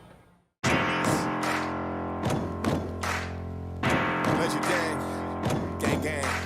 Boy, bro, we gon' buy that dip, dipping. I buy the coin on that low, ain't worried about no FOMO. Coin market cap out to crash on my lap when the bitch bounce back like a pogo. No fiat dough, I got Divi coin, I got Bitcoin, I got Ether. What y'all know about a pump and dump? John McAfee all on my tweeter. In the office with a 2-liter. By ATH, that must be a joke. Wife keep asking if we are broke. She don't know, I got a master no. Even my son told me buy the dip, ain't talking about what you put on potato chips. Even my son told me buy the dip, ain't talking about what you put on potato chips. I buy the dip, dipping. I buy the dip, dipping. I buy the dip, dipping. I buy the motherfucking dip. BTFD, you gon' buy the dip. BTFD, you gon' buy the dip. BTFD, you gon' buy the dip. BTFD, you gon' buy the dip. I buy the dip, dipping. I buy the dip, dipping. I buy the dip, dipping. I buy the motherfucking dip. BTFD, you gon' buy the dip. BTFD, you gon' buy the dip. BTFD, you gon' buy the dip. BTFD, you gon' buy the dip. Legend gang, buy the dips, get the gangs. Y'all complain, but you dumb motherfuckers should do the same. Crypto, stacking up, private keys, I back 'em up. MacBook, fast as fuck, lock the door, the girl's acting up. I buy the dip when I'm sleeping, I buy the dip when I'm jogging, I buy the dip when I'm buying dip, I buy the dip in my coffin. That's Coin Bros on YouTube, buy the rumors, sell the news. For this crypto, I'm selling shoes on Craigslist, I got shit to move. I buy the dip, dipping. I buy the dip, dipping. I buy the dip, dipping. I buy the motherfucking dip. BTFD, you gon' buy the dip. BTFD, you gon' buy the dip. BTFD, you gon' buy the dip. BTFD, you gon' buy the dip. I buy the dip, dipping. I buy the dip, dipping. I buy the dip, dipping. I buy the motherfucking dip. BTFD, you gon' buy the dip. BTFD, you gon' buy the dip. BTFD, you gon' buy the dip. BTFD, you gon' buy the dip. Buy the dip, dipping. Dipping. Dipping. BTFD gon' buy the dip. BTFD gon' buy the dip. BTFD gon' buy the dip. BTFD gon' buy the dip. What?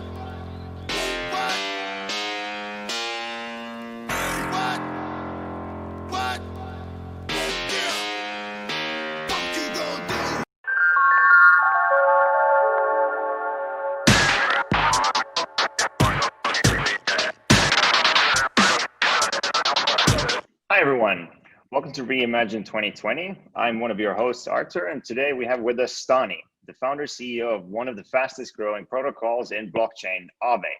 So looking forward to talking about all things Aave, DeFi, and just finding out more about Stani's views on our ever so fast industry.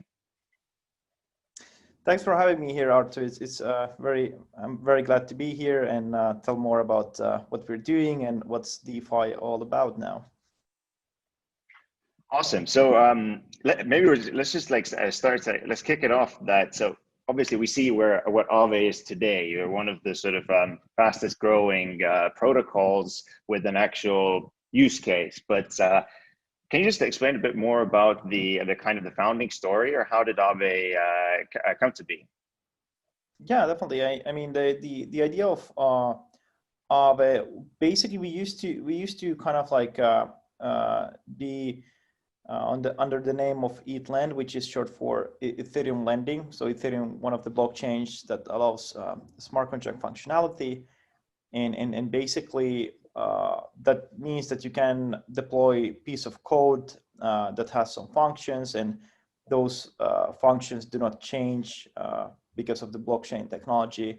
And that kind of like inspired me a lot of ideas. I was back in college still. I was studying law. I used to do before law school different kinds of projects and startups related to building software applications, especially in finance. And finance was always something that was interesting to me quite extensively. And basically during my study years, I just was very curious on technology. I always been, and I kind of like stumbled upon into blockchain, and I started to go into different kinds of meeting groups, and also I was very actively searching for information online and basically participating in discussions in Reddit. And basically, I got more and more involved into the Ethereum space. And what basically happened there is that I kind of understood that this is like very cool technology that we could use in finance in a way that we improve this inefficiencies that we have in traditional finance. So if you look at like traditional finance, like what's happening there, and if you want to build different kinds of applications, let's say you want to build something between two banks, three banks, you need to access their APIs, you need to get permissions from them, and then there's just limited amount of things you can actually build based on their legal agreements. And blockchain for me and smart contract was kind of like an escape route from this, actually, because it allowed you just permissionlessly build anything that you want, access anything that there is already built in the ecosystem, and kind of like provide more efficient products for the end users. And that is how we started ETHLend, which the idea was pretty simple. Basically, you could fund loans, and you can basically borrow against your deposits, basically what you deposit as a collateral, and then you have a credit line that you can borrow. And that was like a peer-to-peer style order matching that we did with ETHLend. And that is how the thing started back in days, and started to evolve over a period of time. Got it. And since then, you kind of you really managed to sort of consistently build and sort of like exponentially grow this sort of like the product offering, and really kind of like nailing it since then. Because I think one of the inventions from Aave is flash loans, right? Yeah. Is there actually like is there a cool story behind how did this idea of like flash loans like come to be? Totally. So what basically happened with ETHLend, we kind of had this, since we had this like order matching marketplace where we connected the lenders and borrowers and secured those contract with agreements with smart contracts, and we started to think like how we could make basically this functionality more easy to use and also more capital efficient. And after like ETHLend, what started to happen is that there was like the first stable coin already on Ethereum, and basically then there was liquidity automated market makers, which basically means that you can just put your liquidity into one place, and that liquidity is traded and you earn fees. And we saw kind of like these pooling models are very efficient ways to kind of like create the supply for users to just kind of like consume liquidity. And what's interesting here is that the DeFi, decentralized finance space, went into direction where like the yardstick of your success was measured with so-called TVL, which means total value lock. So it means that how much value your smart contracts are holding. And interesting point here is that it's kind of like a assumption on how much users are trusting you with their funds, which is pretty kind of makes sense in one sense. Whether it's still kind of like a good way to measure, it's kind of like debatable. But what we saw interesting here is that we thought that when you are locking value into the smart contracts, that's like inefficient capital usage, because traditionally what basically traditional finance is doing is that they're trying to reutilize capital as much as possible. So basically, if you deposit into a bank, the bank takes the funds and puts into the money market, part of then invest in some basically funds and so forth. And this creates the kind of like a good usage of capital and earnings. And what we saw there is that when we started to build the Aave protocol, which we launched this January, we tried to find ways how we could reutilize this capital, like how we could actually not let the funds sleep in the smart contracts, but be able to actually use them. So when you deposit into Aave, stable coins or other assets, you start to earn interest. So that's the very simplistic idea there. And then you can actually draw some other assets you can borrow and utilize basically credit based on your credit line. And what happens is that you could, for example, deposit Ethereum and borrow USDC, a stable coin, and roughly 1/4 is the liquidity that is borrowed, typically in this kind of like pooled models, and rest is there sleeping the smart contract, which allows basically the depositors to withdraw also liquidity without any constraints, which is good because you can deposit tomorrow and withdraw day after without any issues. And what we were trying to achieve is that that 75% that is sleeping on the smart contracts, how we could utilize that part. That is basically not utilized at the moment. And one of the things we came up with was basically flash loans, which means that you could actually borrow all the capital that is sleeping on the pool, but only with one condition, which basically means that when you do a flash loan, it means that you need to borrow and return in the same Ethereum transaction. And the interesting part here is that you don't need any kind of like a collateral, so you can borrow as much as you can and much there is liquidity. And the magic behind is very simple. On blockchain, you have always like one block that follows, and on each block you have a block size, so how much basically that block can compute transactions, depending on the transaction size. And each block contains multiple transactions, and each transaction can have nested transactions.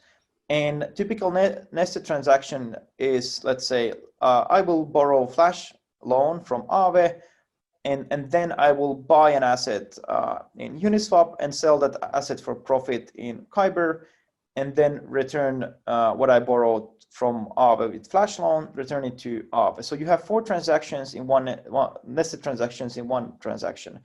And this allows this functionality that we can actually reutilize that capital. And why is it good? It's because basically whenever there's flash loan, there's basically a reward that the flash borrower pays to the protocol, which means that it gives a interest rate spikes during those flash loan blocks, which happens quite frequently.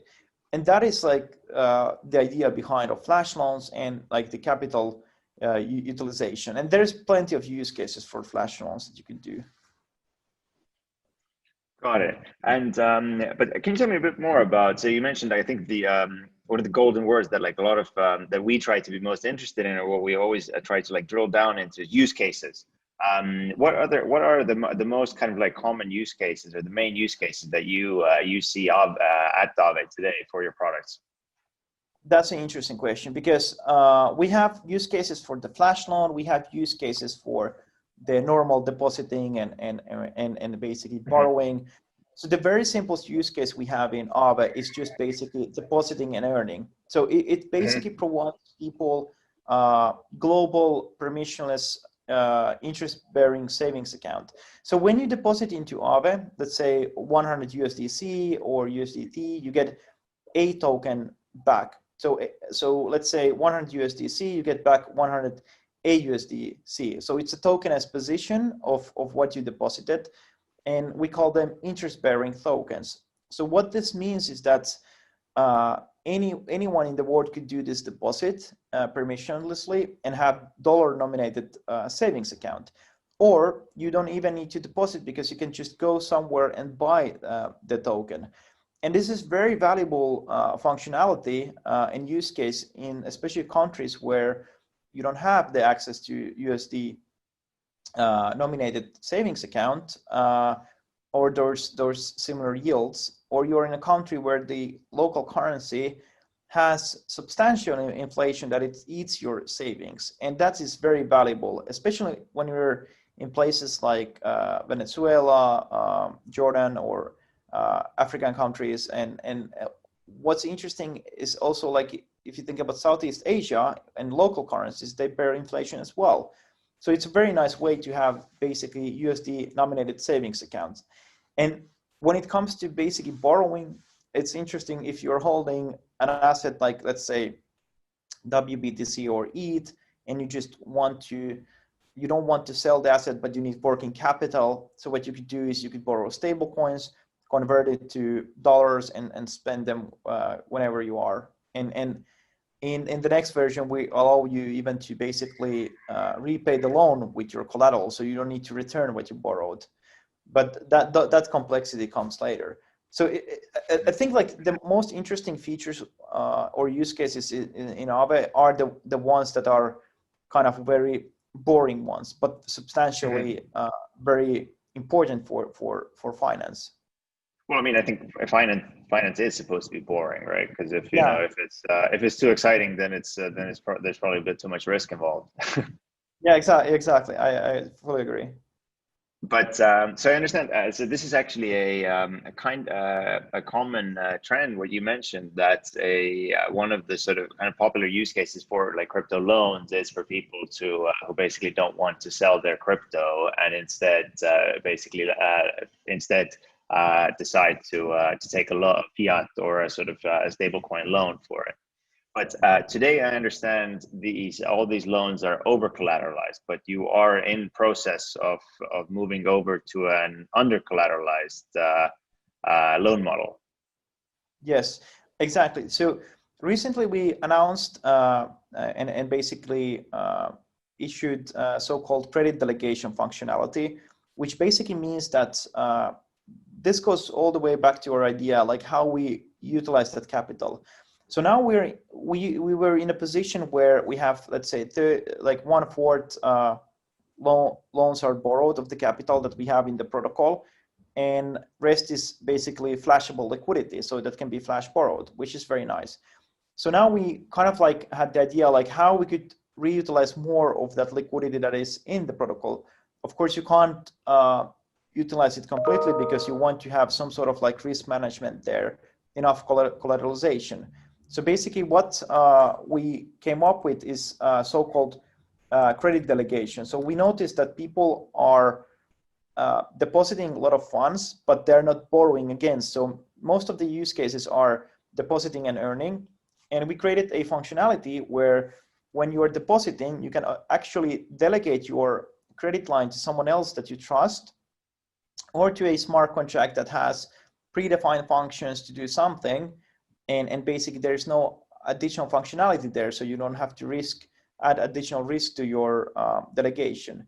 And the idea here is that it allows the depositor to earn more, because you deposit maybe Ether to earn interest, and then you let someone else to draw stablecoin credit line and then pay you extra interest on top of that, so you're earning more. And for the person that is getting the credit delegation, it allows to access under collateralized liquidity and pay interest for that. And that is fascinating because it allows basically to borrow, let's say, currencies like ETH, WBTC, Link, Land, and basically use them in the either DeFi space or in OTC lending market. But what it also allows you to do is that you could borrow stable coins and source stablecoin liquidity. So let's say if you are from traditional finance, you're running a money lending business. What's interesting is that you need to source your capital somewhere. Either you issue a bond, or you take private placements, or arrange some loans. Here, what you could do is you could basically get credit delegations, draw the credit line in stablecoins, convert them to US dollars, and then you can basically you have USD borrows that you can lend out to your consumers or businesses based on your business model. So I think in the future, what this could allow us to do is that it allows to pull liquidity from decentralized finance into the traditional finance. So our main long-term goal is that someone who is walking on the street has maybe who has bought a car or a house, part of that liquidity could be sourced this way from DeFi. How far do you think you are from that particular story? From that story, I think we're from like really touching the kind of like the real world. I'm obviously I think no one guesses it to be months. Yeah, I think we're apart from that maybe a year or two, in terms of scale. Anyone can do this today. Like this can happen today. But the most interesting part is when we can scale it and it's available and in scale usage. And I think it takes a year or two to get to that point. Got it. And I think another kind of like very large push that you've or development that you've made recently is essentially transitioning the entire protocol into a DAO, right? So can you explain a bit, why is it important for Aave to have a DAO, and maybe very shortly what is a DAO? Yeah. So basically, to explain, a DAO is called Decentralized Autonomous Organization, or just Decentralized Organization.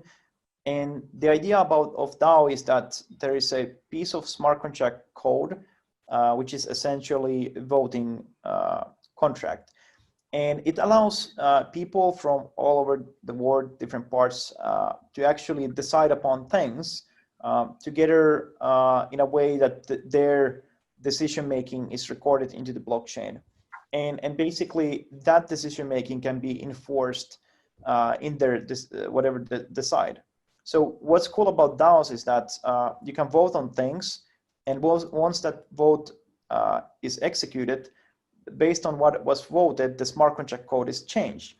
And why this is powerful is that, let's say we have this decentralized financial protocols, like for example Aave, where we have currently 1.3 billion worth of value locked in the smart contract. So it basically means that you're actually voting. Yeah, you're actually voting on that value there, that functionality. So whether it's risk parameter updates, new money markets, new currencies added, or any kind of like functionality, your voting and decision making has basically effect on that almost 1.5 billion there. And that is the fascinating part. Like you're voting, and the tokens you're using to vote actually has a lot of value. And this is like very important. And for us, decentralization was always the key. And now that the protocol has grown quite substantially during this year, we feel that we need to basically get this decentralization process quicker. So we want to give the power to the community as fast as possible, as securely as possible, because the stakes are so high at this particular moment. And I think this is the key thing. Like when we are seeing like truly decentralized protocols that are governed by let's say token holders and the communities, what we actually have is that we have completely interesting decision making in these protocols, because it's not about 5 or 7 guys sitting in a cafeteria in London and making these decisions for the rest of the world. It's actually anyone can partake in the new finance. And I think this is actually one of a massive kind of trend that has been happening on the side of DeFi right now this year, is the emergence of DAOs. Because I remember actually personally for me, DAOs technically were the very first time I heard of Ethereum was during when the DAO hack happened, because in my office there used to be there was a company that was very involved in crypto and in Ethereum, and I remember that was the day when seemingly the world ended. But here we are today. But tell me, and I think like the like you explained, the benefit of this, of having this truly kind of trustable, verifiable, like autonomous organization or decentralized organization. But what's the kind of and you guys have now been building one and launching one. What's the can you share a bit behind the scenes? What's the hardest part about the DAO, or like what's the trickiest thing to sort of to launch one? Yeah, I think like in terms of like launching DAOs, the kind of challenging part is at what point you need to launch a DAO. So basically in the beginning, where you have a team deciding on things and building the application, it's very flexible in the sense that if you have changes you need to apply quickly, or basically there's some bugs you need to fix quickly, that is very easy to do. So the decision making is very robust, and basically that is kind of like a very good thing in the beginning. But at some point, once you get more traction and you see that you're kind of like getting, your community is growing in that sense, what you need to do is think like how you get this thing decentralized, and basically how you create a DAO model that serves your community.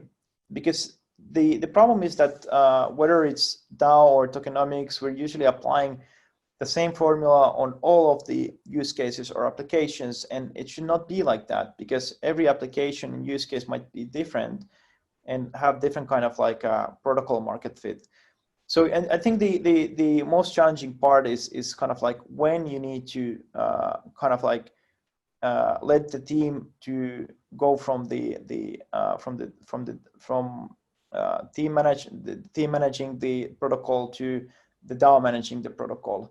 And the second thing is like how decentralized you need to be, because not all the use cases need the exactly same decentralization than the other one, because decentralization is all about security, and security is all about additional costs. And kind of like that is something we always need to think about when we are decentralizing protocols. And is there, and I guess like there has to be sort of essentially legal benefits as well to sort of to having a sort of a decentralized kind of lending protocol to a centralized one, right? Yeah, I think what's interesting about the decentralization aspect is more about the kind of like the decision making, and in a way that's basically you're not following too much like what kind of like you see, you want to see the finance to go, or let's say like what kind of like legal facilities you need to use. But what's interesting is that actually the community will start to actually dictate and take charge of like how the protocol should look in the future. So instead of having like 5 to 10 people deciding things, you actually have wider spectrum, and you get this kind of like a cross-border functionality there. So that's I think what's interesting in terms of compared to being a company or being a foundation and just running a protocol and focusing on that, compared to what we have now with this new functionality. And DAOs isn't like new in the sense as there was the DAO, and previously before that there was experimentations of DAOs, and I mean there has been DAOs in the real life as well. What we have now is just added security with the blockchain, and I think yeah, I mean it definitely changes the dynamics of the space completely. How we govern and how this governing affects like what we're building.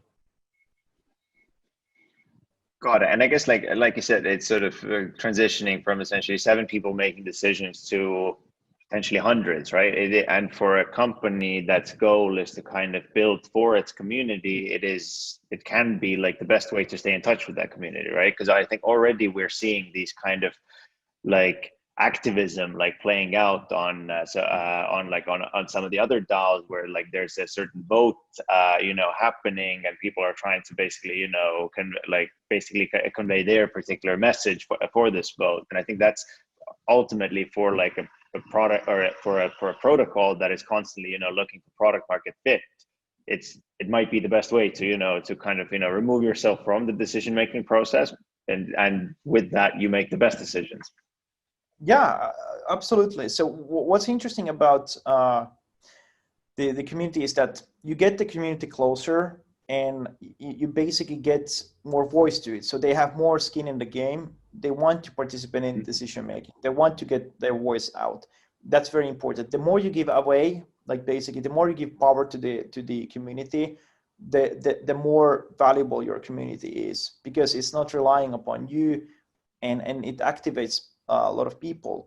And I think what's important is that you can't ever turn back to your community. So basically you always have to continue building your community and kind of like helping them to get involved easier.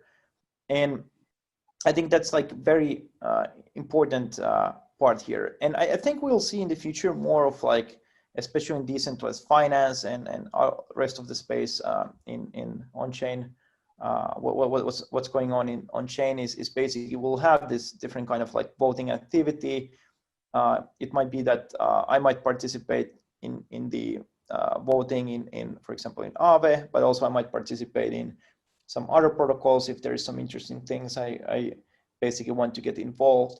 So it might be that it's a very nice way to activate people. And rarely we see something like this happen in finance, because usually it's kind of like a board member structures, corporates, and so forth. And yeah, I think as a model, it could be pretty interesting. In Finland, where I come from, we do have cooperative banks, where basically the banks are owned by the people, and the more you're utilizing their services, the more you're getting so-called bonuses or incentives.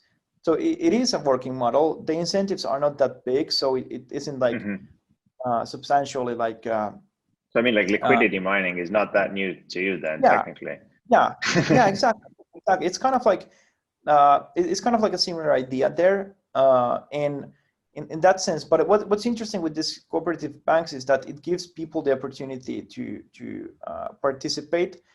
The interesting part now is that we have all the basically forums and the on-chain voting and like it's really like activating people. And we're in so early stages of this kind of like new realm of finance. So that is super interesting to be involved. So I definitely think this will kind of like activate quite a lot of new people in the space and onboard new people as well. And I guess one of my questions to you would be, out of like, you know, there's been a number of DAOs that are being launched, that have been launched. That which one are you kind of most impressed with yourself? Kind of obviously aside from Aave. Yeah, the past basically since January, I've been working mostly on the Aave DAO. So that has been like basically where I'm putting all my focus upon. But I think like in our DAO, what's interesting is that we kind of have our own narrative, which follows all the way when we started. We still have people who join in the very first days and basically are voicing out. And we have very diverse community. And I really love that. So our community is not just kind of like decentralized finance super users, but also people who love the project. They love what we're doing. But are not using our products or even the products in the space that frequently. And that's pretty fascinating because kind of like we get that diversity that way. In terms of like, and what's interesting is to see like how it affects the actual decision making, because we have so wide spectrum of stakeholders. And for us, like as a team, when we decentralize the protocol and we have the governance functionality, which is coming now, is that our goal is not to just leave the whole protocol to the governance and kind of like leave as a team on the side. We don't want to do that. I don't particularly like that model. For me, it's not going to be like overnight you're going to be gone, and yeah, exactly. And it's all up to the community. Yeah, for us, it's important that we are just one stakeholders amongst the others, and are participating in this protocol and decision making and giving our opinions and building things. We build whatever the governance says, but also other people are out building. And in terms of other DAOs, I'm really fascinating to see what is happening in Wi-Fi. It's very fascinating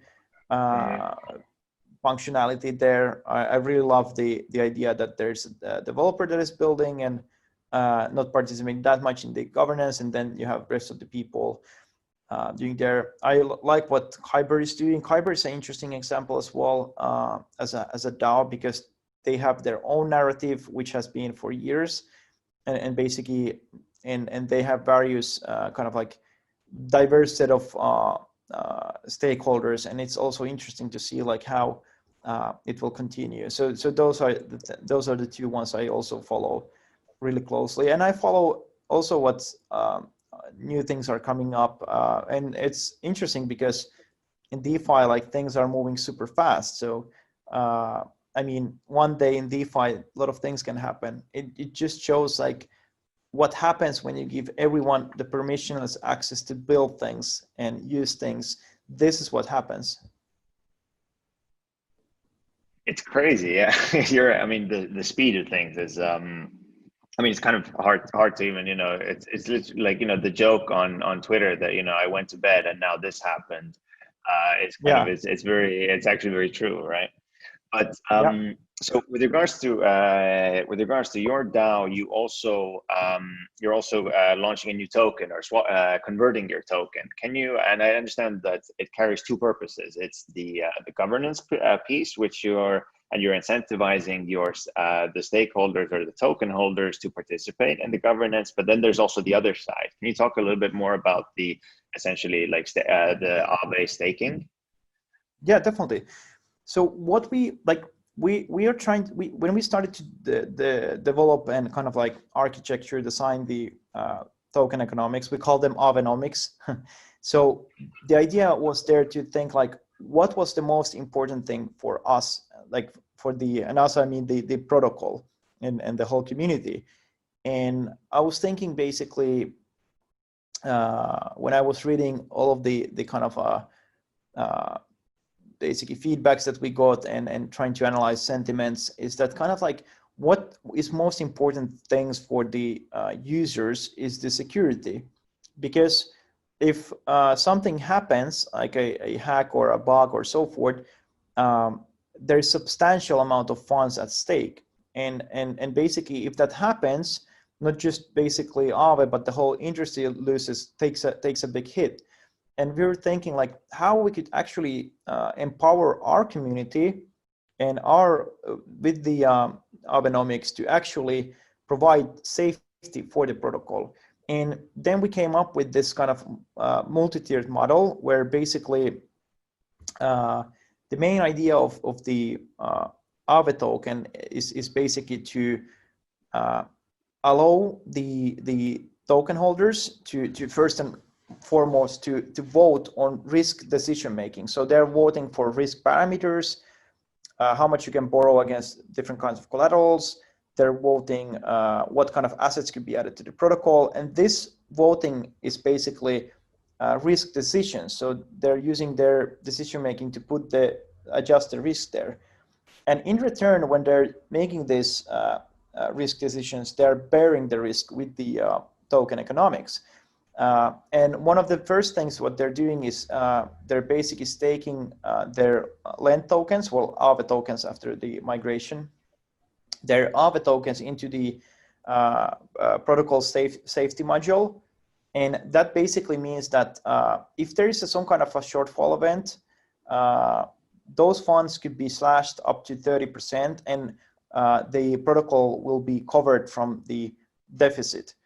And then if that amount doesn't basically is not sufficient, then we have so-called protocol recovery mechanisms where the Aave token can be minted to the extent to cover that deficit. And as a third line of defense, there is basically built-in backstop module where you can deposit stable coins, and there's a bid on whatever is slashed or minted to buy them out of the market and to lock for a certain period of time.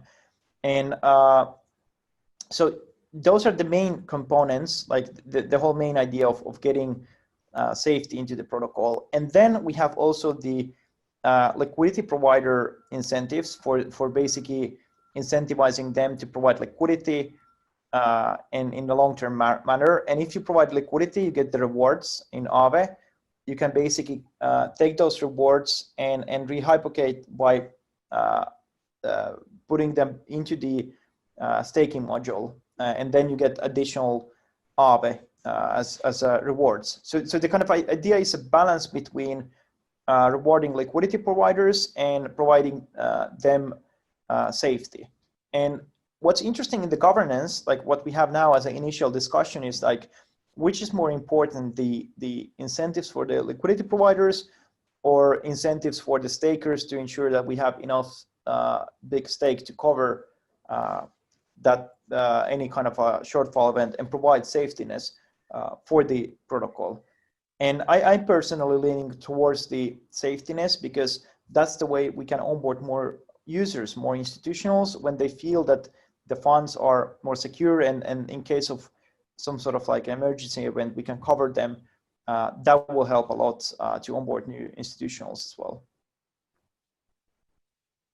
And you mentioned that, so like part of the reasons is to kind of like cover this sort of like black swan event, I guess. And so like a couple months ago in March, I think there was sort of such an event where, and Ave, you did experience one of, if not the biggest liquidations in your history, right?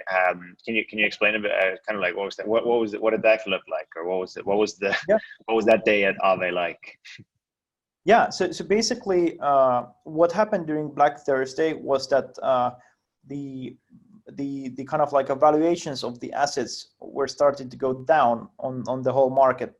Partly might be because of the COVID, might be because in overall trust in the economy, and this happens from time to time in finance, and basically this caused liquidations in all the protocols in DeFi, and basically.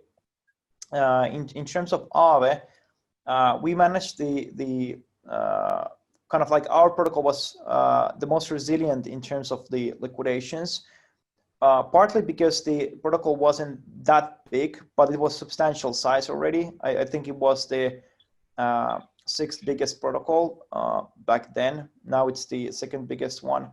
And what was interesting there is that the liquidation incentives were high enough and risk parameters were adjusted carefully enough that basically we were able to avoid many of the liquidations. That means that Aave was at the time, and still is, basically not that leveraged as a protocol as there are others in the market. So we didn't have any kind of failed liquidations in that sense. And personally, it meant actually that liquidation bots were basically firing these liquidations, but some of them got stuck because of the high gas fees.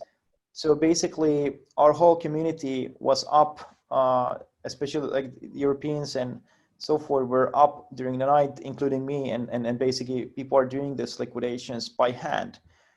Manually. So that was pretty, because you can do it from the user interface. You don't need a bot to do that. So that was like very kind of like a hectic moment for the whole DeFi ecosystem. But in overall, that was a very good stress test for the whole ecosystem as well. And I think not just Aave, but pretty much everyone did quite well. Yeah, I mean, like, seems like, you guys definitely came out stronger. So congrats. But you mentioned, I think, another kind of word that keeps coming up recently, which is congestion. How has the kind of state of Ethereum been kind of impacting your operations and your customers' kind of interactions with Aave? Yeah. The good part about Aave is that as a depositor, you basically have a couple of functions. You approve your deposit, and then you're depositing. That's it. And once you're basically done with your exposure, let's say from 3 months, 6 months, whatever is your saving time period, you basically can withdraw with one function to your wallet. So that's the cool part. Or you can just swap your AUSDC to USDC, and you basically get back everything with one transaction.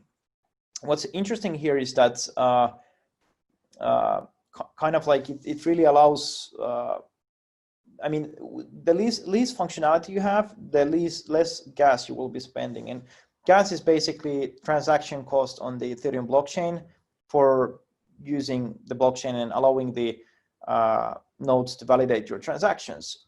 And in terms of like gas, definitely rose the prices to the extent that smaller deposits were not as profitable in terms of interest compared to bigger ones. So that changed a lot of the dynamics there. But it more affects of those trading platforms which has order books or active trading. For them, it's very important to find some other solution, basically layer 2 solution, or some way to avoid gas costs. Got it. And I guess so kind of this narrative, or kind of debate around which layer twos are the best and so on. Is this not really that applicable for Aave then, or are you guys also actively looking at different layer two solutions? I think like we're always trying to look at how to reduce gas costs. The very first thing we have done now for the version 2, we have basically refactored a lot of code and we simplified a lot of code. So simplicity is very important in when we build finance in DeFi, because complexity adds also potential errors. And in terms of that, we are also looking into layer 2 solutions and ability somehow to decrease the gas costs and have more functionality and kind of like that is something we're doing now very actively. And I think like other DeFi projects are doing that as well now. Got it. And I know we're sort of running out of time here, and obviously you're a very busy man. So I think maybe just a couple more kind of questions to you is that when we zoom out of what's happening kind of in the world right now generally, and if we now we're speaking to kind of a couple thousand students watching this, what would who are, let's say, they're considering or that are interested in starting a career in blockchain, what would your advice be to them? What to do? Yeah, I personally think kind of like personally I came from like student background into the space, so definitely like I recommend everyone to be curious and read as much as information as possible and kind of like distinguish what matters and what not, what's real, what's not, and then actually try the protocols. I've seen previously people talking a lot about blockchain without actually interacting and trying different things. Go out there, try DeFi, try other stuff, collectibles, NFTs, see what's happening there. And when you feel the functionality, you feel the opportunities as well. Got it. But thank you so much for your time, Stani, and this has been a incredibly interesting conversation. Thanks, Arthur, and thanks for inviting me. It was a pleasure.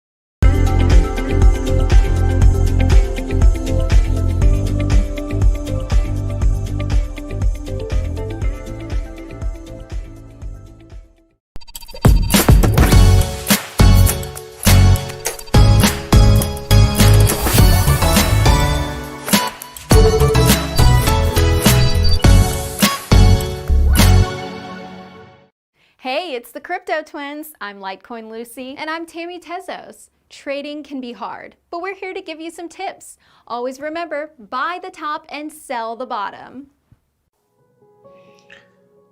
In a world full of ICO scams, vaporware, and Ponzi schemes, we wish to remember those who have passed on.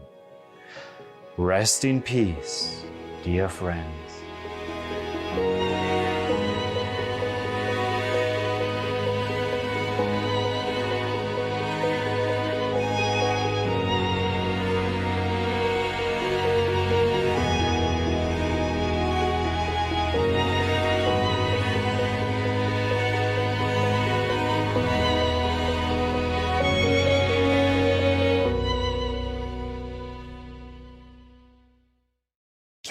This goes out to all my OG holders. Legend Gang. Coin Bros. I just woke up in the morning, check that market cap. We up. Shout out to my dog, what you barking at? What up, dog? A package at my door, man, I've been waiting. Hope the UPS guy ready for a conversation. We gon' talk about this crypto if you like it or not. Shut up, Jordan Belfort, bitches, shit ain't a stop. I'm that dude reppin' that blockchain on the block. Talking crypto with my neighbors while they taking a walk. And my girl love talking crypto with me. Got my son straight ICO picking with me. Legend gang, man, I keep it with me. Better take a long lunch if you whipping with me. We gon' talk about it, we gon' talk about the dip. John McAfee told me Bitcoin to $1 million or he gon' eat his own dick. Ever seen a grown man eat his own dick? What? No, hell no. We talking crypto, we talking crypto, we talking crypto, we talking crypto, we talking crypto, we talking crypto. Ain't no doubt about it, if you come around us, you gon' hear about it. We talking crypto, we talking crypto, we talking crypto, we talking crypto, we talking crypto, we talking crypto. Ain't no doubt about it, if you come around us, you gon' hear about it. I'll be talking crypto when I'm taking a piss. I'll be talking crypto in the Uber or Lyft. Talking crypto when my daughter's making the wish. I'll be talking crypto when I'm taking a seat on the bus, riding to a meetup. I'm talking like-minded people there to greet us. I'm talking Krispy Kremes, endless margaritas, man. I'll be talking crypto to the dude in the mall cleaning sneakers. This is peer-to-peer, ain't got time for waiting. No. This is peer-to-peer, don't need no bank statement. I got the QR, tanning for that fast payment. Ooh, that's not matching up right. We talking crypto, we talking crypto, we talking crypto, we talking crypto, we talking crypto, we talking crypto. Ain't no doubt about it, if you come around us, you gon' hear about it. We talking crypto, we talking crypto, we talking crypto, we talking crypto, we talking crypto, we talking crypto. Ain't no doubt about it, if you come around us, you gon' hear about it. Yeah, we the Coin Bros, all we talk is that crypto, baby. So if you ain't about that, get the F out my face, dog. We talking crypto, we talking crypto, we talking crypto, we talking crypto, we talking crypto, we talking crypto. Ain't no doubt about it, if you come around us, you gon' hear about it. We talking crypto, we talking crypto. Look at the camera, say we talking crypto.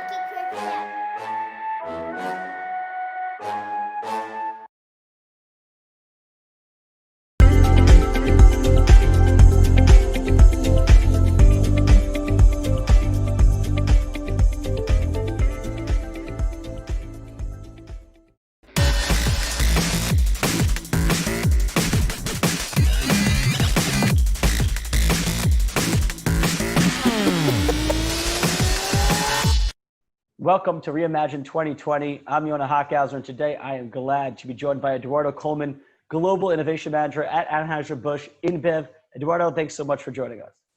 Thank you, Yona. I'm very glad to be here for the second time in less than a year. Thank you for having me again. Awesome. Let's do this every month. Now, when people think of beer and beverages, but beer, they usually don't think of cutting-edge software innovation.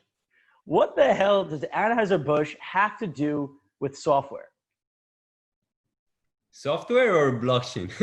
Well, let's talk about blockchain. I mean, listen, blockchain, that's the thing. We're talking about blockchain technologies. I mean, what does it have to do with beer? It's true that it's not a very clear-cut question to answer. But I think for the people in the audience of this event, I think that they can make the connections. But the easy answer, I would say, is, you know, Anheuser-Busch is such a big company. Anheuser-Busch InBev is such a big company. We, you know, brew beer all around the world. We source ingredients from many different parts, many different suppliers, many different farmers. We transform those raw materials into a beverage, a variety of those, in fact. and then we distribute those to our consumers, and we make sure that their quality is top notch and that people can enjoy it responsibly but fully. In this process that I have described, you might have noticed in a very implicit way many processes that happen, right? So there's transportation above all, ensuring that our product goes to all of our consumers and our customers that order them.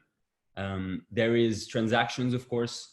You know, we do own some retail. We do also, well, have to sell our beer in a way. So we got to take care of those financials. There are processes like quality. There is sourcing, procurement from external sources, which have to be, you know, trustworthy and checked. I think that only in those couple of sentences, our blockchain experts and blockchain enthusiasts that are following us today will see that there is potential for using such a technology. Well, I mean, I think it's pretty clear now what the front runner is in terms of real world use cases so far for blockchain, which is supply chain. It does. Do you think that's because it is the best use for blockchain for enterprise, or just the easiest one that people have thought of and the easiest one to implement into traditional businesses so far? And as the technology progresses, we'll see another use case take the lead in enterprise. You know, I think I don't think it's. I think it's easy because analogically speaking, you're talking about a network with nodes, right? Supply chain is you know bringing products from one end to another while transforming them, and those products, whether transformed or not yet, have to move around the network where people take ownership for a brief period of time of the physical good that is being moved around, right? So there are very similar aspects with the technology that we are talking about, because we are talking about a technology that is based on a network, digital network, different, but a concept of decentralization and necessary, I would say, exchange of flow of a certain asset, right? Which in the case of the technology will be information, transactional information. So because of that, I think it's easy to think, you know, clear cut, you know, open blockchain systems are a fit for mapping the supply chain and creating traceability in an immutable way, thanks to its properties. So I think it's easy to wrap one's head around it. I'm not sure it's the easiest thing to do, though. It is quite a challenge. But I think that because of the reason I try to explain is why people tend to think that it is a very good fit for supply chain traceability and transparency. Well, what are some of these challenges, some of these big challenges you just mentioned? What is the hardest part about trying to integrate blockchain into, which is a bleeding edge, it's a very new technology, only 10 or so years old, it's very new. What is the biggest challenge of taking that and trying to integrate that into a giant traditional corporation like AB InBev? We have 45 minutes. I can go on for 45 minutes if you want. No, just kidding. So there's a number of challenges, right? Which is why it's interesting. Which is why, you know, we have a motto in our company is challenge accepted, and I think this is one of them. But I would say, you know, taking a couple of steps back before going into specifics. Like you said, right? It's a very new technology, and it's a technology that you know, people, I would say the people that are most familiar with it are either technologists that had some kind of prior interest or expertise in one of the big domains that intersect the blockchain technology.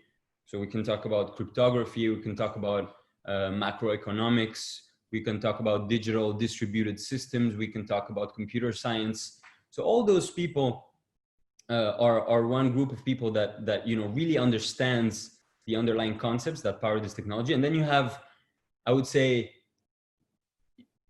fairly like younger people, right? That were in academia recently, and that, especially those that were in the STEM fields, right? The science, technology, engineering, math, because they kind of intersect again the blockchain domain. And they have done research. I'm, by the way, one of them.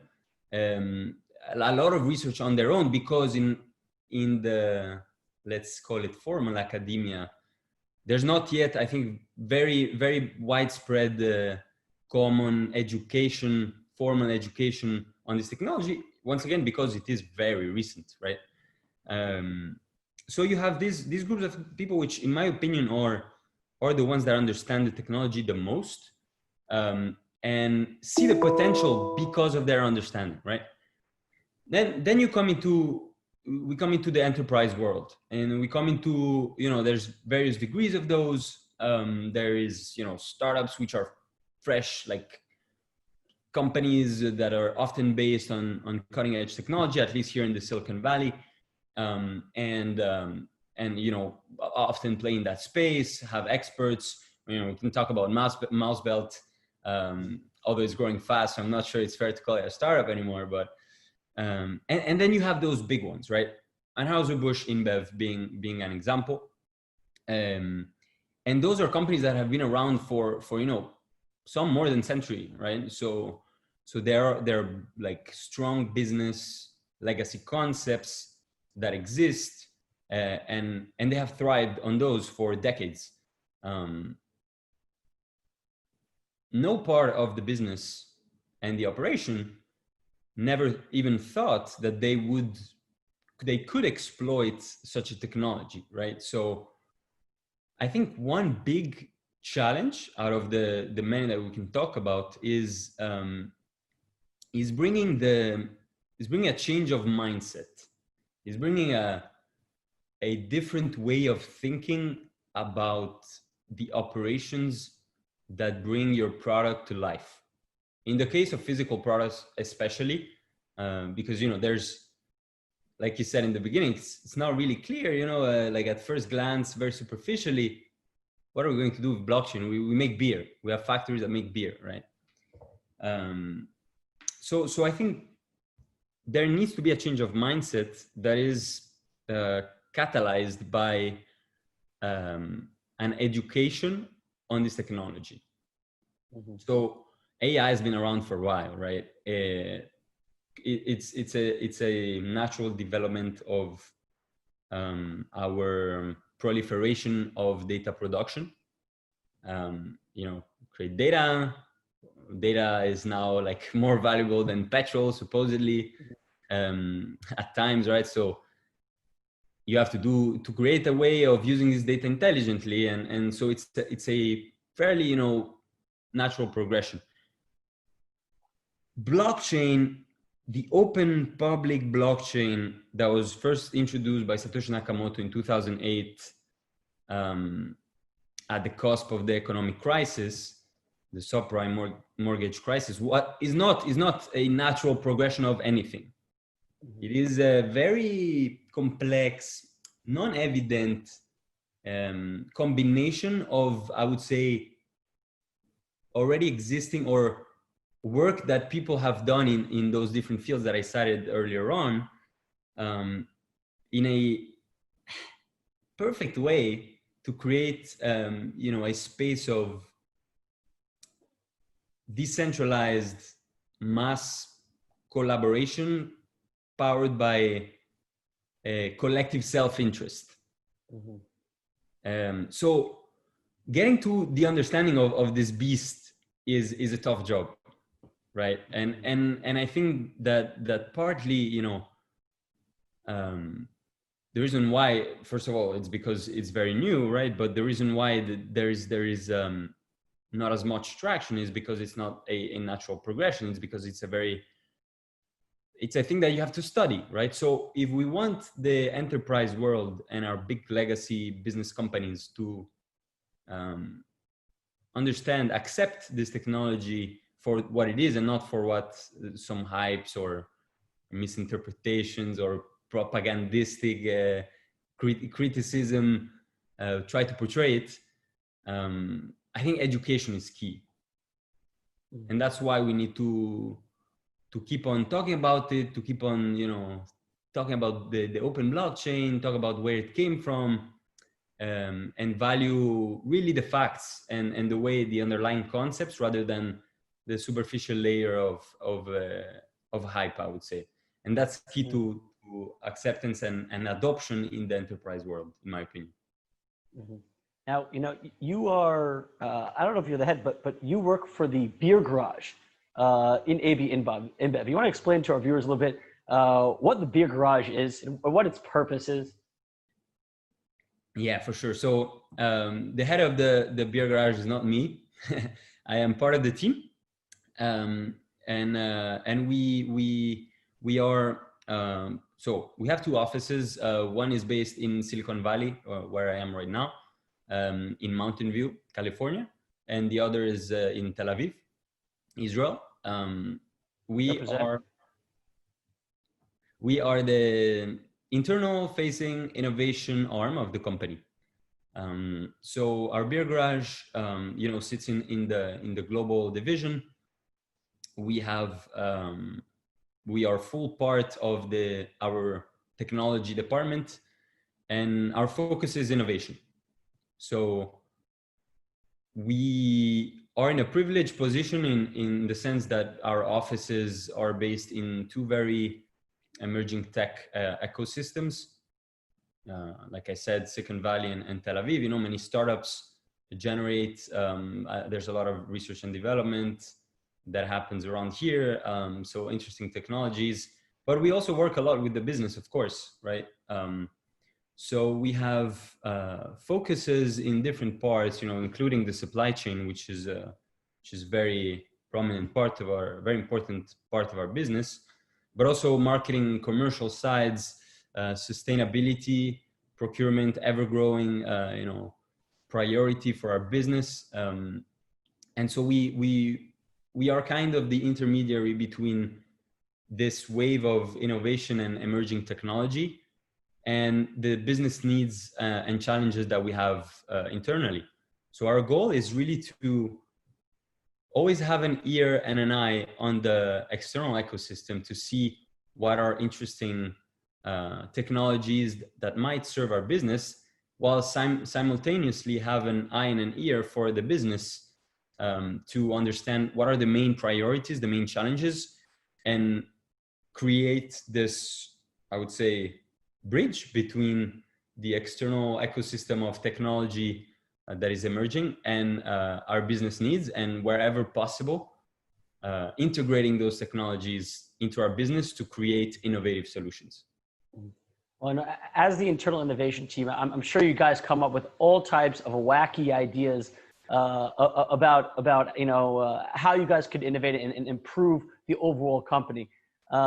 First off, what does that process look like? Is it just you and the guys and girls at the beer garage, spitballing ideas, and then then do you have to go to corporate and say, hey, this is our crazy idea, and you have to prove it, or do you guys get a chance on your own to kind of think of idea, make a proof of concept, throw it all together, and then once you actually have a proof of concept ready, then corporate hears about it? Amazing question. Thanks, Yona. It's a very good question because, like I said, right, we're kind of a little bit of this middle layer between the very fresh startups, new mindsets, the fast technology, and the big established company that has thrived for decades on legacy business systems. So it is not an evident process. We try to follow, though, a framework that we call a 6-step process. I think hugely inspired by Steve Blank's lean startup processes. So the way we do this is first of all, the team is structured in a way that we sort of help. Each of us has a focus on a department, a part of the business, right? So the ones I cited previously, you have manufacturing, you have logistics, you have marketing, you have sales, procurement, sustainability.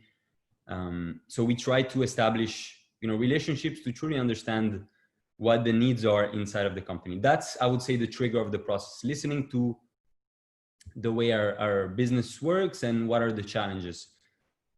Once we have a solid understanding of what the priorities are, we can go and explore the market in a directed way. We can, explore different ecosystems, go to specific events and conferences, work with a number of different partners to find the appropriate off-the-shelf products. And then we go back to our business, because this is our role, right? We service, we help the business to include innovation and create value from those. And we introduce those new solutions to the business, and then we assess the validity or appropriateness of the solution in terms of the initial challenge, right? And if it is a fit, we then, experiment, try it out, and see if everything works well. Then maybe we can scale it up to our different locations or different countries, depending on the nature of the solution, right? So this is, I would say, our heavy lifting, and I would say 80%, right? We try between 70 and 80% of what we bring back to the business comes from needs. So things that they ask us to look for or find a solution for. We still have room, though, for what you were saying, right? Finding very far-fetched ideas, based on new technologies, or based on it could be even physical products. It doesn't have to be digital, and pitch those to the business, because we think that it solves an unrecognized need or brings a unrecognized value into our business. And the last part, I would say, of our process, and certainly not least, and certainly growing, is our beer garage incubator. So throughout the beer garage incubator, which for now has been taking place in the summer, we build solutions for the business internally, meaning we don't take off-the-shelf products. We source problems or challenges internally from the company, and then we spend almost 3 months in our space here in the Valley, partnering with, bringing in talent from universities, partnering with different technical resources from the ecosystem, and creating minimum valuable products, or MVPs, prototypes, to solve these challenges that we initially sourced. And I think this is an amazing opportunity for us to do exactly what you were referring to, which is bringing in real innovation, things that do not exist, that are maybe far-fetched, if some will call it that way, but that really bring disruption and novelty inside of the company, from which we can create those mindsets that I was talking about in the beginning. So this is a little bit of what we do. And so where does blockchain fall in on that? Does it fall into that innovation, the incubator, or does it fall under the traditional beer garage? Well, I don't think that there's any obstacle for it to exist in any of those, right? I think that it's fair game to say that there is potential for blockchain projects in the build. There's potential for blockchain projects if we examine the challenges and the needs that the company has and the desires that the company has, and there is also to push products that are already made into the company that are based on this technology. If you want, I will complete your question and say where is the most probable blockchain, where will the most, sorry, I'll restart. Where will the first blockchain solution that we will have from this point onwards appear? I would say maybe in our first bucket, in our connect bucket with the business that asks us for help with certain challenges and needs. Because I think that, you know, when the business calls for a solution that will use blockchain as its core, it will be for big things, and therefore we will need a strong team and a strong group to develop those, and it has more, I would say, chance of success and survival and scale in our company rather than small proof of concepts. So far there hasn't been, you haven't received a problem yet from corporate that you think that you would say, oh, yeah, this is the blockchain one. No, we do, right? We've had a couple of blockchain, I would say, pilots that have been successful. I can name two right now that have been done in the past 2 years. One was with our partner BankQ for our ecosystem in Africa, our supply chain in Africa. It was indeed a supply chain, you know, solution for our farmers. So for our for the people that produce the raw materials that we need to produce our beer, very important. And it was about creating, giving those people a financial identity. You know, we're talking about Africa. We're talking about a place where almost 40%, I think, of the active population does not have proper access to banking.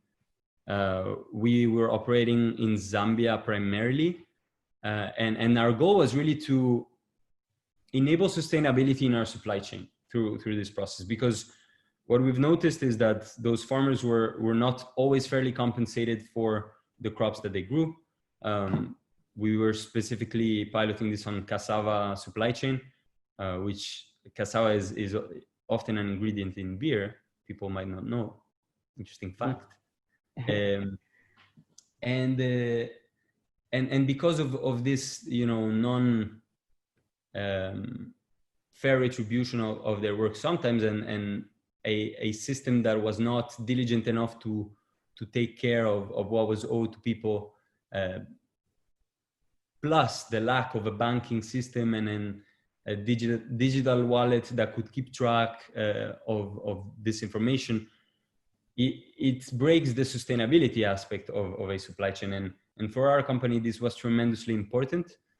So we used the BankQ solution, which is a blockchain-powered infrastructure that gave our farmers a financial identity and a way to keep track of what was owed to them, and taking care of certain types of financial payments within their supply chain. So that was a big win, and it's keeping on going, and it's bringing huge benefits. The other one that I can mention is one that we've been developing fairly recently with a company called Chainyard that has developed a Trust Your Supplier product, which we are part of the governance board now. It is a solution that it targets mostly, I would say, procurement organization, because it is a blockchain, hyperledger-based blockchain for supplier onboarding and supplier, I would say, identification. So it creates a network of suppliers with information that is validated by the network attached to each of the participants, which can be consulted by the other participants. So very easy access, trustworthy information to identify if a supplier is the right fit or not. And when this identification is done, the TYS platform enables a very fast, efficient onboarding process, very swift, you know, based on this technology. a lot less friction, a lot less bureaucracy, and a lot more trust enabled by the blockchain platform. So those are two that we have already done, and we have dedicated teams that are pushing forward for developing them inside the company and making them grow. Mm-hmm. And have you in those two and in your interactions with trying to actually get these proof of concepts and these actual pilot programs actually running, has it been tough to convince the various actors in the supply chain to take this on? You're in San Jose, you're tech savvy, you're surrounded by startups, you're used to, oh, there's a new tech, yeah, it works, you tell me it works, I'll try it out. But when you're going to Africa and there's many stops along the way in the global supply chains, is it tough to actually get everyone, all the various players on board and say, hey, this is what we want to use now to start tracking? It's a very good question. I think I'll go against your current, and I will say that, well, in the case of Africa, we had a very strong need from our customer base, talking about our internal product. So our customers were in need of a solution like that to keep track of their finances and what was owed to them, and creating a fair, sustainable supply chain. So for this specific case, it was not, I don't think it was that big of a challenge to convince people that we had a solution that was open, that was public, decentralized, and that anyone could use, neutral, to serve this purpose, right? It's precisely because of that it was a big success, because it was a big need, and it tackled a major problem. I think that in general, I talked about this example, but I'll take a step back and I will say in general, typically where there is a need for a solution that is powered by the blockchain technology, open blockchain technologies, there should not be, people should not stop at this layer of very negatively prejudiced aspect of especially crypto-based open blockchains. People should understand first what this thing will create and the need that it will fulfill and the problem it will tackle. And then there will be no resistance. There will be, because there should not be, right? However, I would say that it is also wrong to try to push the blockchain technology where it is not really necessary and it is not really needed. And I think that, this is one of the fields in which people might have some hesitation or might, block the adoption of the technology, because they're like, really, do we need it? Isn't it over-engineering this problem to use blockchain? Couldn't we just use a database, right? Especially if we need to control, if we need the data to be centralized and to control it, then why do we need to create a blockchain if we have like 3 participants where one is the major source of the data? It doesn't really make sense. The other side of the medal, I would say, is when you have a company that is willing to use blockchain for an application, but perhaps has not sufficiently, and I'm just saying a company because I'm not talking about Anheuser-Busch, but could be any,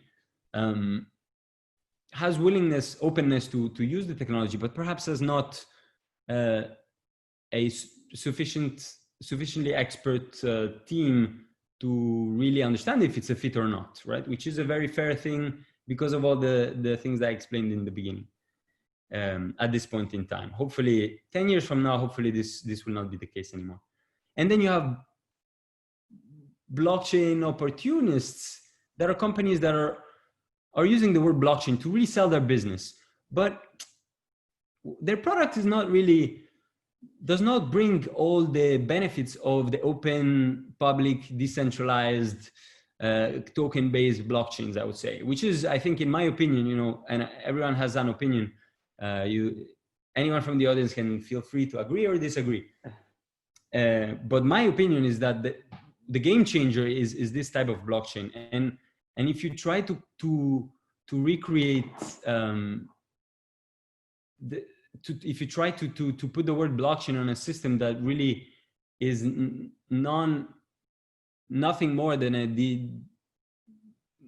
database that has multiple accessors to it, then there should be resistance and there should be opposition, because this is not the game changer. We need to focus on the game changer, especially in enterprise, because it has so much potential. Bringing in those like solutions that really deprive the entire concept of this decentralization, of you know, selfless trust in the network, and that have to rely on just, oh yeah, we have a you know, a set of a company that is our validator. Well, that is really bringing back the initial problem, which is the need for an intermediary, right? We're not creating this intermediation. We have to rely on a company that has to validate the information on the nodes or the transactions that go in the network.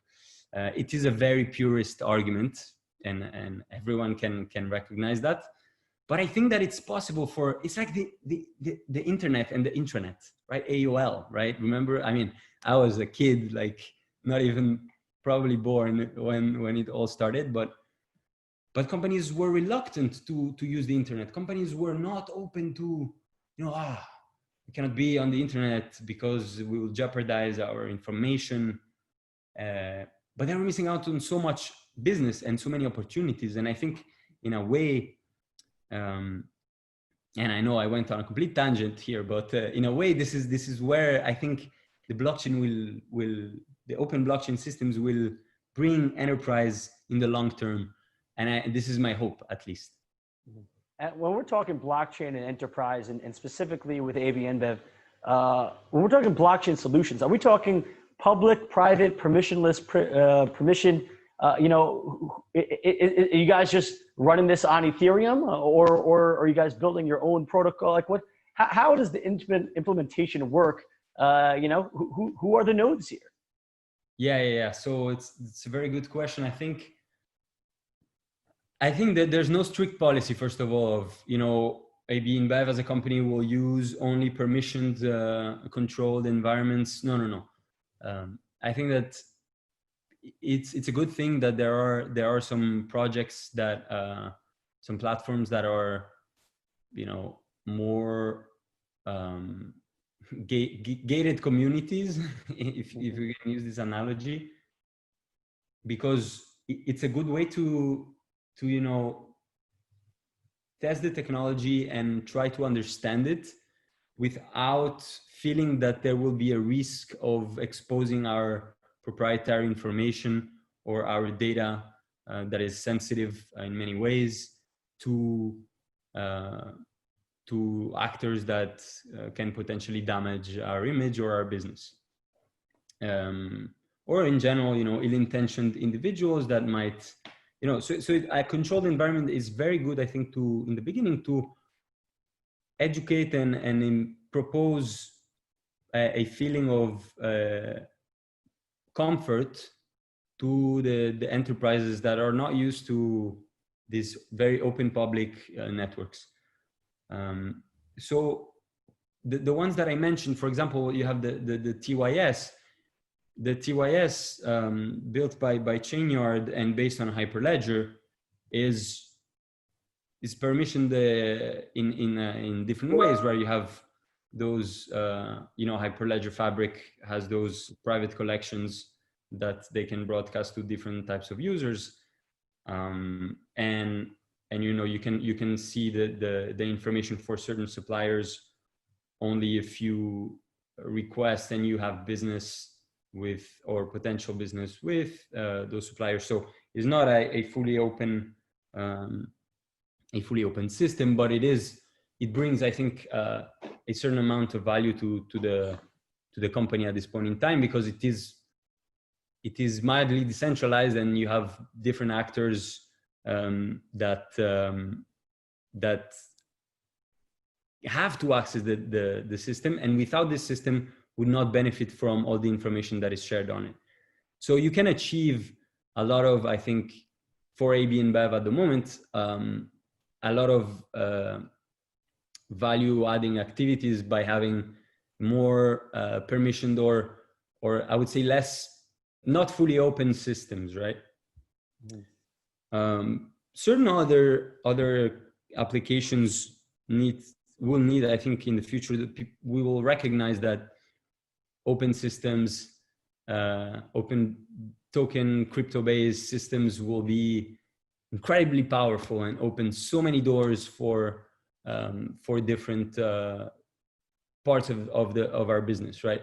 And I think about, I'm thinking very far ahead. So there's no underlying project yet that is going on. But if we think about a futuristic supply chain, I think it was in one talk that Andreas Antonopoulos gave a few years ago. I cannot remember exactly where he was there, but talking about a society based on the blockchain technology. So thinking about supply chain, you would have trucks that travel with a load, and they will have beer in kegs or whatever products that first of all have all their trace back to their farmer if we want to know where they come from, but those trucks would transport the load, and there would be a blockchain system that would be able to, thanks to IoT and other gateways to objective information, track every mile that is traveled by this truck and identify, thanks to GPS systems, which of those miles are effectively on the route that is supposed to bring the truck to the destination. And if it deviates from the route, then you can stop charging the customer for the part of the route that was deviated, because they did not mean to they wanted the most efficient. So things like that, where you would have smart contracts that get triggered at every mile. You would have smart contracts that are governed by the weight, the load, the weight that is carried in the load of this truck, would immediately trigger objectively, could also settle the balances much faster, because we're talking about, if we had a cryptocurrency that was specifically for logistics industry only, right? We could think about the settlement times, and there would be less need for long credit periods. It would revolutionize really the entire business, the entire industry, and it is very different. You need imagination to think about how the society would work in that context. But I think somewhere there, I think it's possible for us to end up in a society where really blockchain achieves its potential. Mm-hmm. And you mentioned a crucial initials there, IoT and Internet of Things, which I think together they really complement each other, because blockchain is really, really incredible at making sure that the data you have is not manipulated or changed and can be trusted, but it still has the same problem of taking data, inputs and outputs is still the weak point for the system. And I think with the advancements of IoT, if you could have secure and reliable data inputs from IoT, so you have your inputs are good, you have a lot of data coming in into the blockchain that is correct and secure, and then once it's on the blockchain, that's obviously the best way to store it trustlessly, securely, and all the pros. And I think they really do make a great combination, like you mentioned, to have sensors on the truck, and then combine that with smart contracts that could then activate based off the data from the IoT. The skies are the limit, and who knows what the futures holds. So that's my next question to you. you're seeing a ton of innovation. I mean, you're there, you're global innovation manager. You're probably seeing a ton of really cool projects at the Beer Garage. And we don't, when it comes to blockchain, like you see this with IoT, different technologies could affect each other in ways that we can't imagine. So besides blockchain, what is the coolest thing that you guys are working on right now at Beer Garage that you're allowed to speak about? I mean, I don't want to put you on the spot, but they're like, oh, this is really cool, because who knows, it might connect somewhere down the road. Yeah. I think you're right. We have a lot of exciting, projects and avenues. Let me think. I could talk about a supply chain traceability project, but I think I've spoken a lot about this already. Let me think about a cool project. So it doesn't have to be blockchain, right? No, it doesn't have to be blockchain. As you see, things are interwoven. We have tech is always cool. How about, listen, this is what I want from you. Okay, listen, you said that your guys' job, all right, is that people come to you with the problem and you guys create a solution. Here's my problem. Okay, I'm sitting on the couch. My beer is in the fridge. I want that beer delivered to me. How come you guys have not figured out some sort of delivery system, right? You're talking about supply chain. I want a supply chain from my fridge to my hand. How have you guys not figured that out yet? Like a Zumba or something? Are you guys working on that? There is, right? But I would say not so much from your couch, more from the warehouse. So say you're in the warehouse and you're you're packing, you're helping to create the packing for the truck, the pallets. There's the palletizer, you're supervising that, but maybe you forgot that there's an additional product that needs to be brought, and the truck is there and ready to be loaded.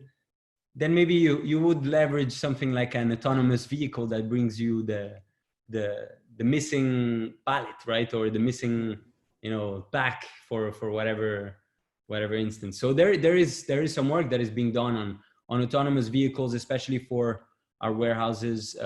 There's interest in that space, and of course it will bring enormous value because those machines become very reliable, reduce the variability, unless they need maintenance, which can be also programmed and planned for.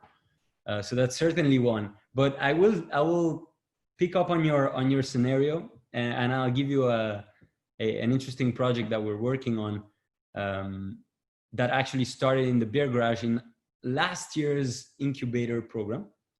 And it is about, so you're sitting there, suppose we already have developed the autonomous robot that will bring you the beer. So you sit there, you open your, let's say, Budweiser, and you drink a Budweiser, and you're like, ooh, this Budweiser tastes weird, right? We don't want that.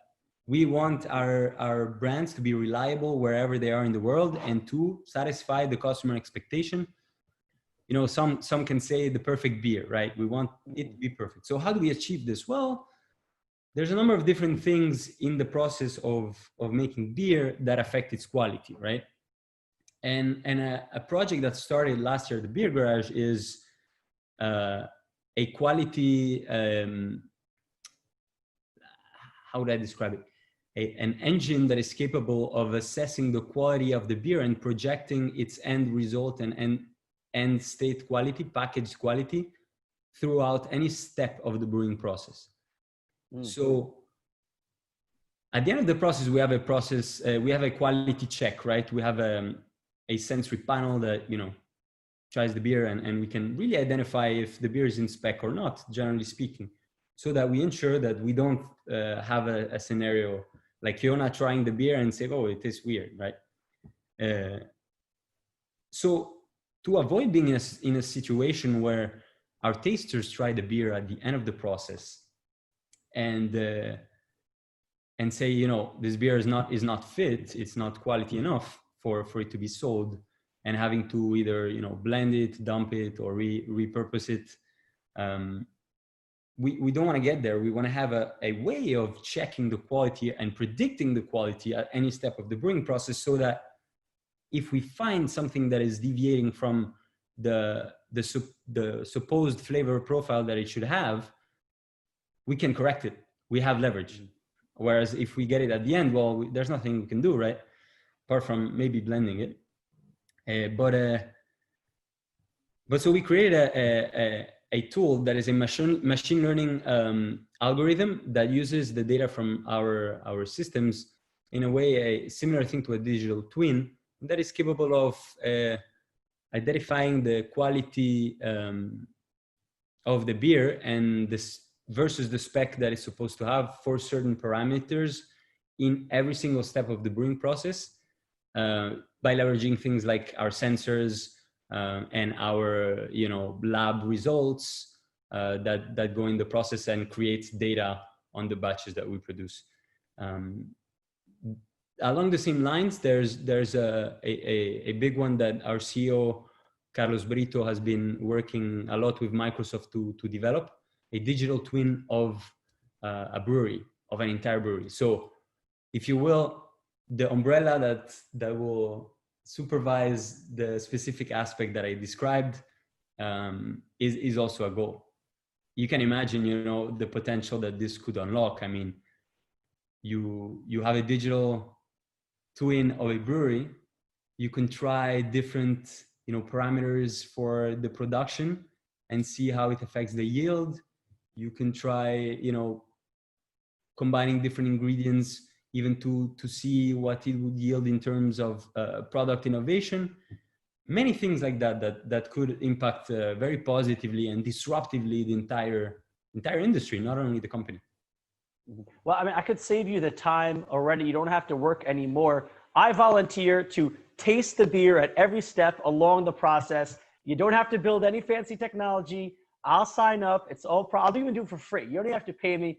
I'll taste the beer, assure quality control along it. In the meantime, this should free you up to start working on downscaling that autonomous vehicle so it can fit in my apartment and it can get me a beer from the fridge.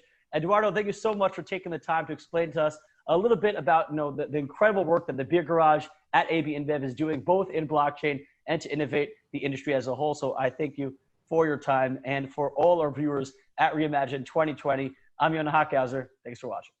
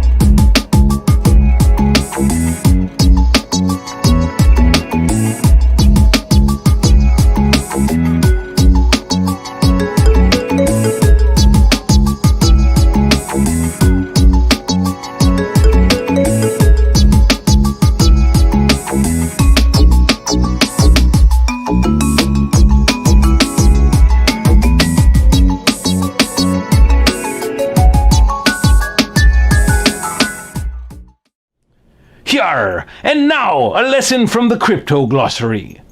Bear whale. This is the name of a trader with huge financial opportunities who is pessimistic about some cryptocurrency and expects its quotes to fall.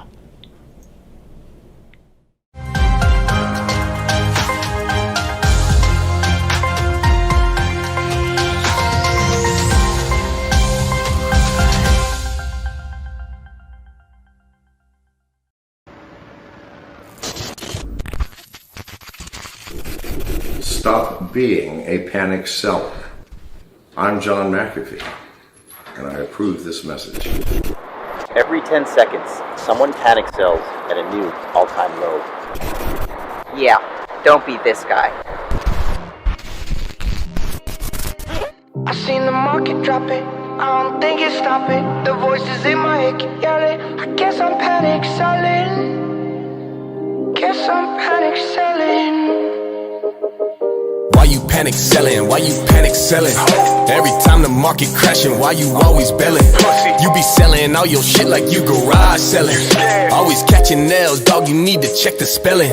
Panic, panic, panic, panic. I thought I told you about the dip. Every time the market dropping, why you always jumping shit? You be buying at the highs and you never stick to script. Then you selling at the lows, dog, you wasn't built for this. I seen the market drop it. I don't think it's stopping. The voices in my head keep yelling. I guess I'm panic selling. Panic, panic, panic, panic. Guess I'm panic selling. All I see is weekends, weekends. Fuck, I need some money for the weekend. Why you panic selling? Why you panic selling? Why you panic selling? Why you panic selling? All I see is weekends, weekends. But fuck, I need some money for the weekend. Why you panic selling? Why you panic selling? Why you panic selling? Why you panic selling? Pussy. Panic sell, crypto crashing, no one laughing when it drops. Need to stop pulling stocks just to make up for the loss. I'm losing my mind, didn't see the signs. Crypto going down, got me feeling like a clown. What the fuck's happened now? Can't buy another round. I took a meeting now, had a panic sell. What the hell I'm gonna do now? What the fuck's happened now? Can't buy another round. I took a meeting now, had a panic sell. What the hell I'm gonna do now? I seen the market drop it. I don't think it's stopping. The voices in my head keep yelling. I guess I'm panic selling. Panic, panic, panic, panic. Guess I'm panic selling. All I see is weekends, weekends. Fuck, I need some money for the weekend. Why you panic selling? Why you panic selling? Why you panic selling? Why you panic selling? All I see is weekends, weekends. But fuck, I need some money for the weekend. Why you panic selling? Why you panic selling? Why you panic selling? Why you panic selling? Pussy. I seen the market drop it. I don't think it's stopping. The voices in my head keep yelling. I guess I'm panic selling. Guess I'm panic selling.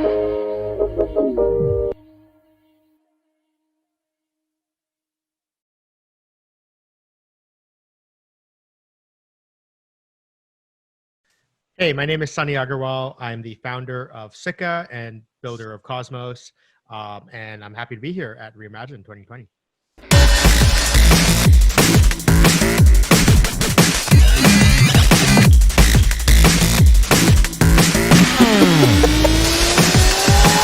Hello, everybody. Welcome to the second edition of Reimagine 2020. I'm going to be one of your hosts today, Adam, alongside my co-founder and CTO of Mousebelt, Galen Danziger. How you doing, Galen? Oh, hey, Adam. Happy to be here. All right, all right. So glad to have all of you join us for another exciting discussion. Super excited to have our guest today. I feel like he's a pillar of the community and one of the bright minds in the space. So without further ado, let me go ahead and introduce you to Sunny Agarwal. How you doing, Sunny? Hey, thank you so much for having me on. Cool, man. Cool, man. So for the audience here that may have missed the first conference back in May, please visit ri2020.io, or you can visit the Reimagine 2020 YouTube channel for all 70 plus interviews with industry leaders speaking on blockchain, crypto, market insights, and trends. So feel free to check that out if you missed anything else. But without that, let's go ahead and kick this thing off. First of all, again, Sunny, thank you for taking the time out of your day. Thank you for joining us. This is Reimagine 2020. Appreciate you coming down today. Thank you. Yeah, it's been great. I mean, I love chatting and sharing my love of blockchain. And it's hard to do that with the lack of physical conferences these days. So happy to use the internet as we should be to communicate that with people. And that's our goal, right? I'm a big fan of a show that you're on, Epicenter, which we'll talk about later down the road. We've hosted you and the Cosmos community at our office here in San Francisco to do presentations a couple of years ago. So I'm a big fan. I'm glad, I was able to connect with you and have you join us. But let's go ahead and kick this thing off. We have a lot of students and developers, entrepreneurs, founders, tuning into this conference right now. And, tell us about your journey prior, not up, up until UC Berkeley, and we'll get into that shortly after, but tell us your journey prior to blockchain and how'd you stumble into it? Yeah, sure. So, I've always been really interested in politics, but at the same time, I was always really interested in computers. And so back in high school, I used to do a lot of robotics stuff. But when I got to Berkeley, I started studying computer science, but I was also doing a minor in political economy.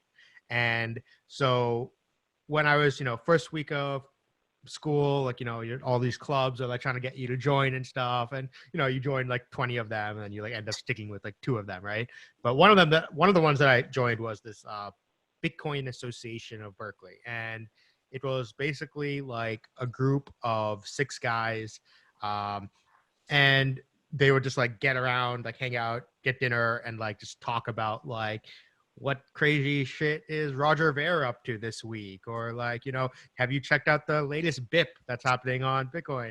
And like, it was something I was like, it was way over my head. Like, I remember I walked into my first meeting. I think I joined the club like maybe like a couple of weeks after the beginning of the school year.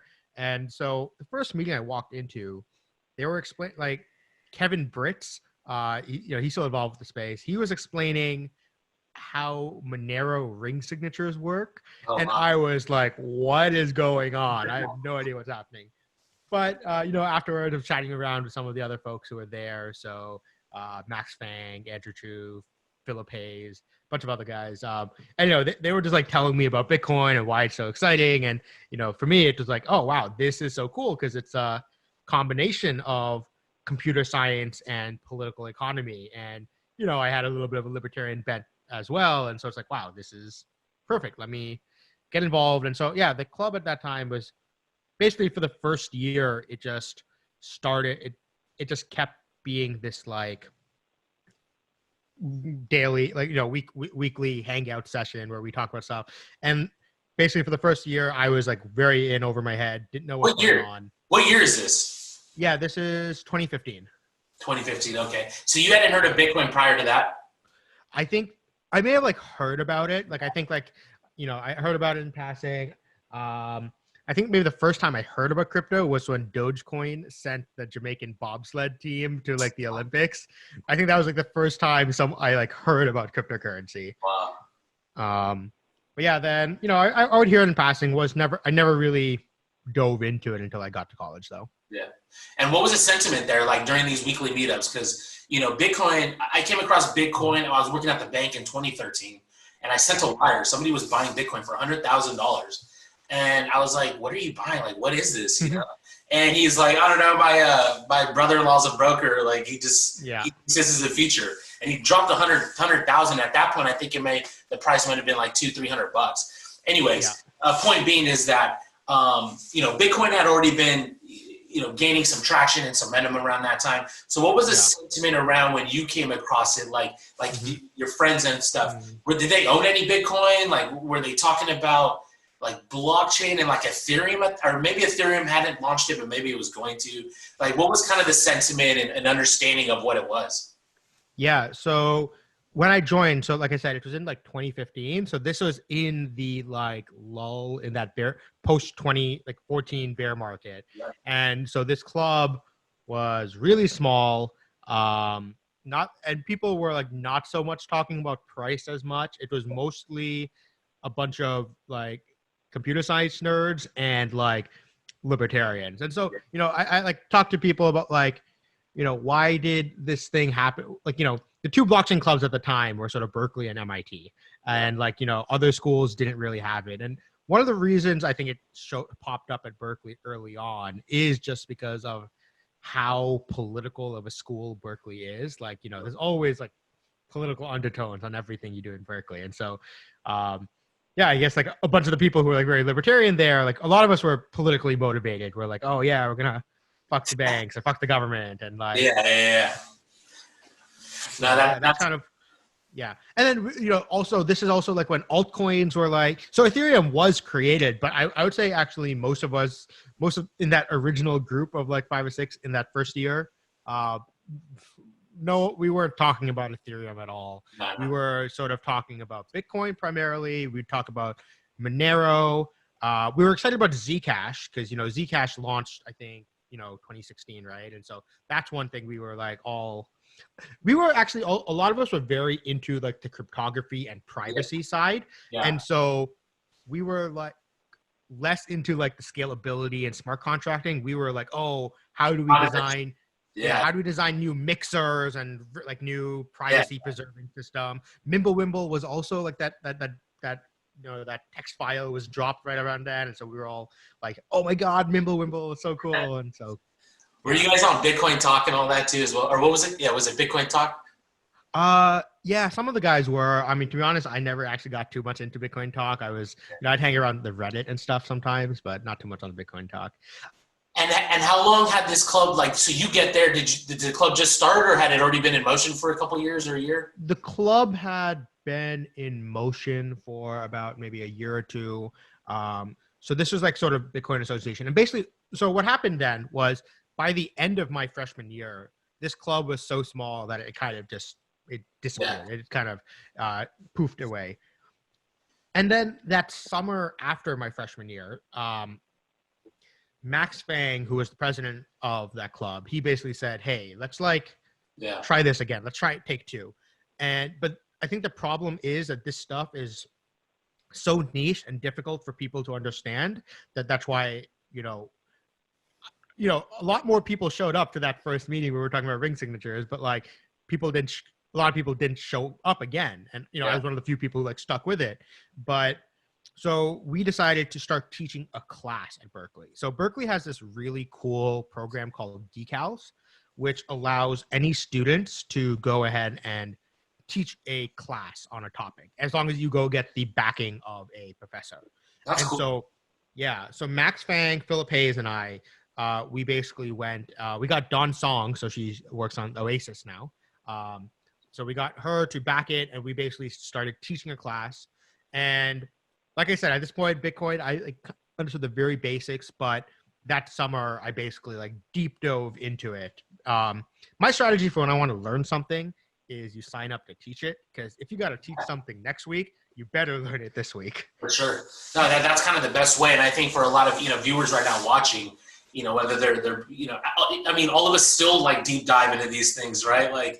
Even prepping for all these interviews, helps me kind of relive and understand a lot of the speakers that I'm dealing with. So just even researching who I'm talking to lately is just great. I'm like, yeah, I'll do it, because then you start going into the protocol, then you start breaking it down, and that's one of the best ways is to kind of chat. So this club kicks off, and then you are a co-founder at Blockchain at Berkeley, so maybe you want to touch on that as well.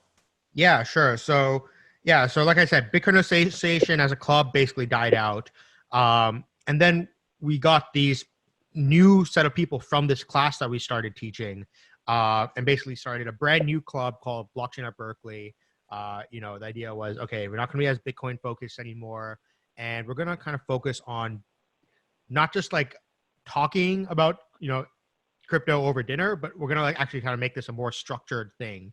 And so we kind of created this new organization. We had a education department, an R&D department, and a consulting department. And so the education department, we kind of focused on doing a lot of the, teaching those courses, and, those courses are still taught up to this day at Berkeley. So, they've been taught for it's been at least 8 semesters now.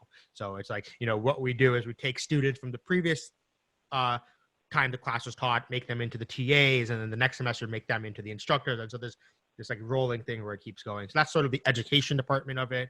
Then there's the R&D department, where we'd sort of be working on sort of new projects and really focusing. It's almost, I would call R&D almost advanced education, where that's where we'd be doing these white paper circles and sort of, going into much more advanced stuff. And then we had the consulting department, and that was really great because it gave a lot of students an opportunity to work with some really great companies on talking about and helping them integrate blockchain and being able to explain the stuff to industry, which is. How is the support of the school? Because I know it's kind of separate. Obviously, they support you to teach and all that. So there was support, but I think Galen and myself have visited tons of schools and talked with professors and faculty, and some schools are further along. Some are just getting their wheels going. What was that the support like from Berkeley? Obviously, they were fully supportive. Was that pretty easy? They were sort of passive. I mean, so one thing about Berkeley is that Berkeley is a big school. Like it is a huge school, and I would say to Berkeley, it's just like another club. They're doing their own thing. We would get most of our funding sort of from the consultancy projects that we did. We had and I bring this up because there might be students in one of these range of advancement of these schools where like they have a program or they don't, or they're in the middle. So it might just be insightful for them to see like kind of the nitty gritty of you're right, funding, right? And I know you guys will get into it right now, like you're working with clients and stuff, driving revenue. Anyway, so go ahead. Yeah, so exactly. Yeah, we were able to find clients and basically, so I would say, the people who originally start the thing, there needs to be like some level of altruism. Like the early guys who started this club, myself, Max Fang, Ronan, John Allen, like we were all like, let's make this into like the best educational platform for blockchain. And so that was our original motivation. And then as we grow, we need more funding. And that's when we started doing these consulting projects, and that gave in revenue, and that helped subsidize some of the other departments like education and R&D. And it's great to have at least find one professor who can sort of be your conduit when talking to the university. Because when you're a club, it's hard to talk to the administration. But when you have luckily we had sort of two professors who were really helpful for us. One was Dawn Song. So she works on Oasis, as I mentioned. And I want to touch on that too after you get through this. Yeah, because that's pretty cool. She has a big time project as well. Yeah. And then the other was Alessandro Chiesa. So he's like, he wrote like the ZK Snarks paper, and he's one of the co-authors of Zcash. And so so those two professors, like, basically gave us a good way to talk to administration. So like someone on the inside, someone on the inside, exactly. An ally. Yeah. So that I think that's really important. And and so that's sort of how the club started. And so basically what we were able to do was get the people from the class. So I think the first semester we had about 80 people in the class. Wow. We were able to take about the top 25% who were like interested and like make them into the initial club members. And so having this like pipeline of like education towards like to get the classes to get people interested and like basic level of knowledge, and then after that it's like the people who are interested, then you funnel them into the club. Yeah, it's a little vetting process, kind of gauge their interest and then see who really wants to take it further or not. And that's great. And it seems like obviously you got a solid team, like they've been rocking for a little while. Tell me a little bit about how you started engaging clients. I mean, you took on some big names, right? Some big corporate clients, and that's pretty. To go into this student-ran organization, right, and leverage them and pay them like on a monthly retainer, it's pretty cool. So, like, tell me that process and experience. And were you in on those meetings?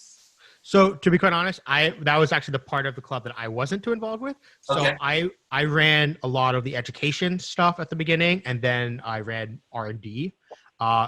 The people who ran consulting were Ronan and John Allen. Yeah. So they were kind of really focused more on bringing in those clients. But, But they leveraged you, right, in your research, right? Exactly. What we were able to do is like solutions. So we took the material that we created for the student course and adapted it to be sort of what we called it EdCon, like education consulting. So, we had to modify that material quite a bit where like, when we're talking to students, we're explaining to them, okay, this is how the hash functions work.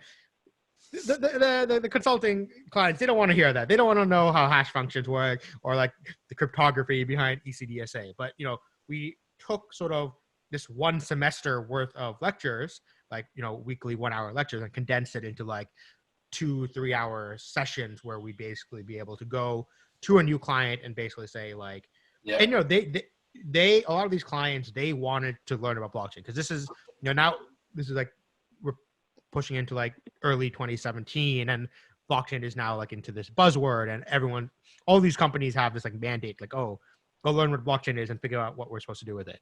And so, a bunch of students show up and we're like, hey, we'll give you a free like 2-hour session explaining to you what blockchain is. And they're like, okay. And it's always nice to have a good name like UC Berkeley behind you. And so like, yeah, sure, we'll do that. And we do that 2-hour session, get them interested. Now they get the basics, and then we're like, okay, schedule a follow up with us. And now we can figure out how do we start, what can we start doing with you, like what your company's needs, and then how can we start building a POC with you guys. And were you guys building that out too? So you design it, architect, the specs, and then also integrate and implement it? Yeah, it would usually be sort of more at the POC level, not at like the production level, but yeah. No, that's cool. And so, you've also worked with Professor Song, so Don Song, who runs Oasis. I wouldn't spend too much time, but like, how was that working with her? Because she has a major project. Yeah, that was pretty good. I kind of wanted to do a little bit more on the research side, and so there I did a project with Don Song. It was called Lucky Chain. So it was sort of this. I don't know if you've heard of the Intel's proof of time. It was sort of like an early version of that, where it was using SGX Intel SGX, which is like their trusted hardware platform, to replace a lot of the functions of proof of work mining. To be honest, in retrospect, it was sort of a silly project. But what it did was it gave me sort of my first interaction with building a blockchain. And what's funny was, I was like, I don't know how to write P2P networking and yada yada. And so what we did was we actually just used IPFS as sort of the base layer of our blockchain, which is actually an interesting architecture that I haven't seen anyone do, but it's actually kind of cool to just use IPFS as your like base layer of a blockchain and then build a consensus system on top of it. So I guess I got really involved with. So to be honest, the SGX stuff was like kind of a bit over my head as well at the time, but I got involved with IPFS then. I got really interested in that. Then from there, I got interested in a lot of different storage solutions. I gave a white paper presentation on Storj at the time, posted that online, and that got a lot of like traction and stuff. And so from there, I'm like, wow, okay, people, so far I'd mostly been presenting blockchain stuff to people within Berkeley. But after I posted that presentation online, I'm like, oh, wow, a lot of other people are watching this. Yeah. And so I'm like, oh, let me go ahead and actually sort of do more of these. We started posting more stuff online and getting a lot of more and more eyes on it.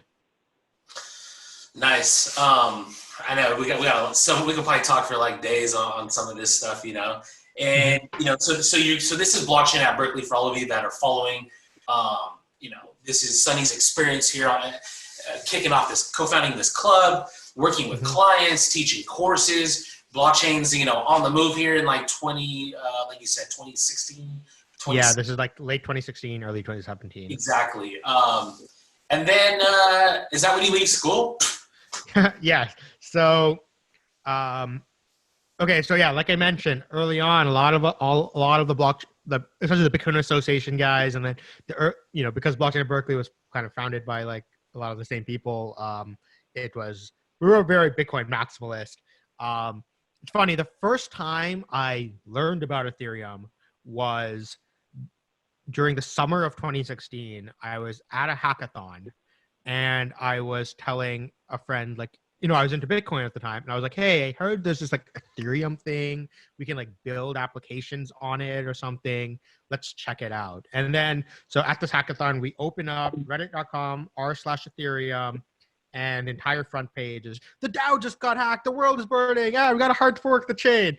So I found out about Ethereum the day of the DAO attack. And so I open, and so I'm like, okay, I don't know. These guys are crazy. Like, they're talking about hard forking chains, and I'm like, I closed it, didn't look at Ethereum again for like another 8 months. So when I finally got into it again was at Blockchain at Berkeley. We used to do these meetups where we'd get people, guest speakers to come in and teach as well. And so we had, what's his name? Anthony, from Digix DAO. So Digix was like one of the earliest Ethereum projects. And so he came in and basically explained okay, this is what Ethereum is. This is what smart contracting is. And he gave me sort of my first like, okay, wow, this is actually kind of interesting. And so that summer, so this is now summer of 2017. I'm like, okay, this Ethereum thing seems interesting. I want to kind of learn more about it. And so I started interning at Consensus. While I was at Consensus, I met this guy, Nate Rush, and he and I just really hit it off, and we sort of became super close friends, and we both spent the entire summer just like deep diving into proof of stake, and just like we had this thing where like every day we'd read a white paper and then go like discuss it the next day. And it got to the point where like I was more interested in that than like actually doing my work at Consensus. And so basically midway through the summer, I basically like left my internship at Consensus so I could just keep learning more, like reading more white papers.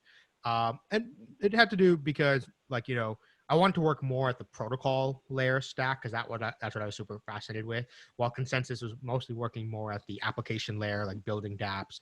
And I was just like, so me and Nate, like, you know, we were just both obsessed with proof of stake. We like fangirled over Vlad Zamfir.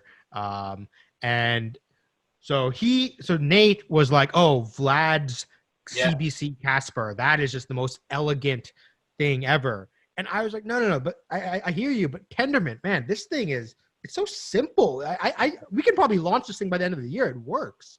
And so, you know, Nate ended up working with Vlad for like 2 years on CBC Casper. And I reached out to the Tendermint team and I'm like, hey, Tendermint sounds so cool. How can I help you guys build this? Yeah. And then they were nice enough to reach back to me, and they also mentioned this whole Cosmos thing that they were building as well. So when I reached out to them, I did not realize that like I knew Tendermint as this like proof of stake consensus protocol. I didn't realize that they were like the same team as this Cosmos network idea. Yeah. And then they explained the Cosmos network to me. I'm like, oh my God, this just makes sense. This fits all the issues like I saw with Ethereum during my time at Consensus. I'm like, oh, this actually solves a lot of them. And so I started working with them for the summer.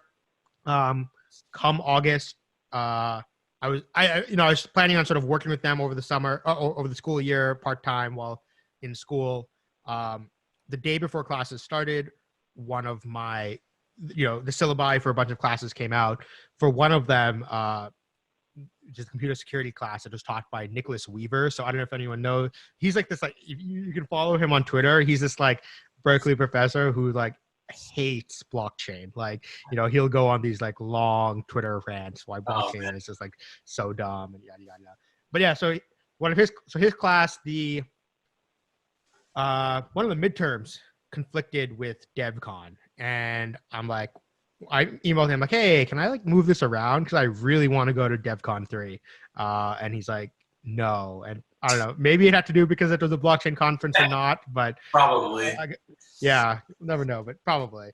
But I'm like, fine, okay, then I just have to drop your class. I want to go to DevCon. I'm like, you know what? This is just gonna keep happening. Like school and the stuff I want to do is gonna keep coming into conflict. So screw it. I'm going to drop all my classes. And so I dropped out for the semester. I convinced my parents being like, hey, I'll go back at the end of the year. Were you learning more? But were you learning more of computer science? I meant to ask you at the beginning, but it's kind of too late. Yeah. Were you learning more obviously during this? You taught it. You're reading every day. And for all of those watching, like even to this day, all of us in this space, like continue reading blogs, articles, research papers, like it's just like never ending, right? Mm-hmm. Yeah, I was learning a lot more, and it was like a sort of a different type of learning. I working with the Tendermint team, I started learning a lot more like just software engineering stuff, and just like deep diving these consensus protocols. Right? There's been this whole new like so many consensus protocols, but at the time, like, you can spend like 2 months and like read like the corpus of like consensus protocol literature. And if you spend some time doing that, you can pretty quickly become an expert in consensus protocols, really. No, that's cool, and I think Galen's chomping at the bit here, but we're kind of getting up to the nitty gritty. Before I get into we'll get into the technical side of Cosmos and your project coming up. You know, I want to touch on projects that what excites you right now out, you know, whether it's on Ethereum, whether it's in the Cosmos ecosystem, or just other projects in the DeFi space. Before we get to that, you have like an interesting kind of quick human history, right? That kind of probably applies to this blockchain ecosystem as well, starting from like small villages and like economic freedom, you know, with constraints from political restraints as well, and those kind of diminish, and you can have one or the other or both, whatever. So yeah, if you want to give some insight into that kind of your little spiel, it's great. Yeah, sure. And it kind of also plugs into why I got into Cosmos, like I mentioned, where I thought it solves a lot of problems. So, you know, the story I like to tell, you know, I'm clearly not a professional, what's the word for like anthropologist, right? But this is my toy history of of civilization, which is, you know, we started off in these like villages and kingdoms, you know, relatively isolated tribes, and, you know, sort of off on their own thing. Then what we realized was the larger economic integration leads to economic growth. And the way that we figured out how do we get economic integration was through empires. So you had, you know, by forcing an empire, you get all these things like, you know, standardized measures. You get, you know, basically within an empire is sort of like a free trade zone, essentially. You get and, you know, fundamentally it gets to the point where it's like, all right, you don't want to trade with us. All right, well, I'll march an army on you and make you trade with us. And the whole like mercantilist system was essentially that. And, you know, this empire world lasted for like, you know, 3,000 years. Then, but, you know, it comes with all these cons of empires. You know, they're very hard to maintain. They're very, like they're unstable. It's not great for the people living in them because you're basically subjugated and you have to like pay taxes to the capital. And basically, you know, all this reached a head in like the 1800s, 1900s as weaponry became so powerful that like the empire model of civilization became so disastrous. And so basically the great invention of the 20th century from like a socio-political standpoint was this idea, hey, can we do large-scale economic integration without large-scale political integration? So allow people to have like politically distinct cultures, like this whole concept of nation states, but still have economic integration. And we did this, and that's what we have today. We have this world of nation states, but we still have a large global economic system. And we did this through a couple of different technologies. So some free trade zones and like institutions like, you know, the World Bank and the IMF that basically helped make free trade be a norm globally rather than the exception. Or, you know, at least freer trade, not a mercantilist system. The other is like governance systems like the UN that like, you know, it's not a global governance, but it's like a system where people can meet and discuss. The other one is, which I'll come back to, which is important, is containerization. So I don't know, people probably don't think about this too much, but probably one of the most important inventions in like human history was in like the 1970s when they created shipping containers. So if you ever go to like a shipping dock, like, you know, if you're near the coast, you go there, you see everything's in these like metal containers, the ones with like their little ridges. And this was basically this standardization process that happened in the 70s where they said, okay, you know, it's really annoying to like load, let's say you're loading barrels of oil onto a ship. It's like, oh my God, this is so annoying. But we decided, okay, we're going to put everything into this one standard container, and every ship in the world will be designed to carry this container.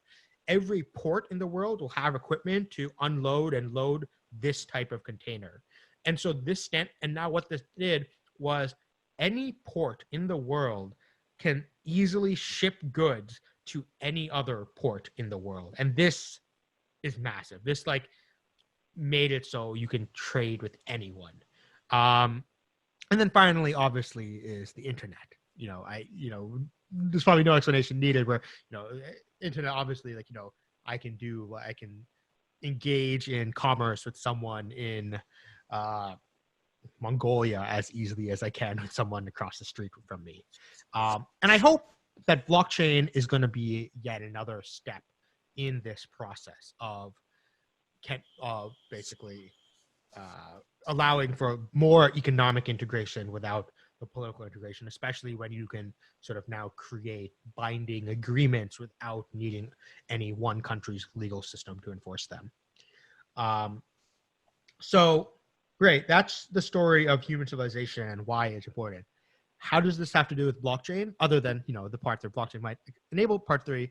But the other sort of analogy I see here is it's very similar to the development from Bitcoin to Ethereum to Cosmos. So Bitcoin is this V1 of civilization where you get all these different villages, like who all are doing their own things. You had Bitcoin, which is like sort of the big one. But then you have all these other chains, like blockchains. So you have like Sia Coin, which is focused on storage. You have Namecoin, which is focused on namespacing. All these like different applications on their own blockchain. But the problem is, how do I want to buy a DNS name on Namecoin with my Bitcoin and point my Sia storage to like have it point to something I have stored on Sia. That composability and integration just isn't there.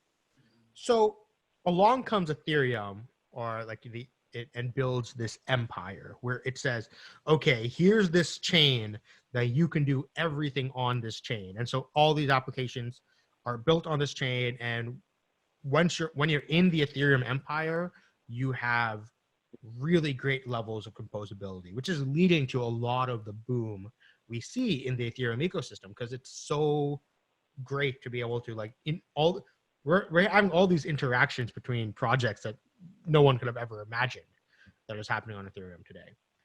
But what you lose is the political like separation, where you get all like I said, empires are unstable. They don't scale because human coordination doesn't scale. That's what we see with Ethereum. It's not scaling. Both from like from a technical standpoint, it's not scaling, but it also just doesn't scale from like a political standpoint either. And what you mean by that and Galen, you've touched on this too, like how Bitcoin, I forget like the core development, they focus on one thing. Ethereum has like various proposals and like, trying to decide what the next, feature should be added in. And that's kind of what, for people watching, like the political aspect, the governance, kind of maybe gets bottlenecked a little bit. Right, Galen? You brought that up before. Some of the issues. Ethereum has a really massive amount of developers all working on their own thing. And sometimes it does combine into new features and some pretty cool stuff. But it's many people all working on independent things that seem to eventually combine together and make some cool features. But it seems less like singularly directed as some other blockchain. Mm-hmm. And going back to your point, Sonny, on like some of these unstable things and like the human capital that's required to move things forward or not, decisions. Yeah, upgrades are much harder on Ethereum because of the large scale integration. And what happens is when you do upgrade, some things you might break something. So this sort of happened on the most recent upgrade of Ethereum, where they changed the gas pricing for some of the opcodes on Ethereum, but it broke the Aragon smart contracts because Aragon sort of expected the contract, a certain gas pricing to happen, but it changed from under them. And it's really hard in this like large empire, like one chain to rule them all kind of model, to have changes that as the stakeholders and users of the system grow, it's hard to make changes that can take into account the needs of the entire system as a whole. And like also what I mean, also it comes to things like, the parity multisig bug, right? Like there's the parity wallets got stuck. It'll be nice to have been able to hard fork to solve it. Really, I know I'm generally of the opinion that, look, if we hard fork to undo the DAO attack, it doesn't seem unreasonable to also hard fork to do this. But as you get these like more and more complex system, it basically, I think Ethereum is unhard forkable today because it'll just break so much stuff that and like, who, okay, the question is today, let's say there's a contentious fork of Ethereum. Who gets to decide which fork is the right one? I'd say it's like probably like Circle. Like, they get to decide which side of USDC is correct, right? Which one is redeemable. And so whichever side they say for USDC is correct, that's sort of going to be the Ethereum that matters, because like so much of DeFi is dependent on USDC. So it'll be kind of like, so that's sort of what I mean by political unscalability. Which kind of leads into Cosmos, right? And kind of what you guys have been working on.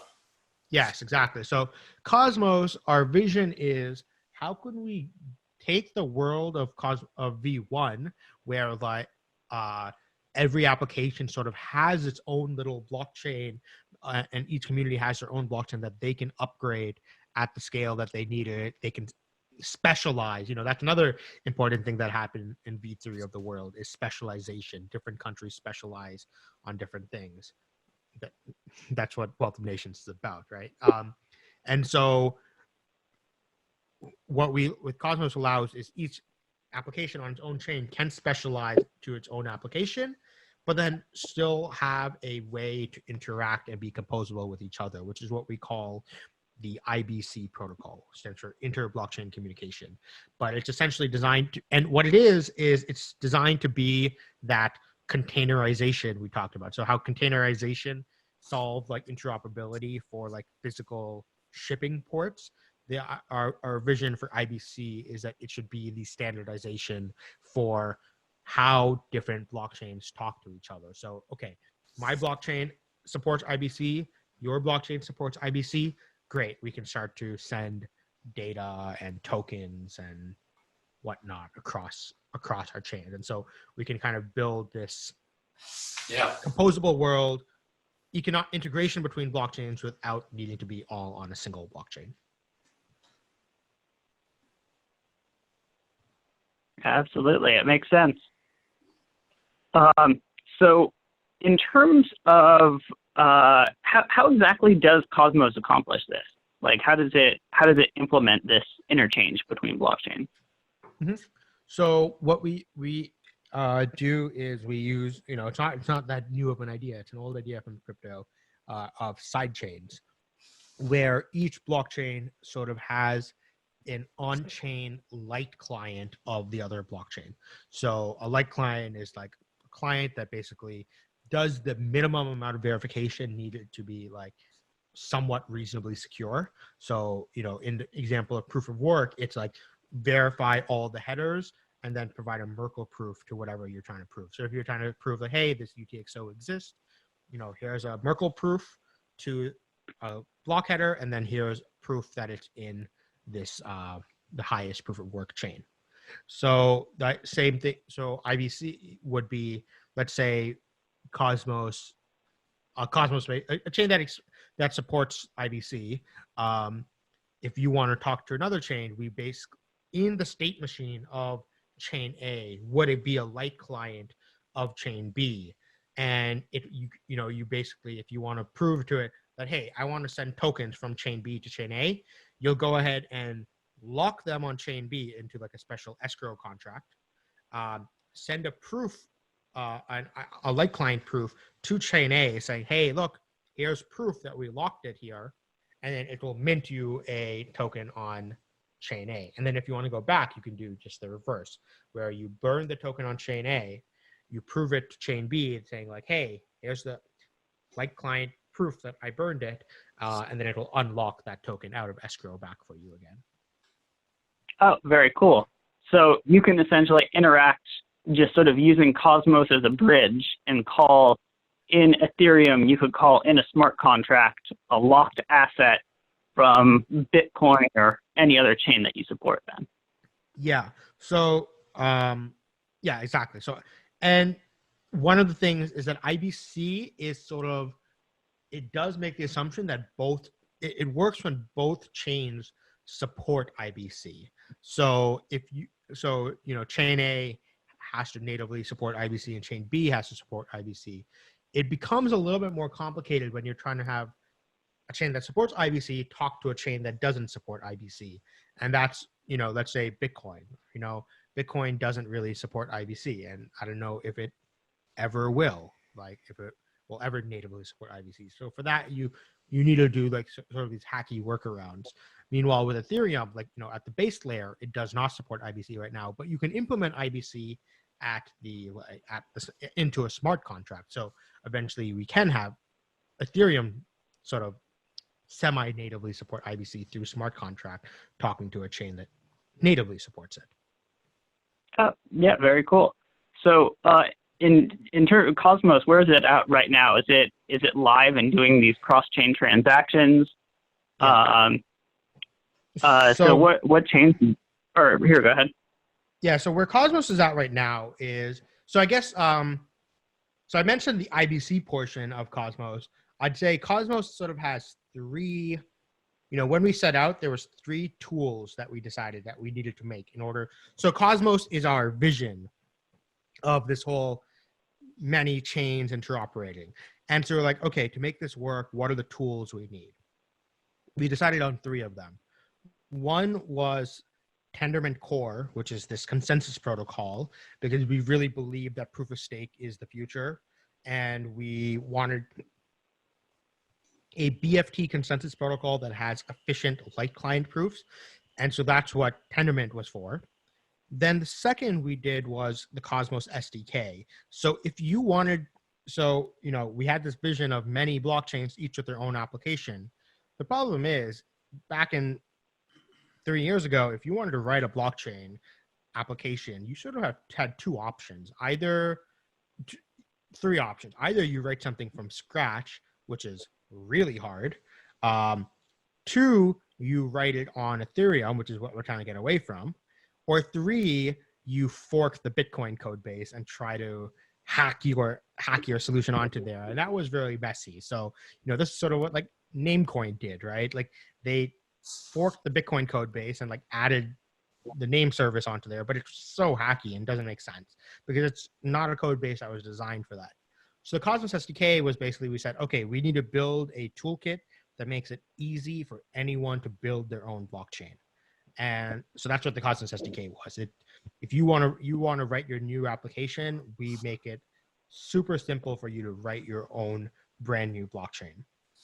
And third was IBC, which is this interconnection protocol. So where we are today is we are done with like 2.75%. So Tendermint Core and Cosmos SDK have been sort of those. We finished Tendermint Core first. That was step one. Then we did the Cosmos SDK. That was done about a year and a half ago.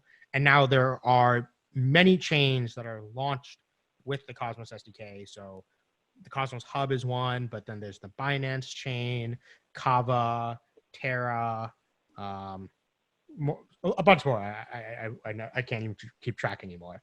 Now the third step is IBC. So that's basically what we've been working on for the past year and a half, is building IBC, building an integration for the Cosmos SDK, but then also for other frameworks as well. So now people are building it for frameworks like Substrate and whatnot. But yeah, so the goal is IBC should be ready for production level in the next, I don't like to give timelines, but definitely by this year, like by the end of the year for sure. Oh, cool. And in terms of those other parts, like Tendermint, I mean, you talked about Binance Chain being built around it. This is probably one of the more interesting projects that I've seen come out of a blockchain. I see it on Jesper actually getting validated as a distributed system, and is working pretty well where I've seen other projects fail. What went into building Tendermint and getting it validated and all this whole process? Yeah, so Tendermint was sort of very early. It was one of the first. So one of Jay Kwan, who is sort of the founder of Tendermint, one of his insights was, there was all these like BFT consensus protocols from like a lot of researchers done on this stuff back in like the 80s and 90s, but they kind of required a permissioned validator set, and they didn't really scale that well. And so people kind of, didn't bother with it and just kind of put it off to the side. And then, fast forward 20 years and Bitcoin comes out and it uses a completely brand new consensus model of like, I call it Nakamoto consensus, of this whole longest chain like system. It's like probabilistic. It's a very different class of protocol than the BFT protocols. What Jay realized was, hey, you can combine this. And then, after Bitcoin came out, there are people who kind of came up with like proof of stake, which, like, I guess some of the early ones was like Sunny King came up with this project called PeerCoin. And it kind of basically tried to do this proof of stake system with Nakamoto consensus. Jay realized, hey, wait a second, we can use proof of stake to make the BFT protocols from the 80s and 90s permissionless, which is really interesting because, like, it's not this. Because that was one of the big problems with them is, for building permissionless networks is, so great, we can use proof of stake to make it permissionless. Now, how about the scalability thing? So it turns out what Jay and Ethan Buckman, who was the CTO of Tendermint back then, they basically spent like 2 years building Tendermint as a production implementation. It turns out most of the consensus protocols, like BFT protocols written in the 80s and 90s, were like written by like some PhD student for their thesis or something, and it was just written as this like prototype, maybe in like Python or something. And it's like, they weren't meant to scale. Meanwhile, Jay and Ethan Buckman, they basically decided to write it in this like production grade Golang multi-threaded architecture, all like, just adding some modern software engineering like implementation to it. Yeah, and it turns out, hey, this thing actually can scale reasonably well. Like, we can scale to thousands of validators across like the world and whatnot. And so that's sort of what they did. And then they like modified the consensus protocol to like, make it better for a blockchain standpoint. So like, PBFT, like, which is sort of the precursor to Tendermint from the 90s, it like assumes like point-to-point connection, that every node has a direct connection to every other node. Tendermint is designed to work better in like a peer-to-peer gossip network, which is what blockchain systems use. So yeah, it basically like did a lot of like modifications to make it work well for a blockchain environment, and sort of was just the first production grade implementation of this. And then following that, after Tendermint sort of laid that groundwork for BFT consensus protocols for blockchains, then it opened the floodgates that way more consensus protocols started being built. And I would say like almost every new consensus protocol that comes today is usually some sort of variant. It's heavily inspired by Tendermint, whether it's like Casper or like Polkadot's Babe, or I'd say like maybe the only truly novel consensus protocol that's happened in the last 10 years other than Tendermint is probably Avalanche, but that's a whole story for another time.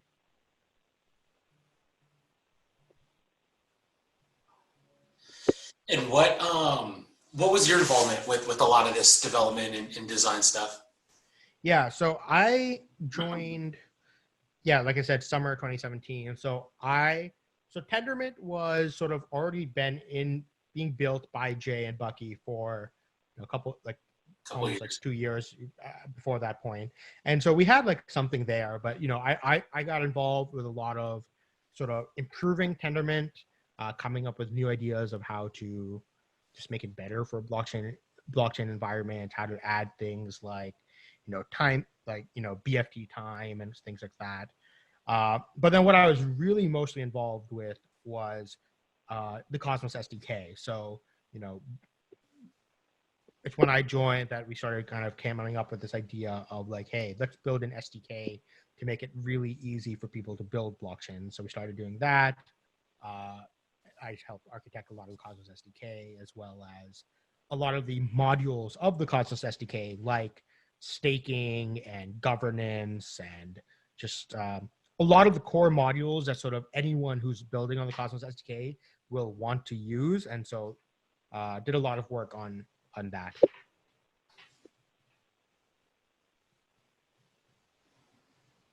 Oh, yeah, absolutely. So in terms of, I guess, in terms of all of these Cosmos offerings, what do you think is going to be the most revolutionary or impactful on the whole blockchain ecosystem? I would say it's a bit hard to tell, but I would say that each of these, I would say probably Tendermint, because I think Tendermint basically just Tendermint and proof of stake. So I'd say we basically launched the first BFT proof of stake system, and now every blockchain that is launching today is launching with proof of stake and with BFT. And so I would say that Tendermint just fundamentally changed the entire ecosystem and how consensus protocols are done today. So I'd say probably that's going to be the most long-term revolutionary. And then I guess what I'm saying is that so far that is the one that has been yes, this is true, that BFT proof of stake was the way. Now we're basically still in the process of seeing of the Cosmos SDK. It has traction, we have a lot of projects using it, Binance, and we have some projects shifting away from Ethereum to using the Cosmos SDK. So Aragon or Enigma. So, but that's still a thesis that is yet to be fully validated. And then the IBC, that's when that comes out, we'll see if our thesis there is also correct or not. Mm-hmm. Yeah, absolutely. I'd agree with that. Tendermint has been huge, completely projects building based off of this. The whole Binance chain has really proven it out. So by the way, Binance uses the Cosmos SDK, not just Tendermint. So Binance chain is also a good example of helping prove the thesis that the Cosmos SDK is a better development environment than the EVM. But we'll see how today, I guess, still more projects obviously build on the EVM than do the Cosmos SDK, and so we're trying to see, okay, how to improve the developer experience, and then we also think IBC will be a big part of it.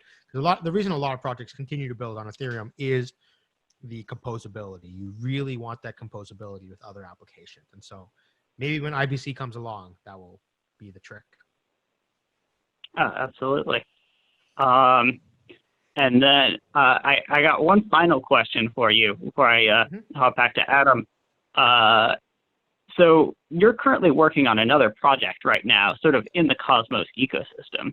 What exactly is this new project that you're working on, and what are you doing exactly there? Yeah, sure. So I wouldn't say it's a project; it's a company. It's called so it's called Sika. So Sika is basically, it's a company I started basically a year and a half ago while I was still working full-time at Tendermint, the company, working on Cosmos. And what we started doing there was running a validator for different Cosmos-based blockchains. Because, and I started it as this sort of way of being okay, well, I'm designing all this proof of stake stuff. I should probably run a validator so I can be a user of my own software and architecture and stuff, so I can understand it better. And so that's why I started Sika and started validating on a number of proof of stake chains, especially within the Cosmos ecosystem. And Yeah, and so basically was doing that on the side for about a year, and then last month I left Tendermint, the company, because I've been working on protocol layer development for almost 3 years at that point, and I kind of wanted to shift to working more now on application layer stuff. And so that's why I left. And the idea was Sitka is, we're still working on the validators, but at the same time, we are starting to sort of explore some new projects on the application layer, which is kind of what we're really excited about next. Oh, very cool. Are there any types of applications that you're planning on building out? Yeah, so there's a couple. One of the things that we're really interested in, especially, is reputation systems. Like, we're just obsessed with like reputation networks and web of trust and things like that. So we're interested in exploring a couple of different projects that involve reputation systems. And Dave, my partner at Sitka, he is like a zero knowledge expert, like probably one of the best zero knowledge people in the world. And so really trying to design some identity reputation systems that are privacy preserving and things like that. And meanwhile, on the side, like I mentioned, still working on our validators. So, as ETH 2.0 is coming, we're working on building staking services, staking pools for ETH 2.0, because, we highly encourage people to run validators themselves. But, obviously, I think a lot of people maybe don't want to run their own validator. It's a lot of hard work, to be honest. And so us being able to delegate. So one of the things I spent a lot of time doing on Cosmos, what is basically like designing delegation. Like in the Cosmos SDK, the staking protocol, the default staking module in Cosmos SDK has inbuilt delegation. But for some reason, the Ethereum 2.0 developers decided against in protocol delegation. They don't want delegation, but I think they're a little bit misguided, because I think delegation is inevitable. But because it's not in protocol, now we have to do all these sort of more hacky and ways of building delegation out of protocol. And so we're also spending some time developing those right now. Okay, yeah, very cool. Here, I think this is all the questions I've got. I think I'll pass it back to Adam now if you have any additional questions. Yeah, do you have a hard cutoff? I don't want to run over. I mean, we're going over, but I'm having a good time. Are you cool? Yeah, I'm good. Awesome. Yeah, no. Interesting stuff. I think, as you mentioned, that standardization, the interoperability, you're working on, you're starting to, this validator, proof of stake validation is pretty big right in the space. So what are you following now? Like, we just talked about protocol stuff, which you love. You just switched over to, proof of stake, validator as a service, validation as a service. What's exciting you? Like, what else are you watching in this space? DeFi is kind of coming up. Blockchain or DLT, right, touches a lot of aspects, whether it's cryptocurrency in the Bitcoin application, whether it's at the corporate level, which is a little bit different. We don't have time to get in all that. But yeah, what are you following right now? What excites you outside of, what we just discussed? Yeah. So I've been pretty closely following all the sort of developments within DeFi, especially within like the Ethereum ecosystem. And I'm like, my opinion on it is kind of a little bit medium-ish. Like, there's some things that I really like. Like, I'm a big fan of a lot of the developments on exchanges and stuff like that, Uniswap, different automated market makers. Really interested in following a lot of the developments that are happening there. My general view on a lot of like DeFi is, I think we need more reputation-based systems. So I think currently in DeFi, there's a lot of focus on trustlessness as like one of the main selling points, or like points of like DeFi and blockchains, when I would say trustlessness is not the main goal to me. I think the two main like sort of, I don't know, North Stars would be openness and transparency. And that's what I think like DeFi should be focusing on. And if you have really good on-chain reputation systems and networks, you can create systems that give actually, the less trustlessness because you're building trust systems on chain, but they're open and transparent trust systems. And that's where I think this DeFi space really does need to go. Galen, I don't know if you caught any of that, but he was talking about reputation. Like we're talking about DeFi, what excites him, what he's following. And he brought up reputation. I know you have some thoughts. I know we worked on some things in the past and kind of, not giving it priority, but, leveraging this type of concept in the blockchain. What were you just saying, though, Sonny, about including that into DeFi as far as how it would help? So, for example, there's all these like lending protocols on blockchains right now, on this Compound and Maker and Aave and stuff. But the problem is all these currently require over collateralization.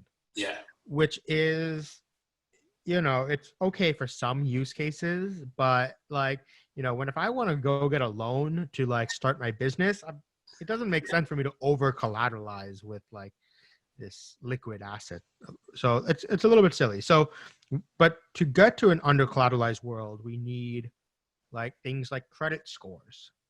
Credit scores are basically a form of reputation system, but they're like a centralized one where it's like, okay, there's like these like the 3 companies that basically control like the entire credit scoring system. And, it's very hard. They don't have any competition. They're not very like privacy preserving. So how can we build a competitor to credit scoring, but in a decentralized, in a like open and transparent way? What do you think? It's almost like transparency and privacy preserving sound like almost opposites, but I think like there's ways you can design systems. You want both, where you want transparency on some attributes of a system, but you want privacy on certain attributes of a system. And so finding the right balance between, and just technically constructing systems that are this like almost weird sounding transparent but private.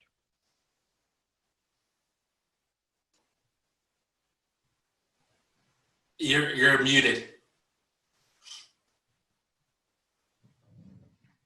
I think there's definitely a huge value there. I mean, we for sure, you can't give out a over collateralized business loan like you were saying before, and I think there's many places where right now we can only make assumptions of users based on the assets they have right now, and bringing in like a history would add huge value to the DeFi ecosystem. So I definitely agree with you there. And you're saying there's a compromise between privacy and transparency.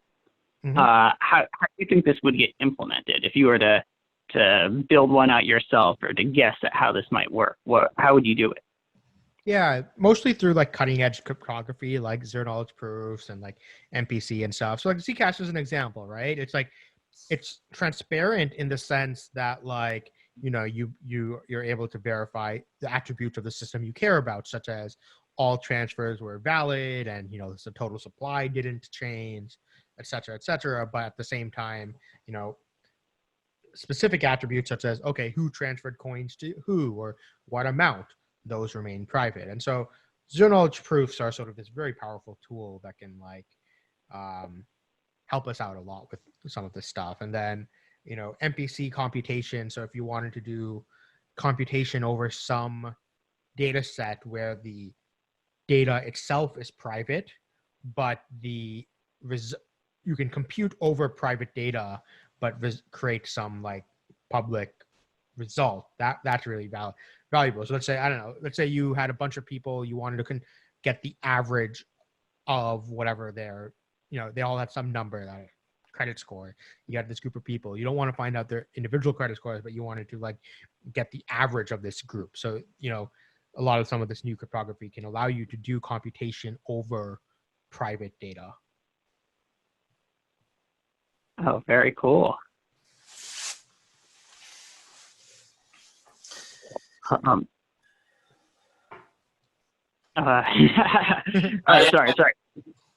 Go ahead. That's a very cool concept. I think definitely there will be probably a Equifax or like maybe a blockchain version of a credit scoring or credit application eventually. I don't know what it would look like, if there would be one, if there would be many, but I think nobody is very pleased with how they work right now. Exactly. Let's build it, Galen. Absolutely. No, thanks for answering that. And that's kind of what I've been asking a lot of our speakers and interviewers is like, we've gone through the last few years and here we are. We have staple companies and custody solutions and wallets, exchanges, and the groundwork is being laid and has been laid. And so I was just curious to know, what you mentioned. I was talking to Galen yesterday, and I don't know if it's possible too, and I was just asking him, just picking his brain. That's a good one though, like a decentralized kind of credit score, right? So you don't have to over collateralize. And because if you're gonna over collateralize, like you can probably just use it outright, which you don't want to use your capital, or you have a bad reputation and you gotta like stake it, right, in a way. Another one I thought too was like insurance, like decentralized insurance, which I don't know if that's possible.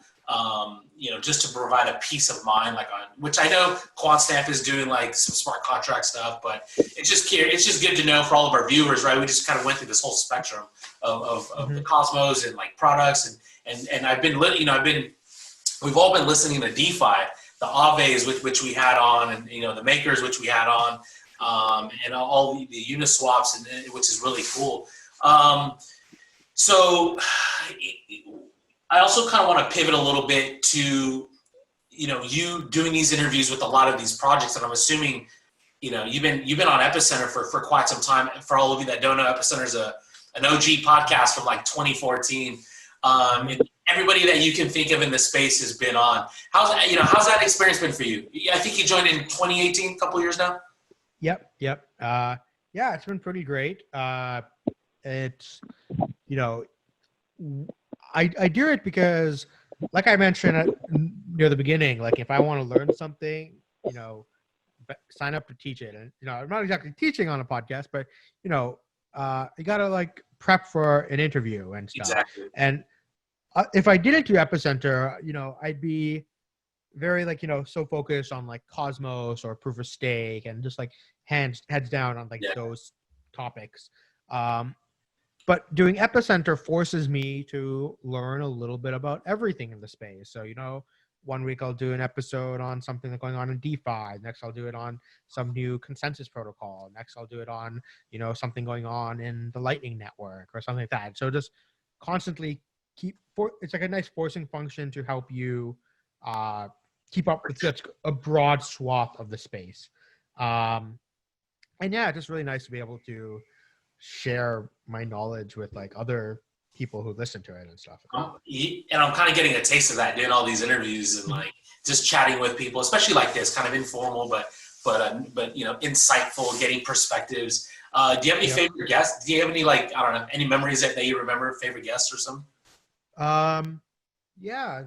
So I guess maybe one of my favorite episodes was with Mark Miller of Agoric.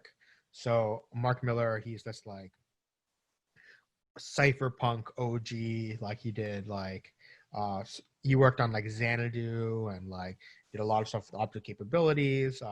If you ever opened like your Finder on like a Mac, and how you have like the window and you pick a folder and open, those are called Miller windows because he created a lot of that. So he just has like some really great stories and like very interesting view. And so he's working on this new project called Agoric.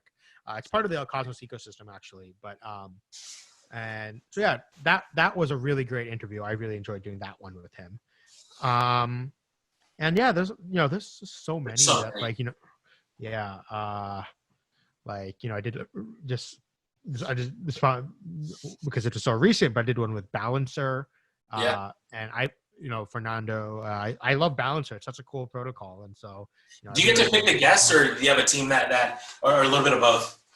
It's a little bit of both. I mean, so currently we have 5 hosts, and each episode does like 2 hosts, and we will, basically we'll have like a call like once a month or so. We'll just shoot out guest proposals, as long as when the team has any objections, we'll go ahead and reach out to the guest and like. Yeah, no, that's super cool. And let's see here. Like, there's a lot of these students watching and stuff. Like, what are some good sources of information that you, not to put you on the spot, but there might be some books, there might be some blogs, some people you follow, I'm sure. Where can people kind of and Google's Google, like you can find it anywhere, but you might have some specifics that you tap into, Telegram chat groups. I'm not sure. Yeah. Follow you. I guess that definitely read as many white papers as possible. That's usually some of the best source of knowledge. A lot of blogs. If you want to be up to date, you have to be on Twitter. Like, Twitter is where discussions happen. Yeah. And if you just want to be up to date on stuff, that's where you sort of have to be. So definitely so that's what I did was, got on Twitter, start interacting with people, just start commenting on people's stuff and getting into conversations. And then when you I guess when conferences start again, you'll start going to conferences and you'll be like, oh, I know you from Twitter. We had this discussion about this or whatnot. So doing that is probably the best way to get involved. And yeah, just teach things. Like, if there's something you want to learn about, read the paper, maybe do a short 30-minute presentation on it and upload it to YouTube. Shoot a link to the team, like the project team, and they'll probably share it or retweet it or whatever, and or you'll get some feedback. Or you get some feedback and you work better than you learn. No, that's kind of one thing I wanted to touch on, which we touched on at the beginning of you teaching.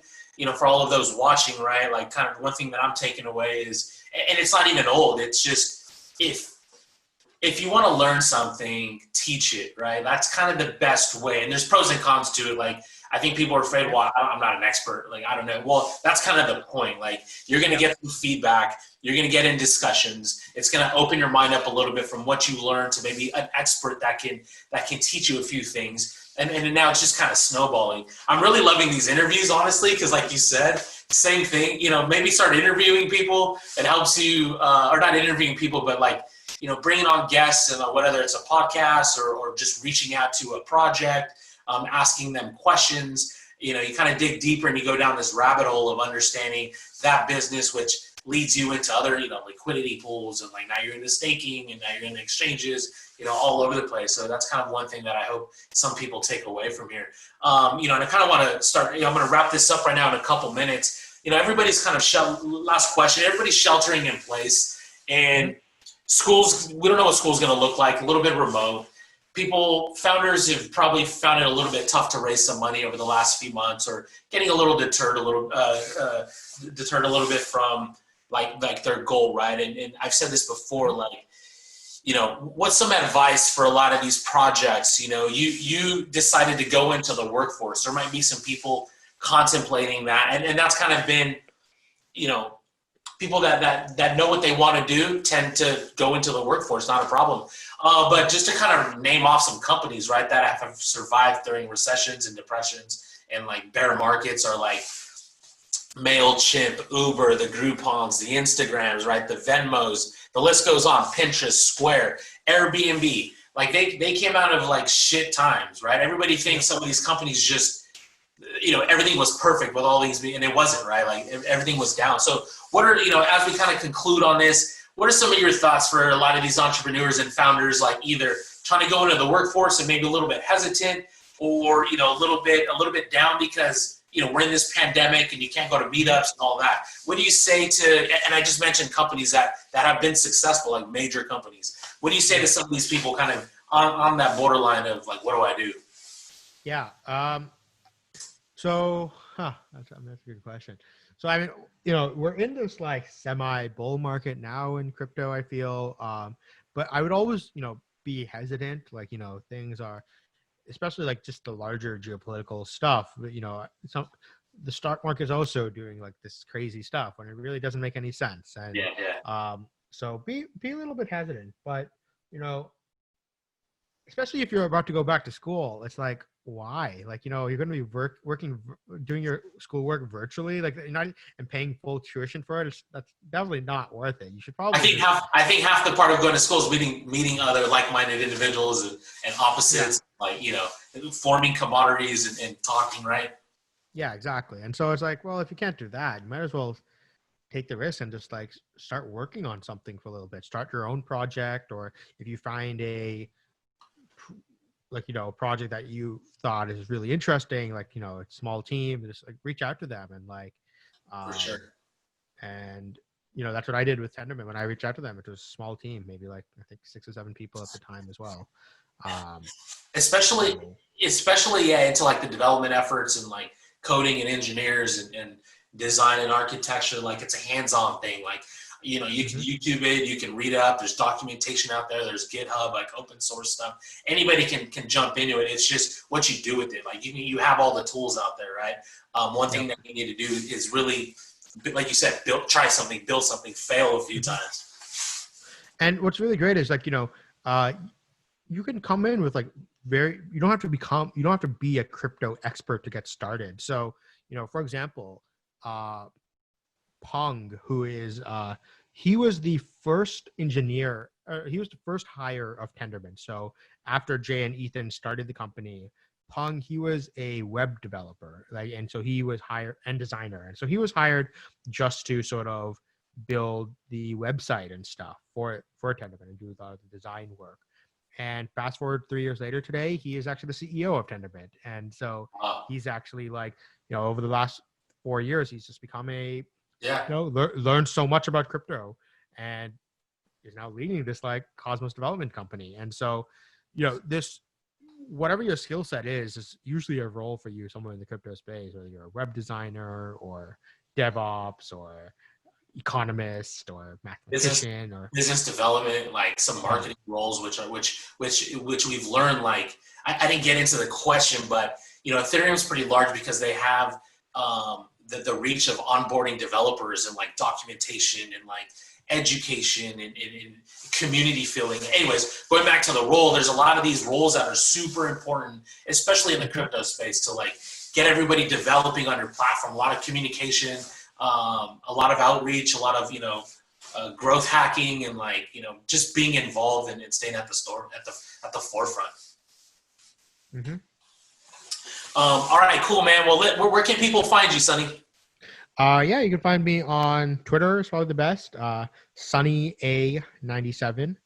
And you can check out Epicenter as well. The site is epicenter.tv. Perfect. Well, I appreciate you again joining. I know we went like way over, but this was a great discussion.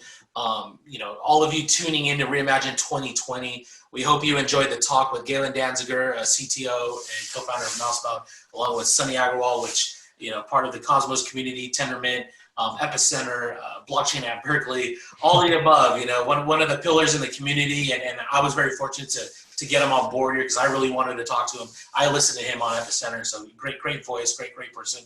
So thank you all for joining us, and we hope you had a good time. Please visit RI 2020 to catch the full interview, and we hope to see you again. We'll be doing this every month. Thank you, Sonny, for joining. Appreciate your time. Thank you so much.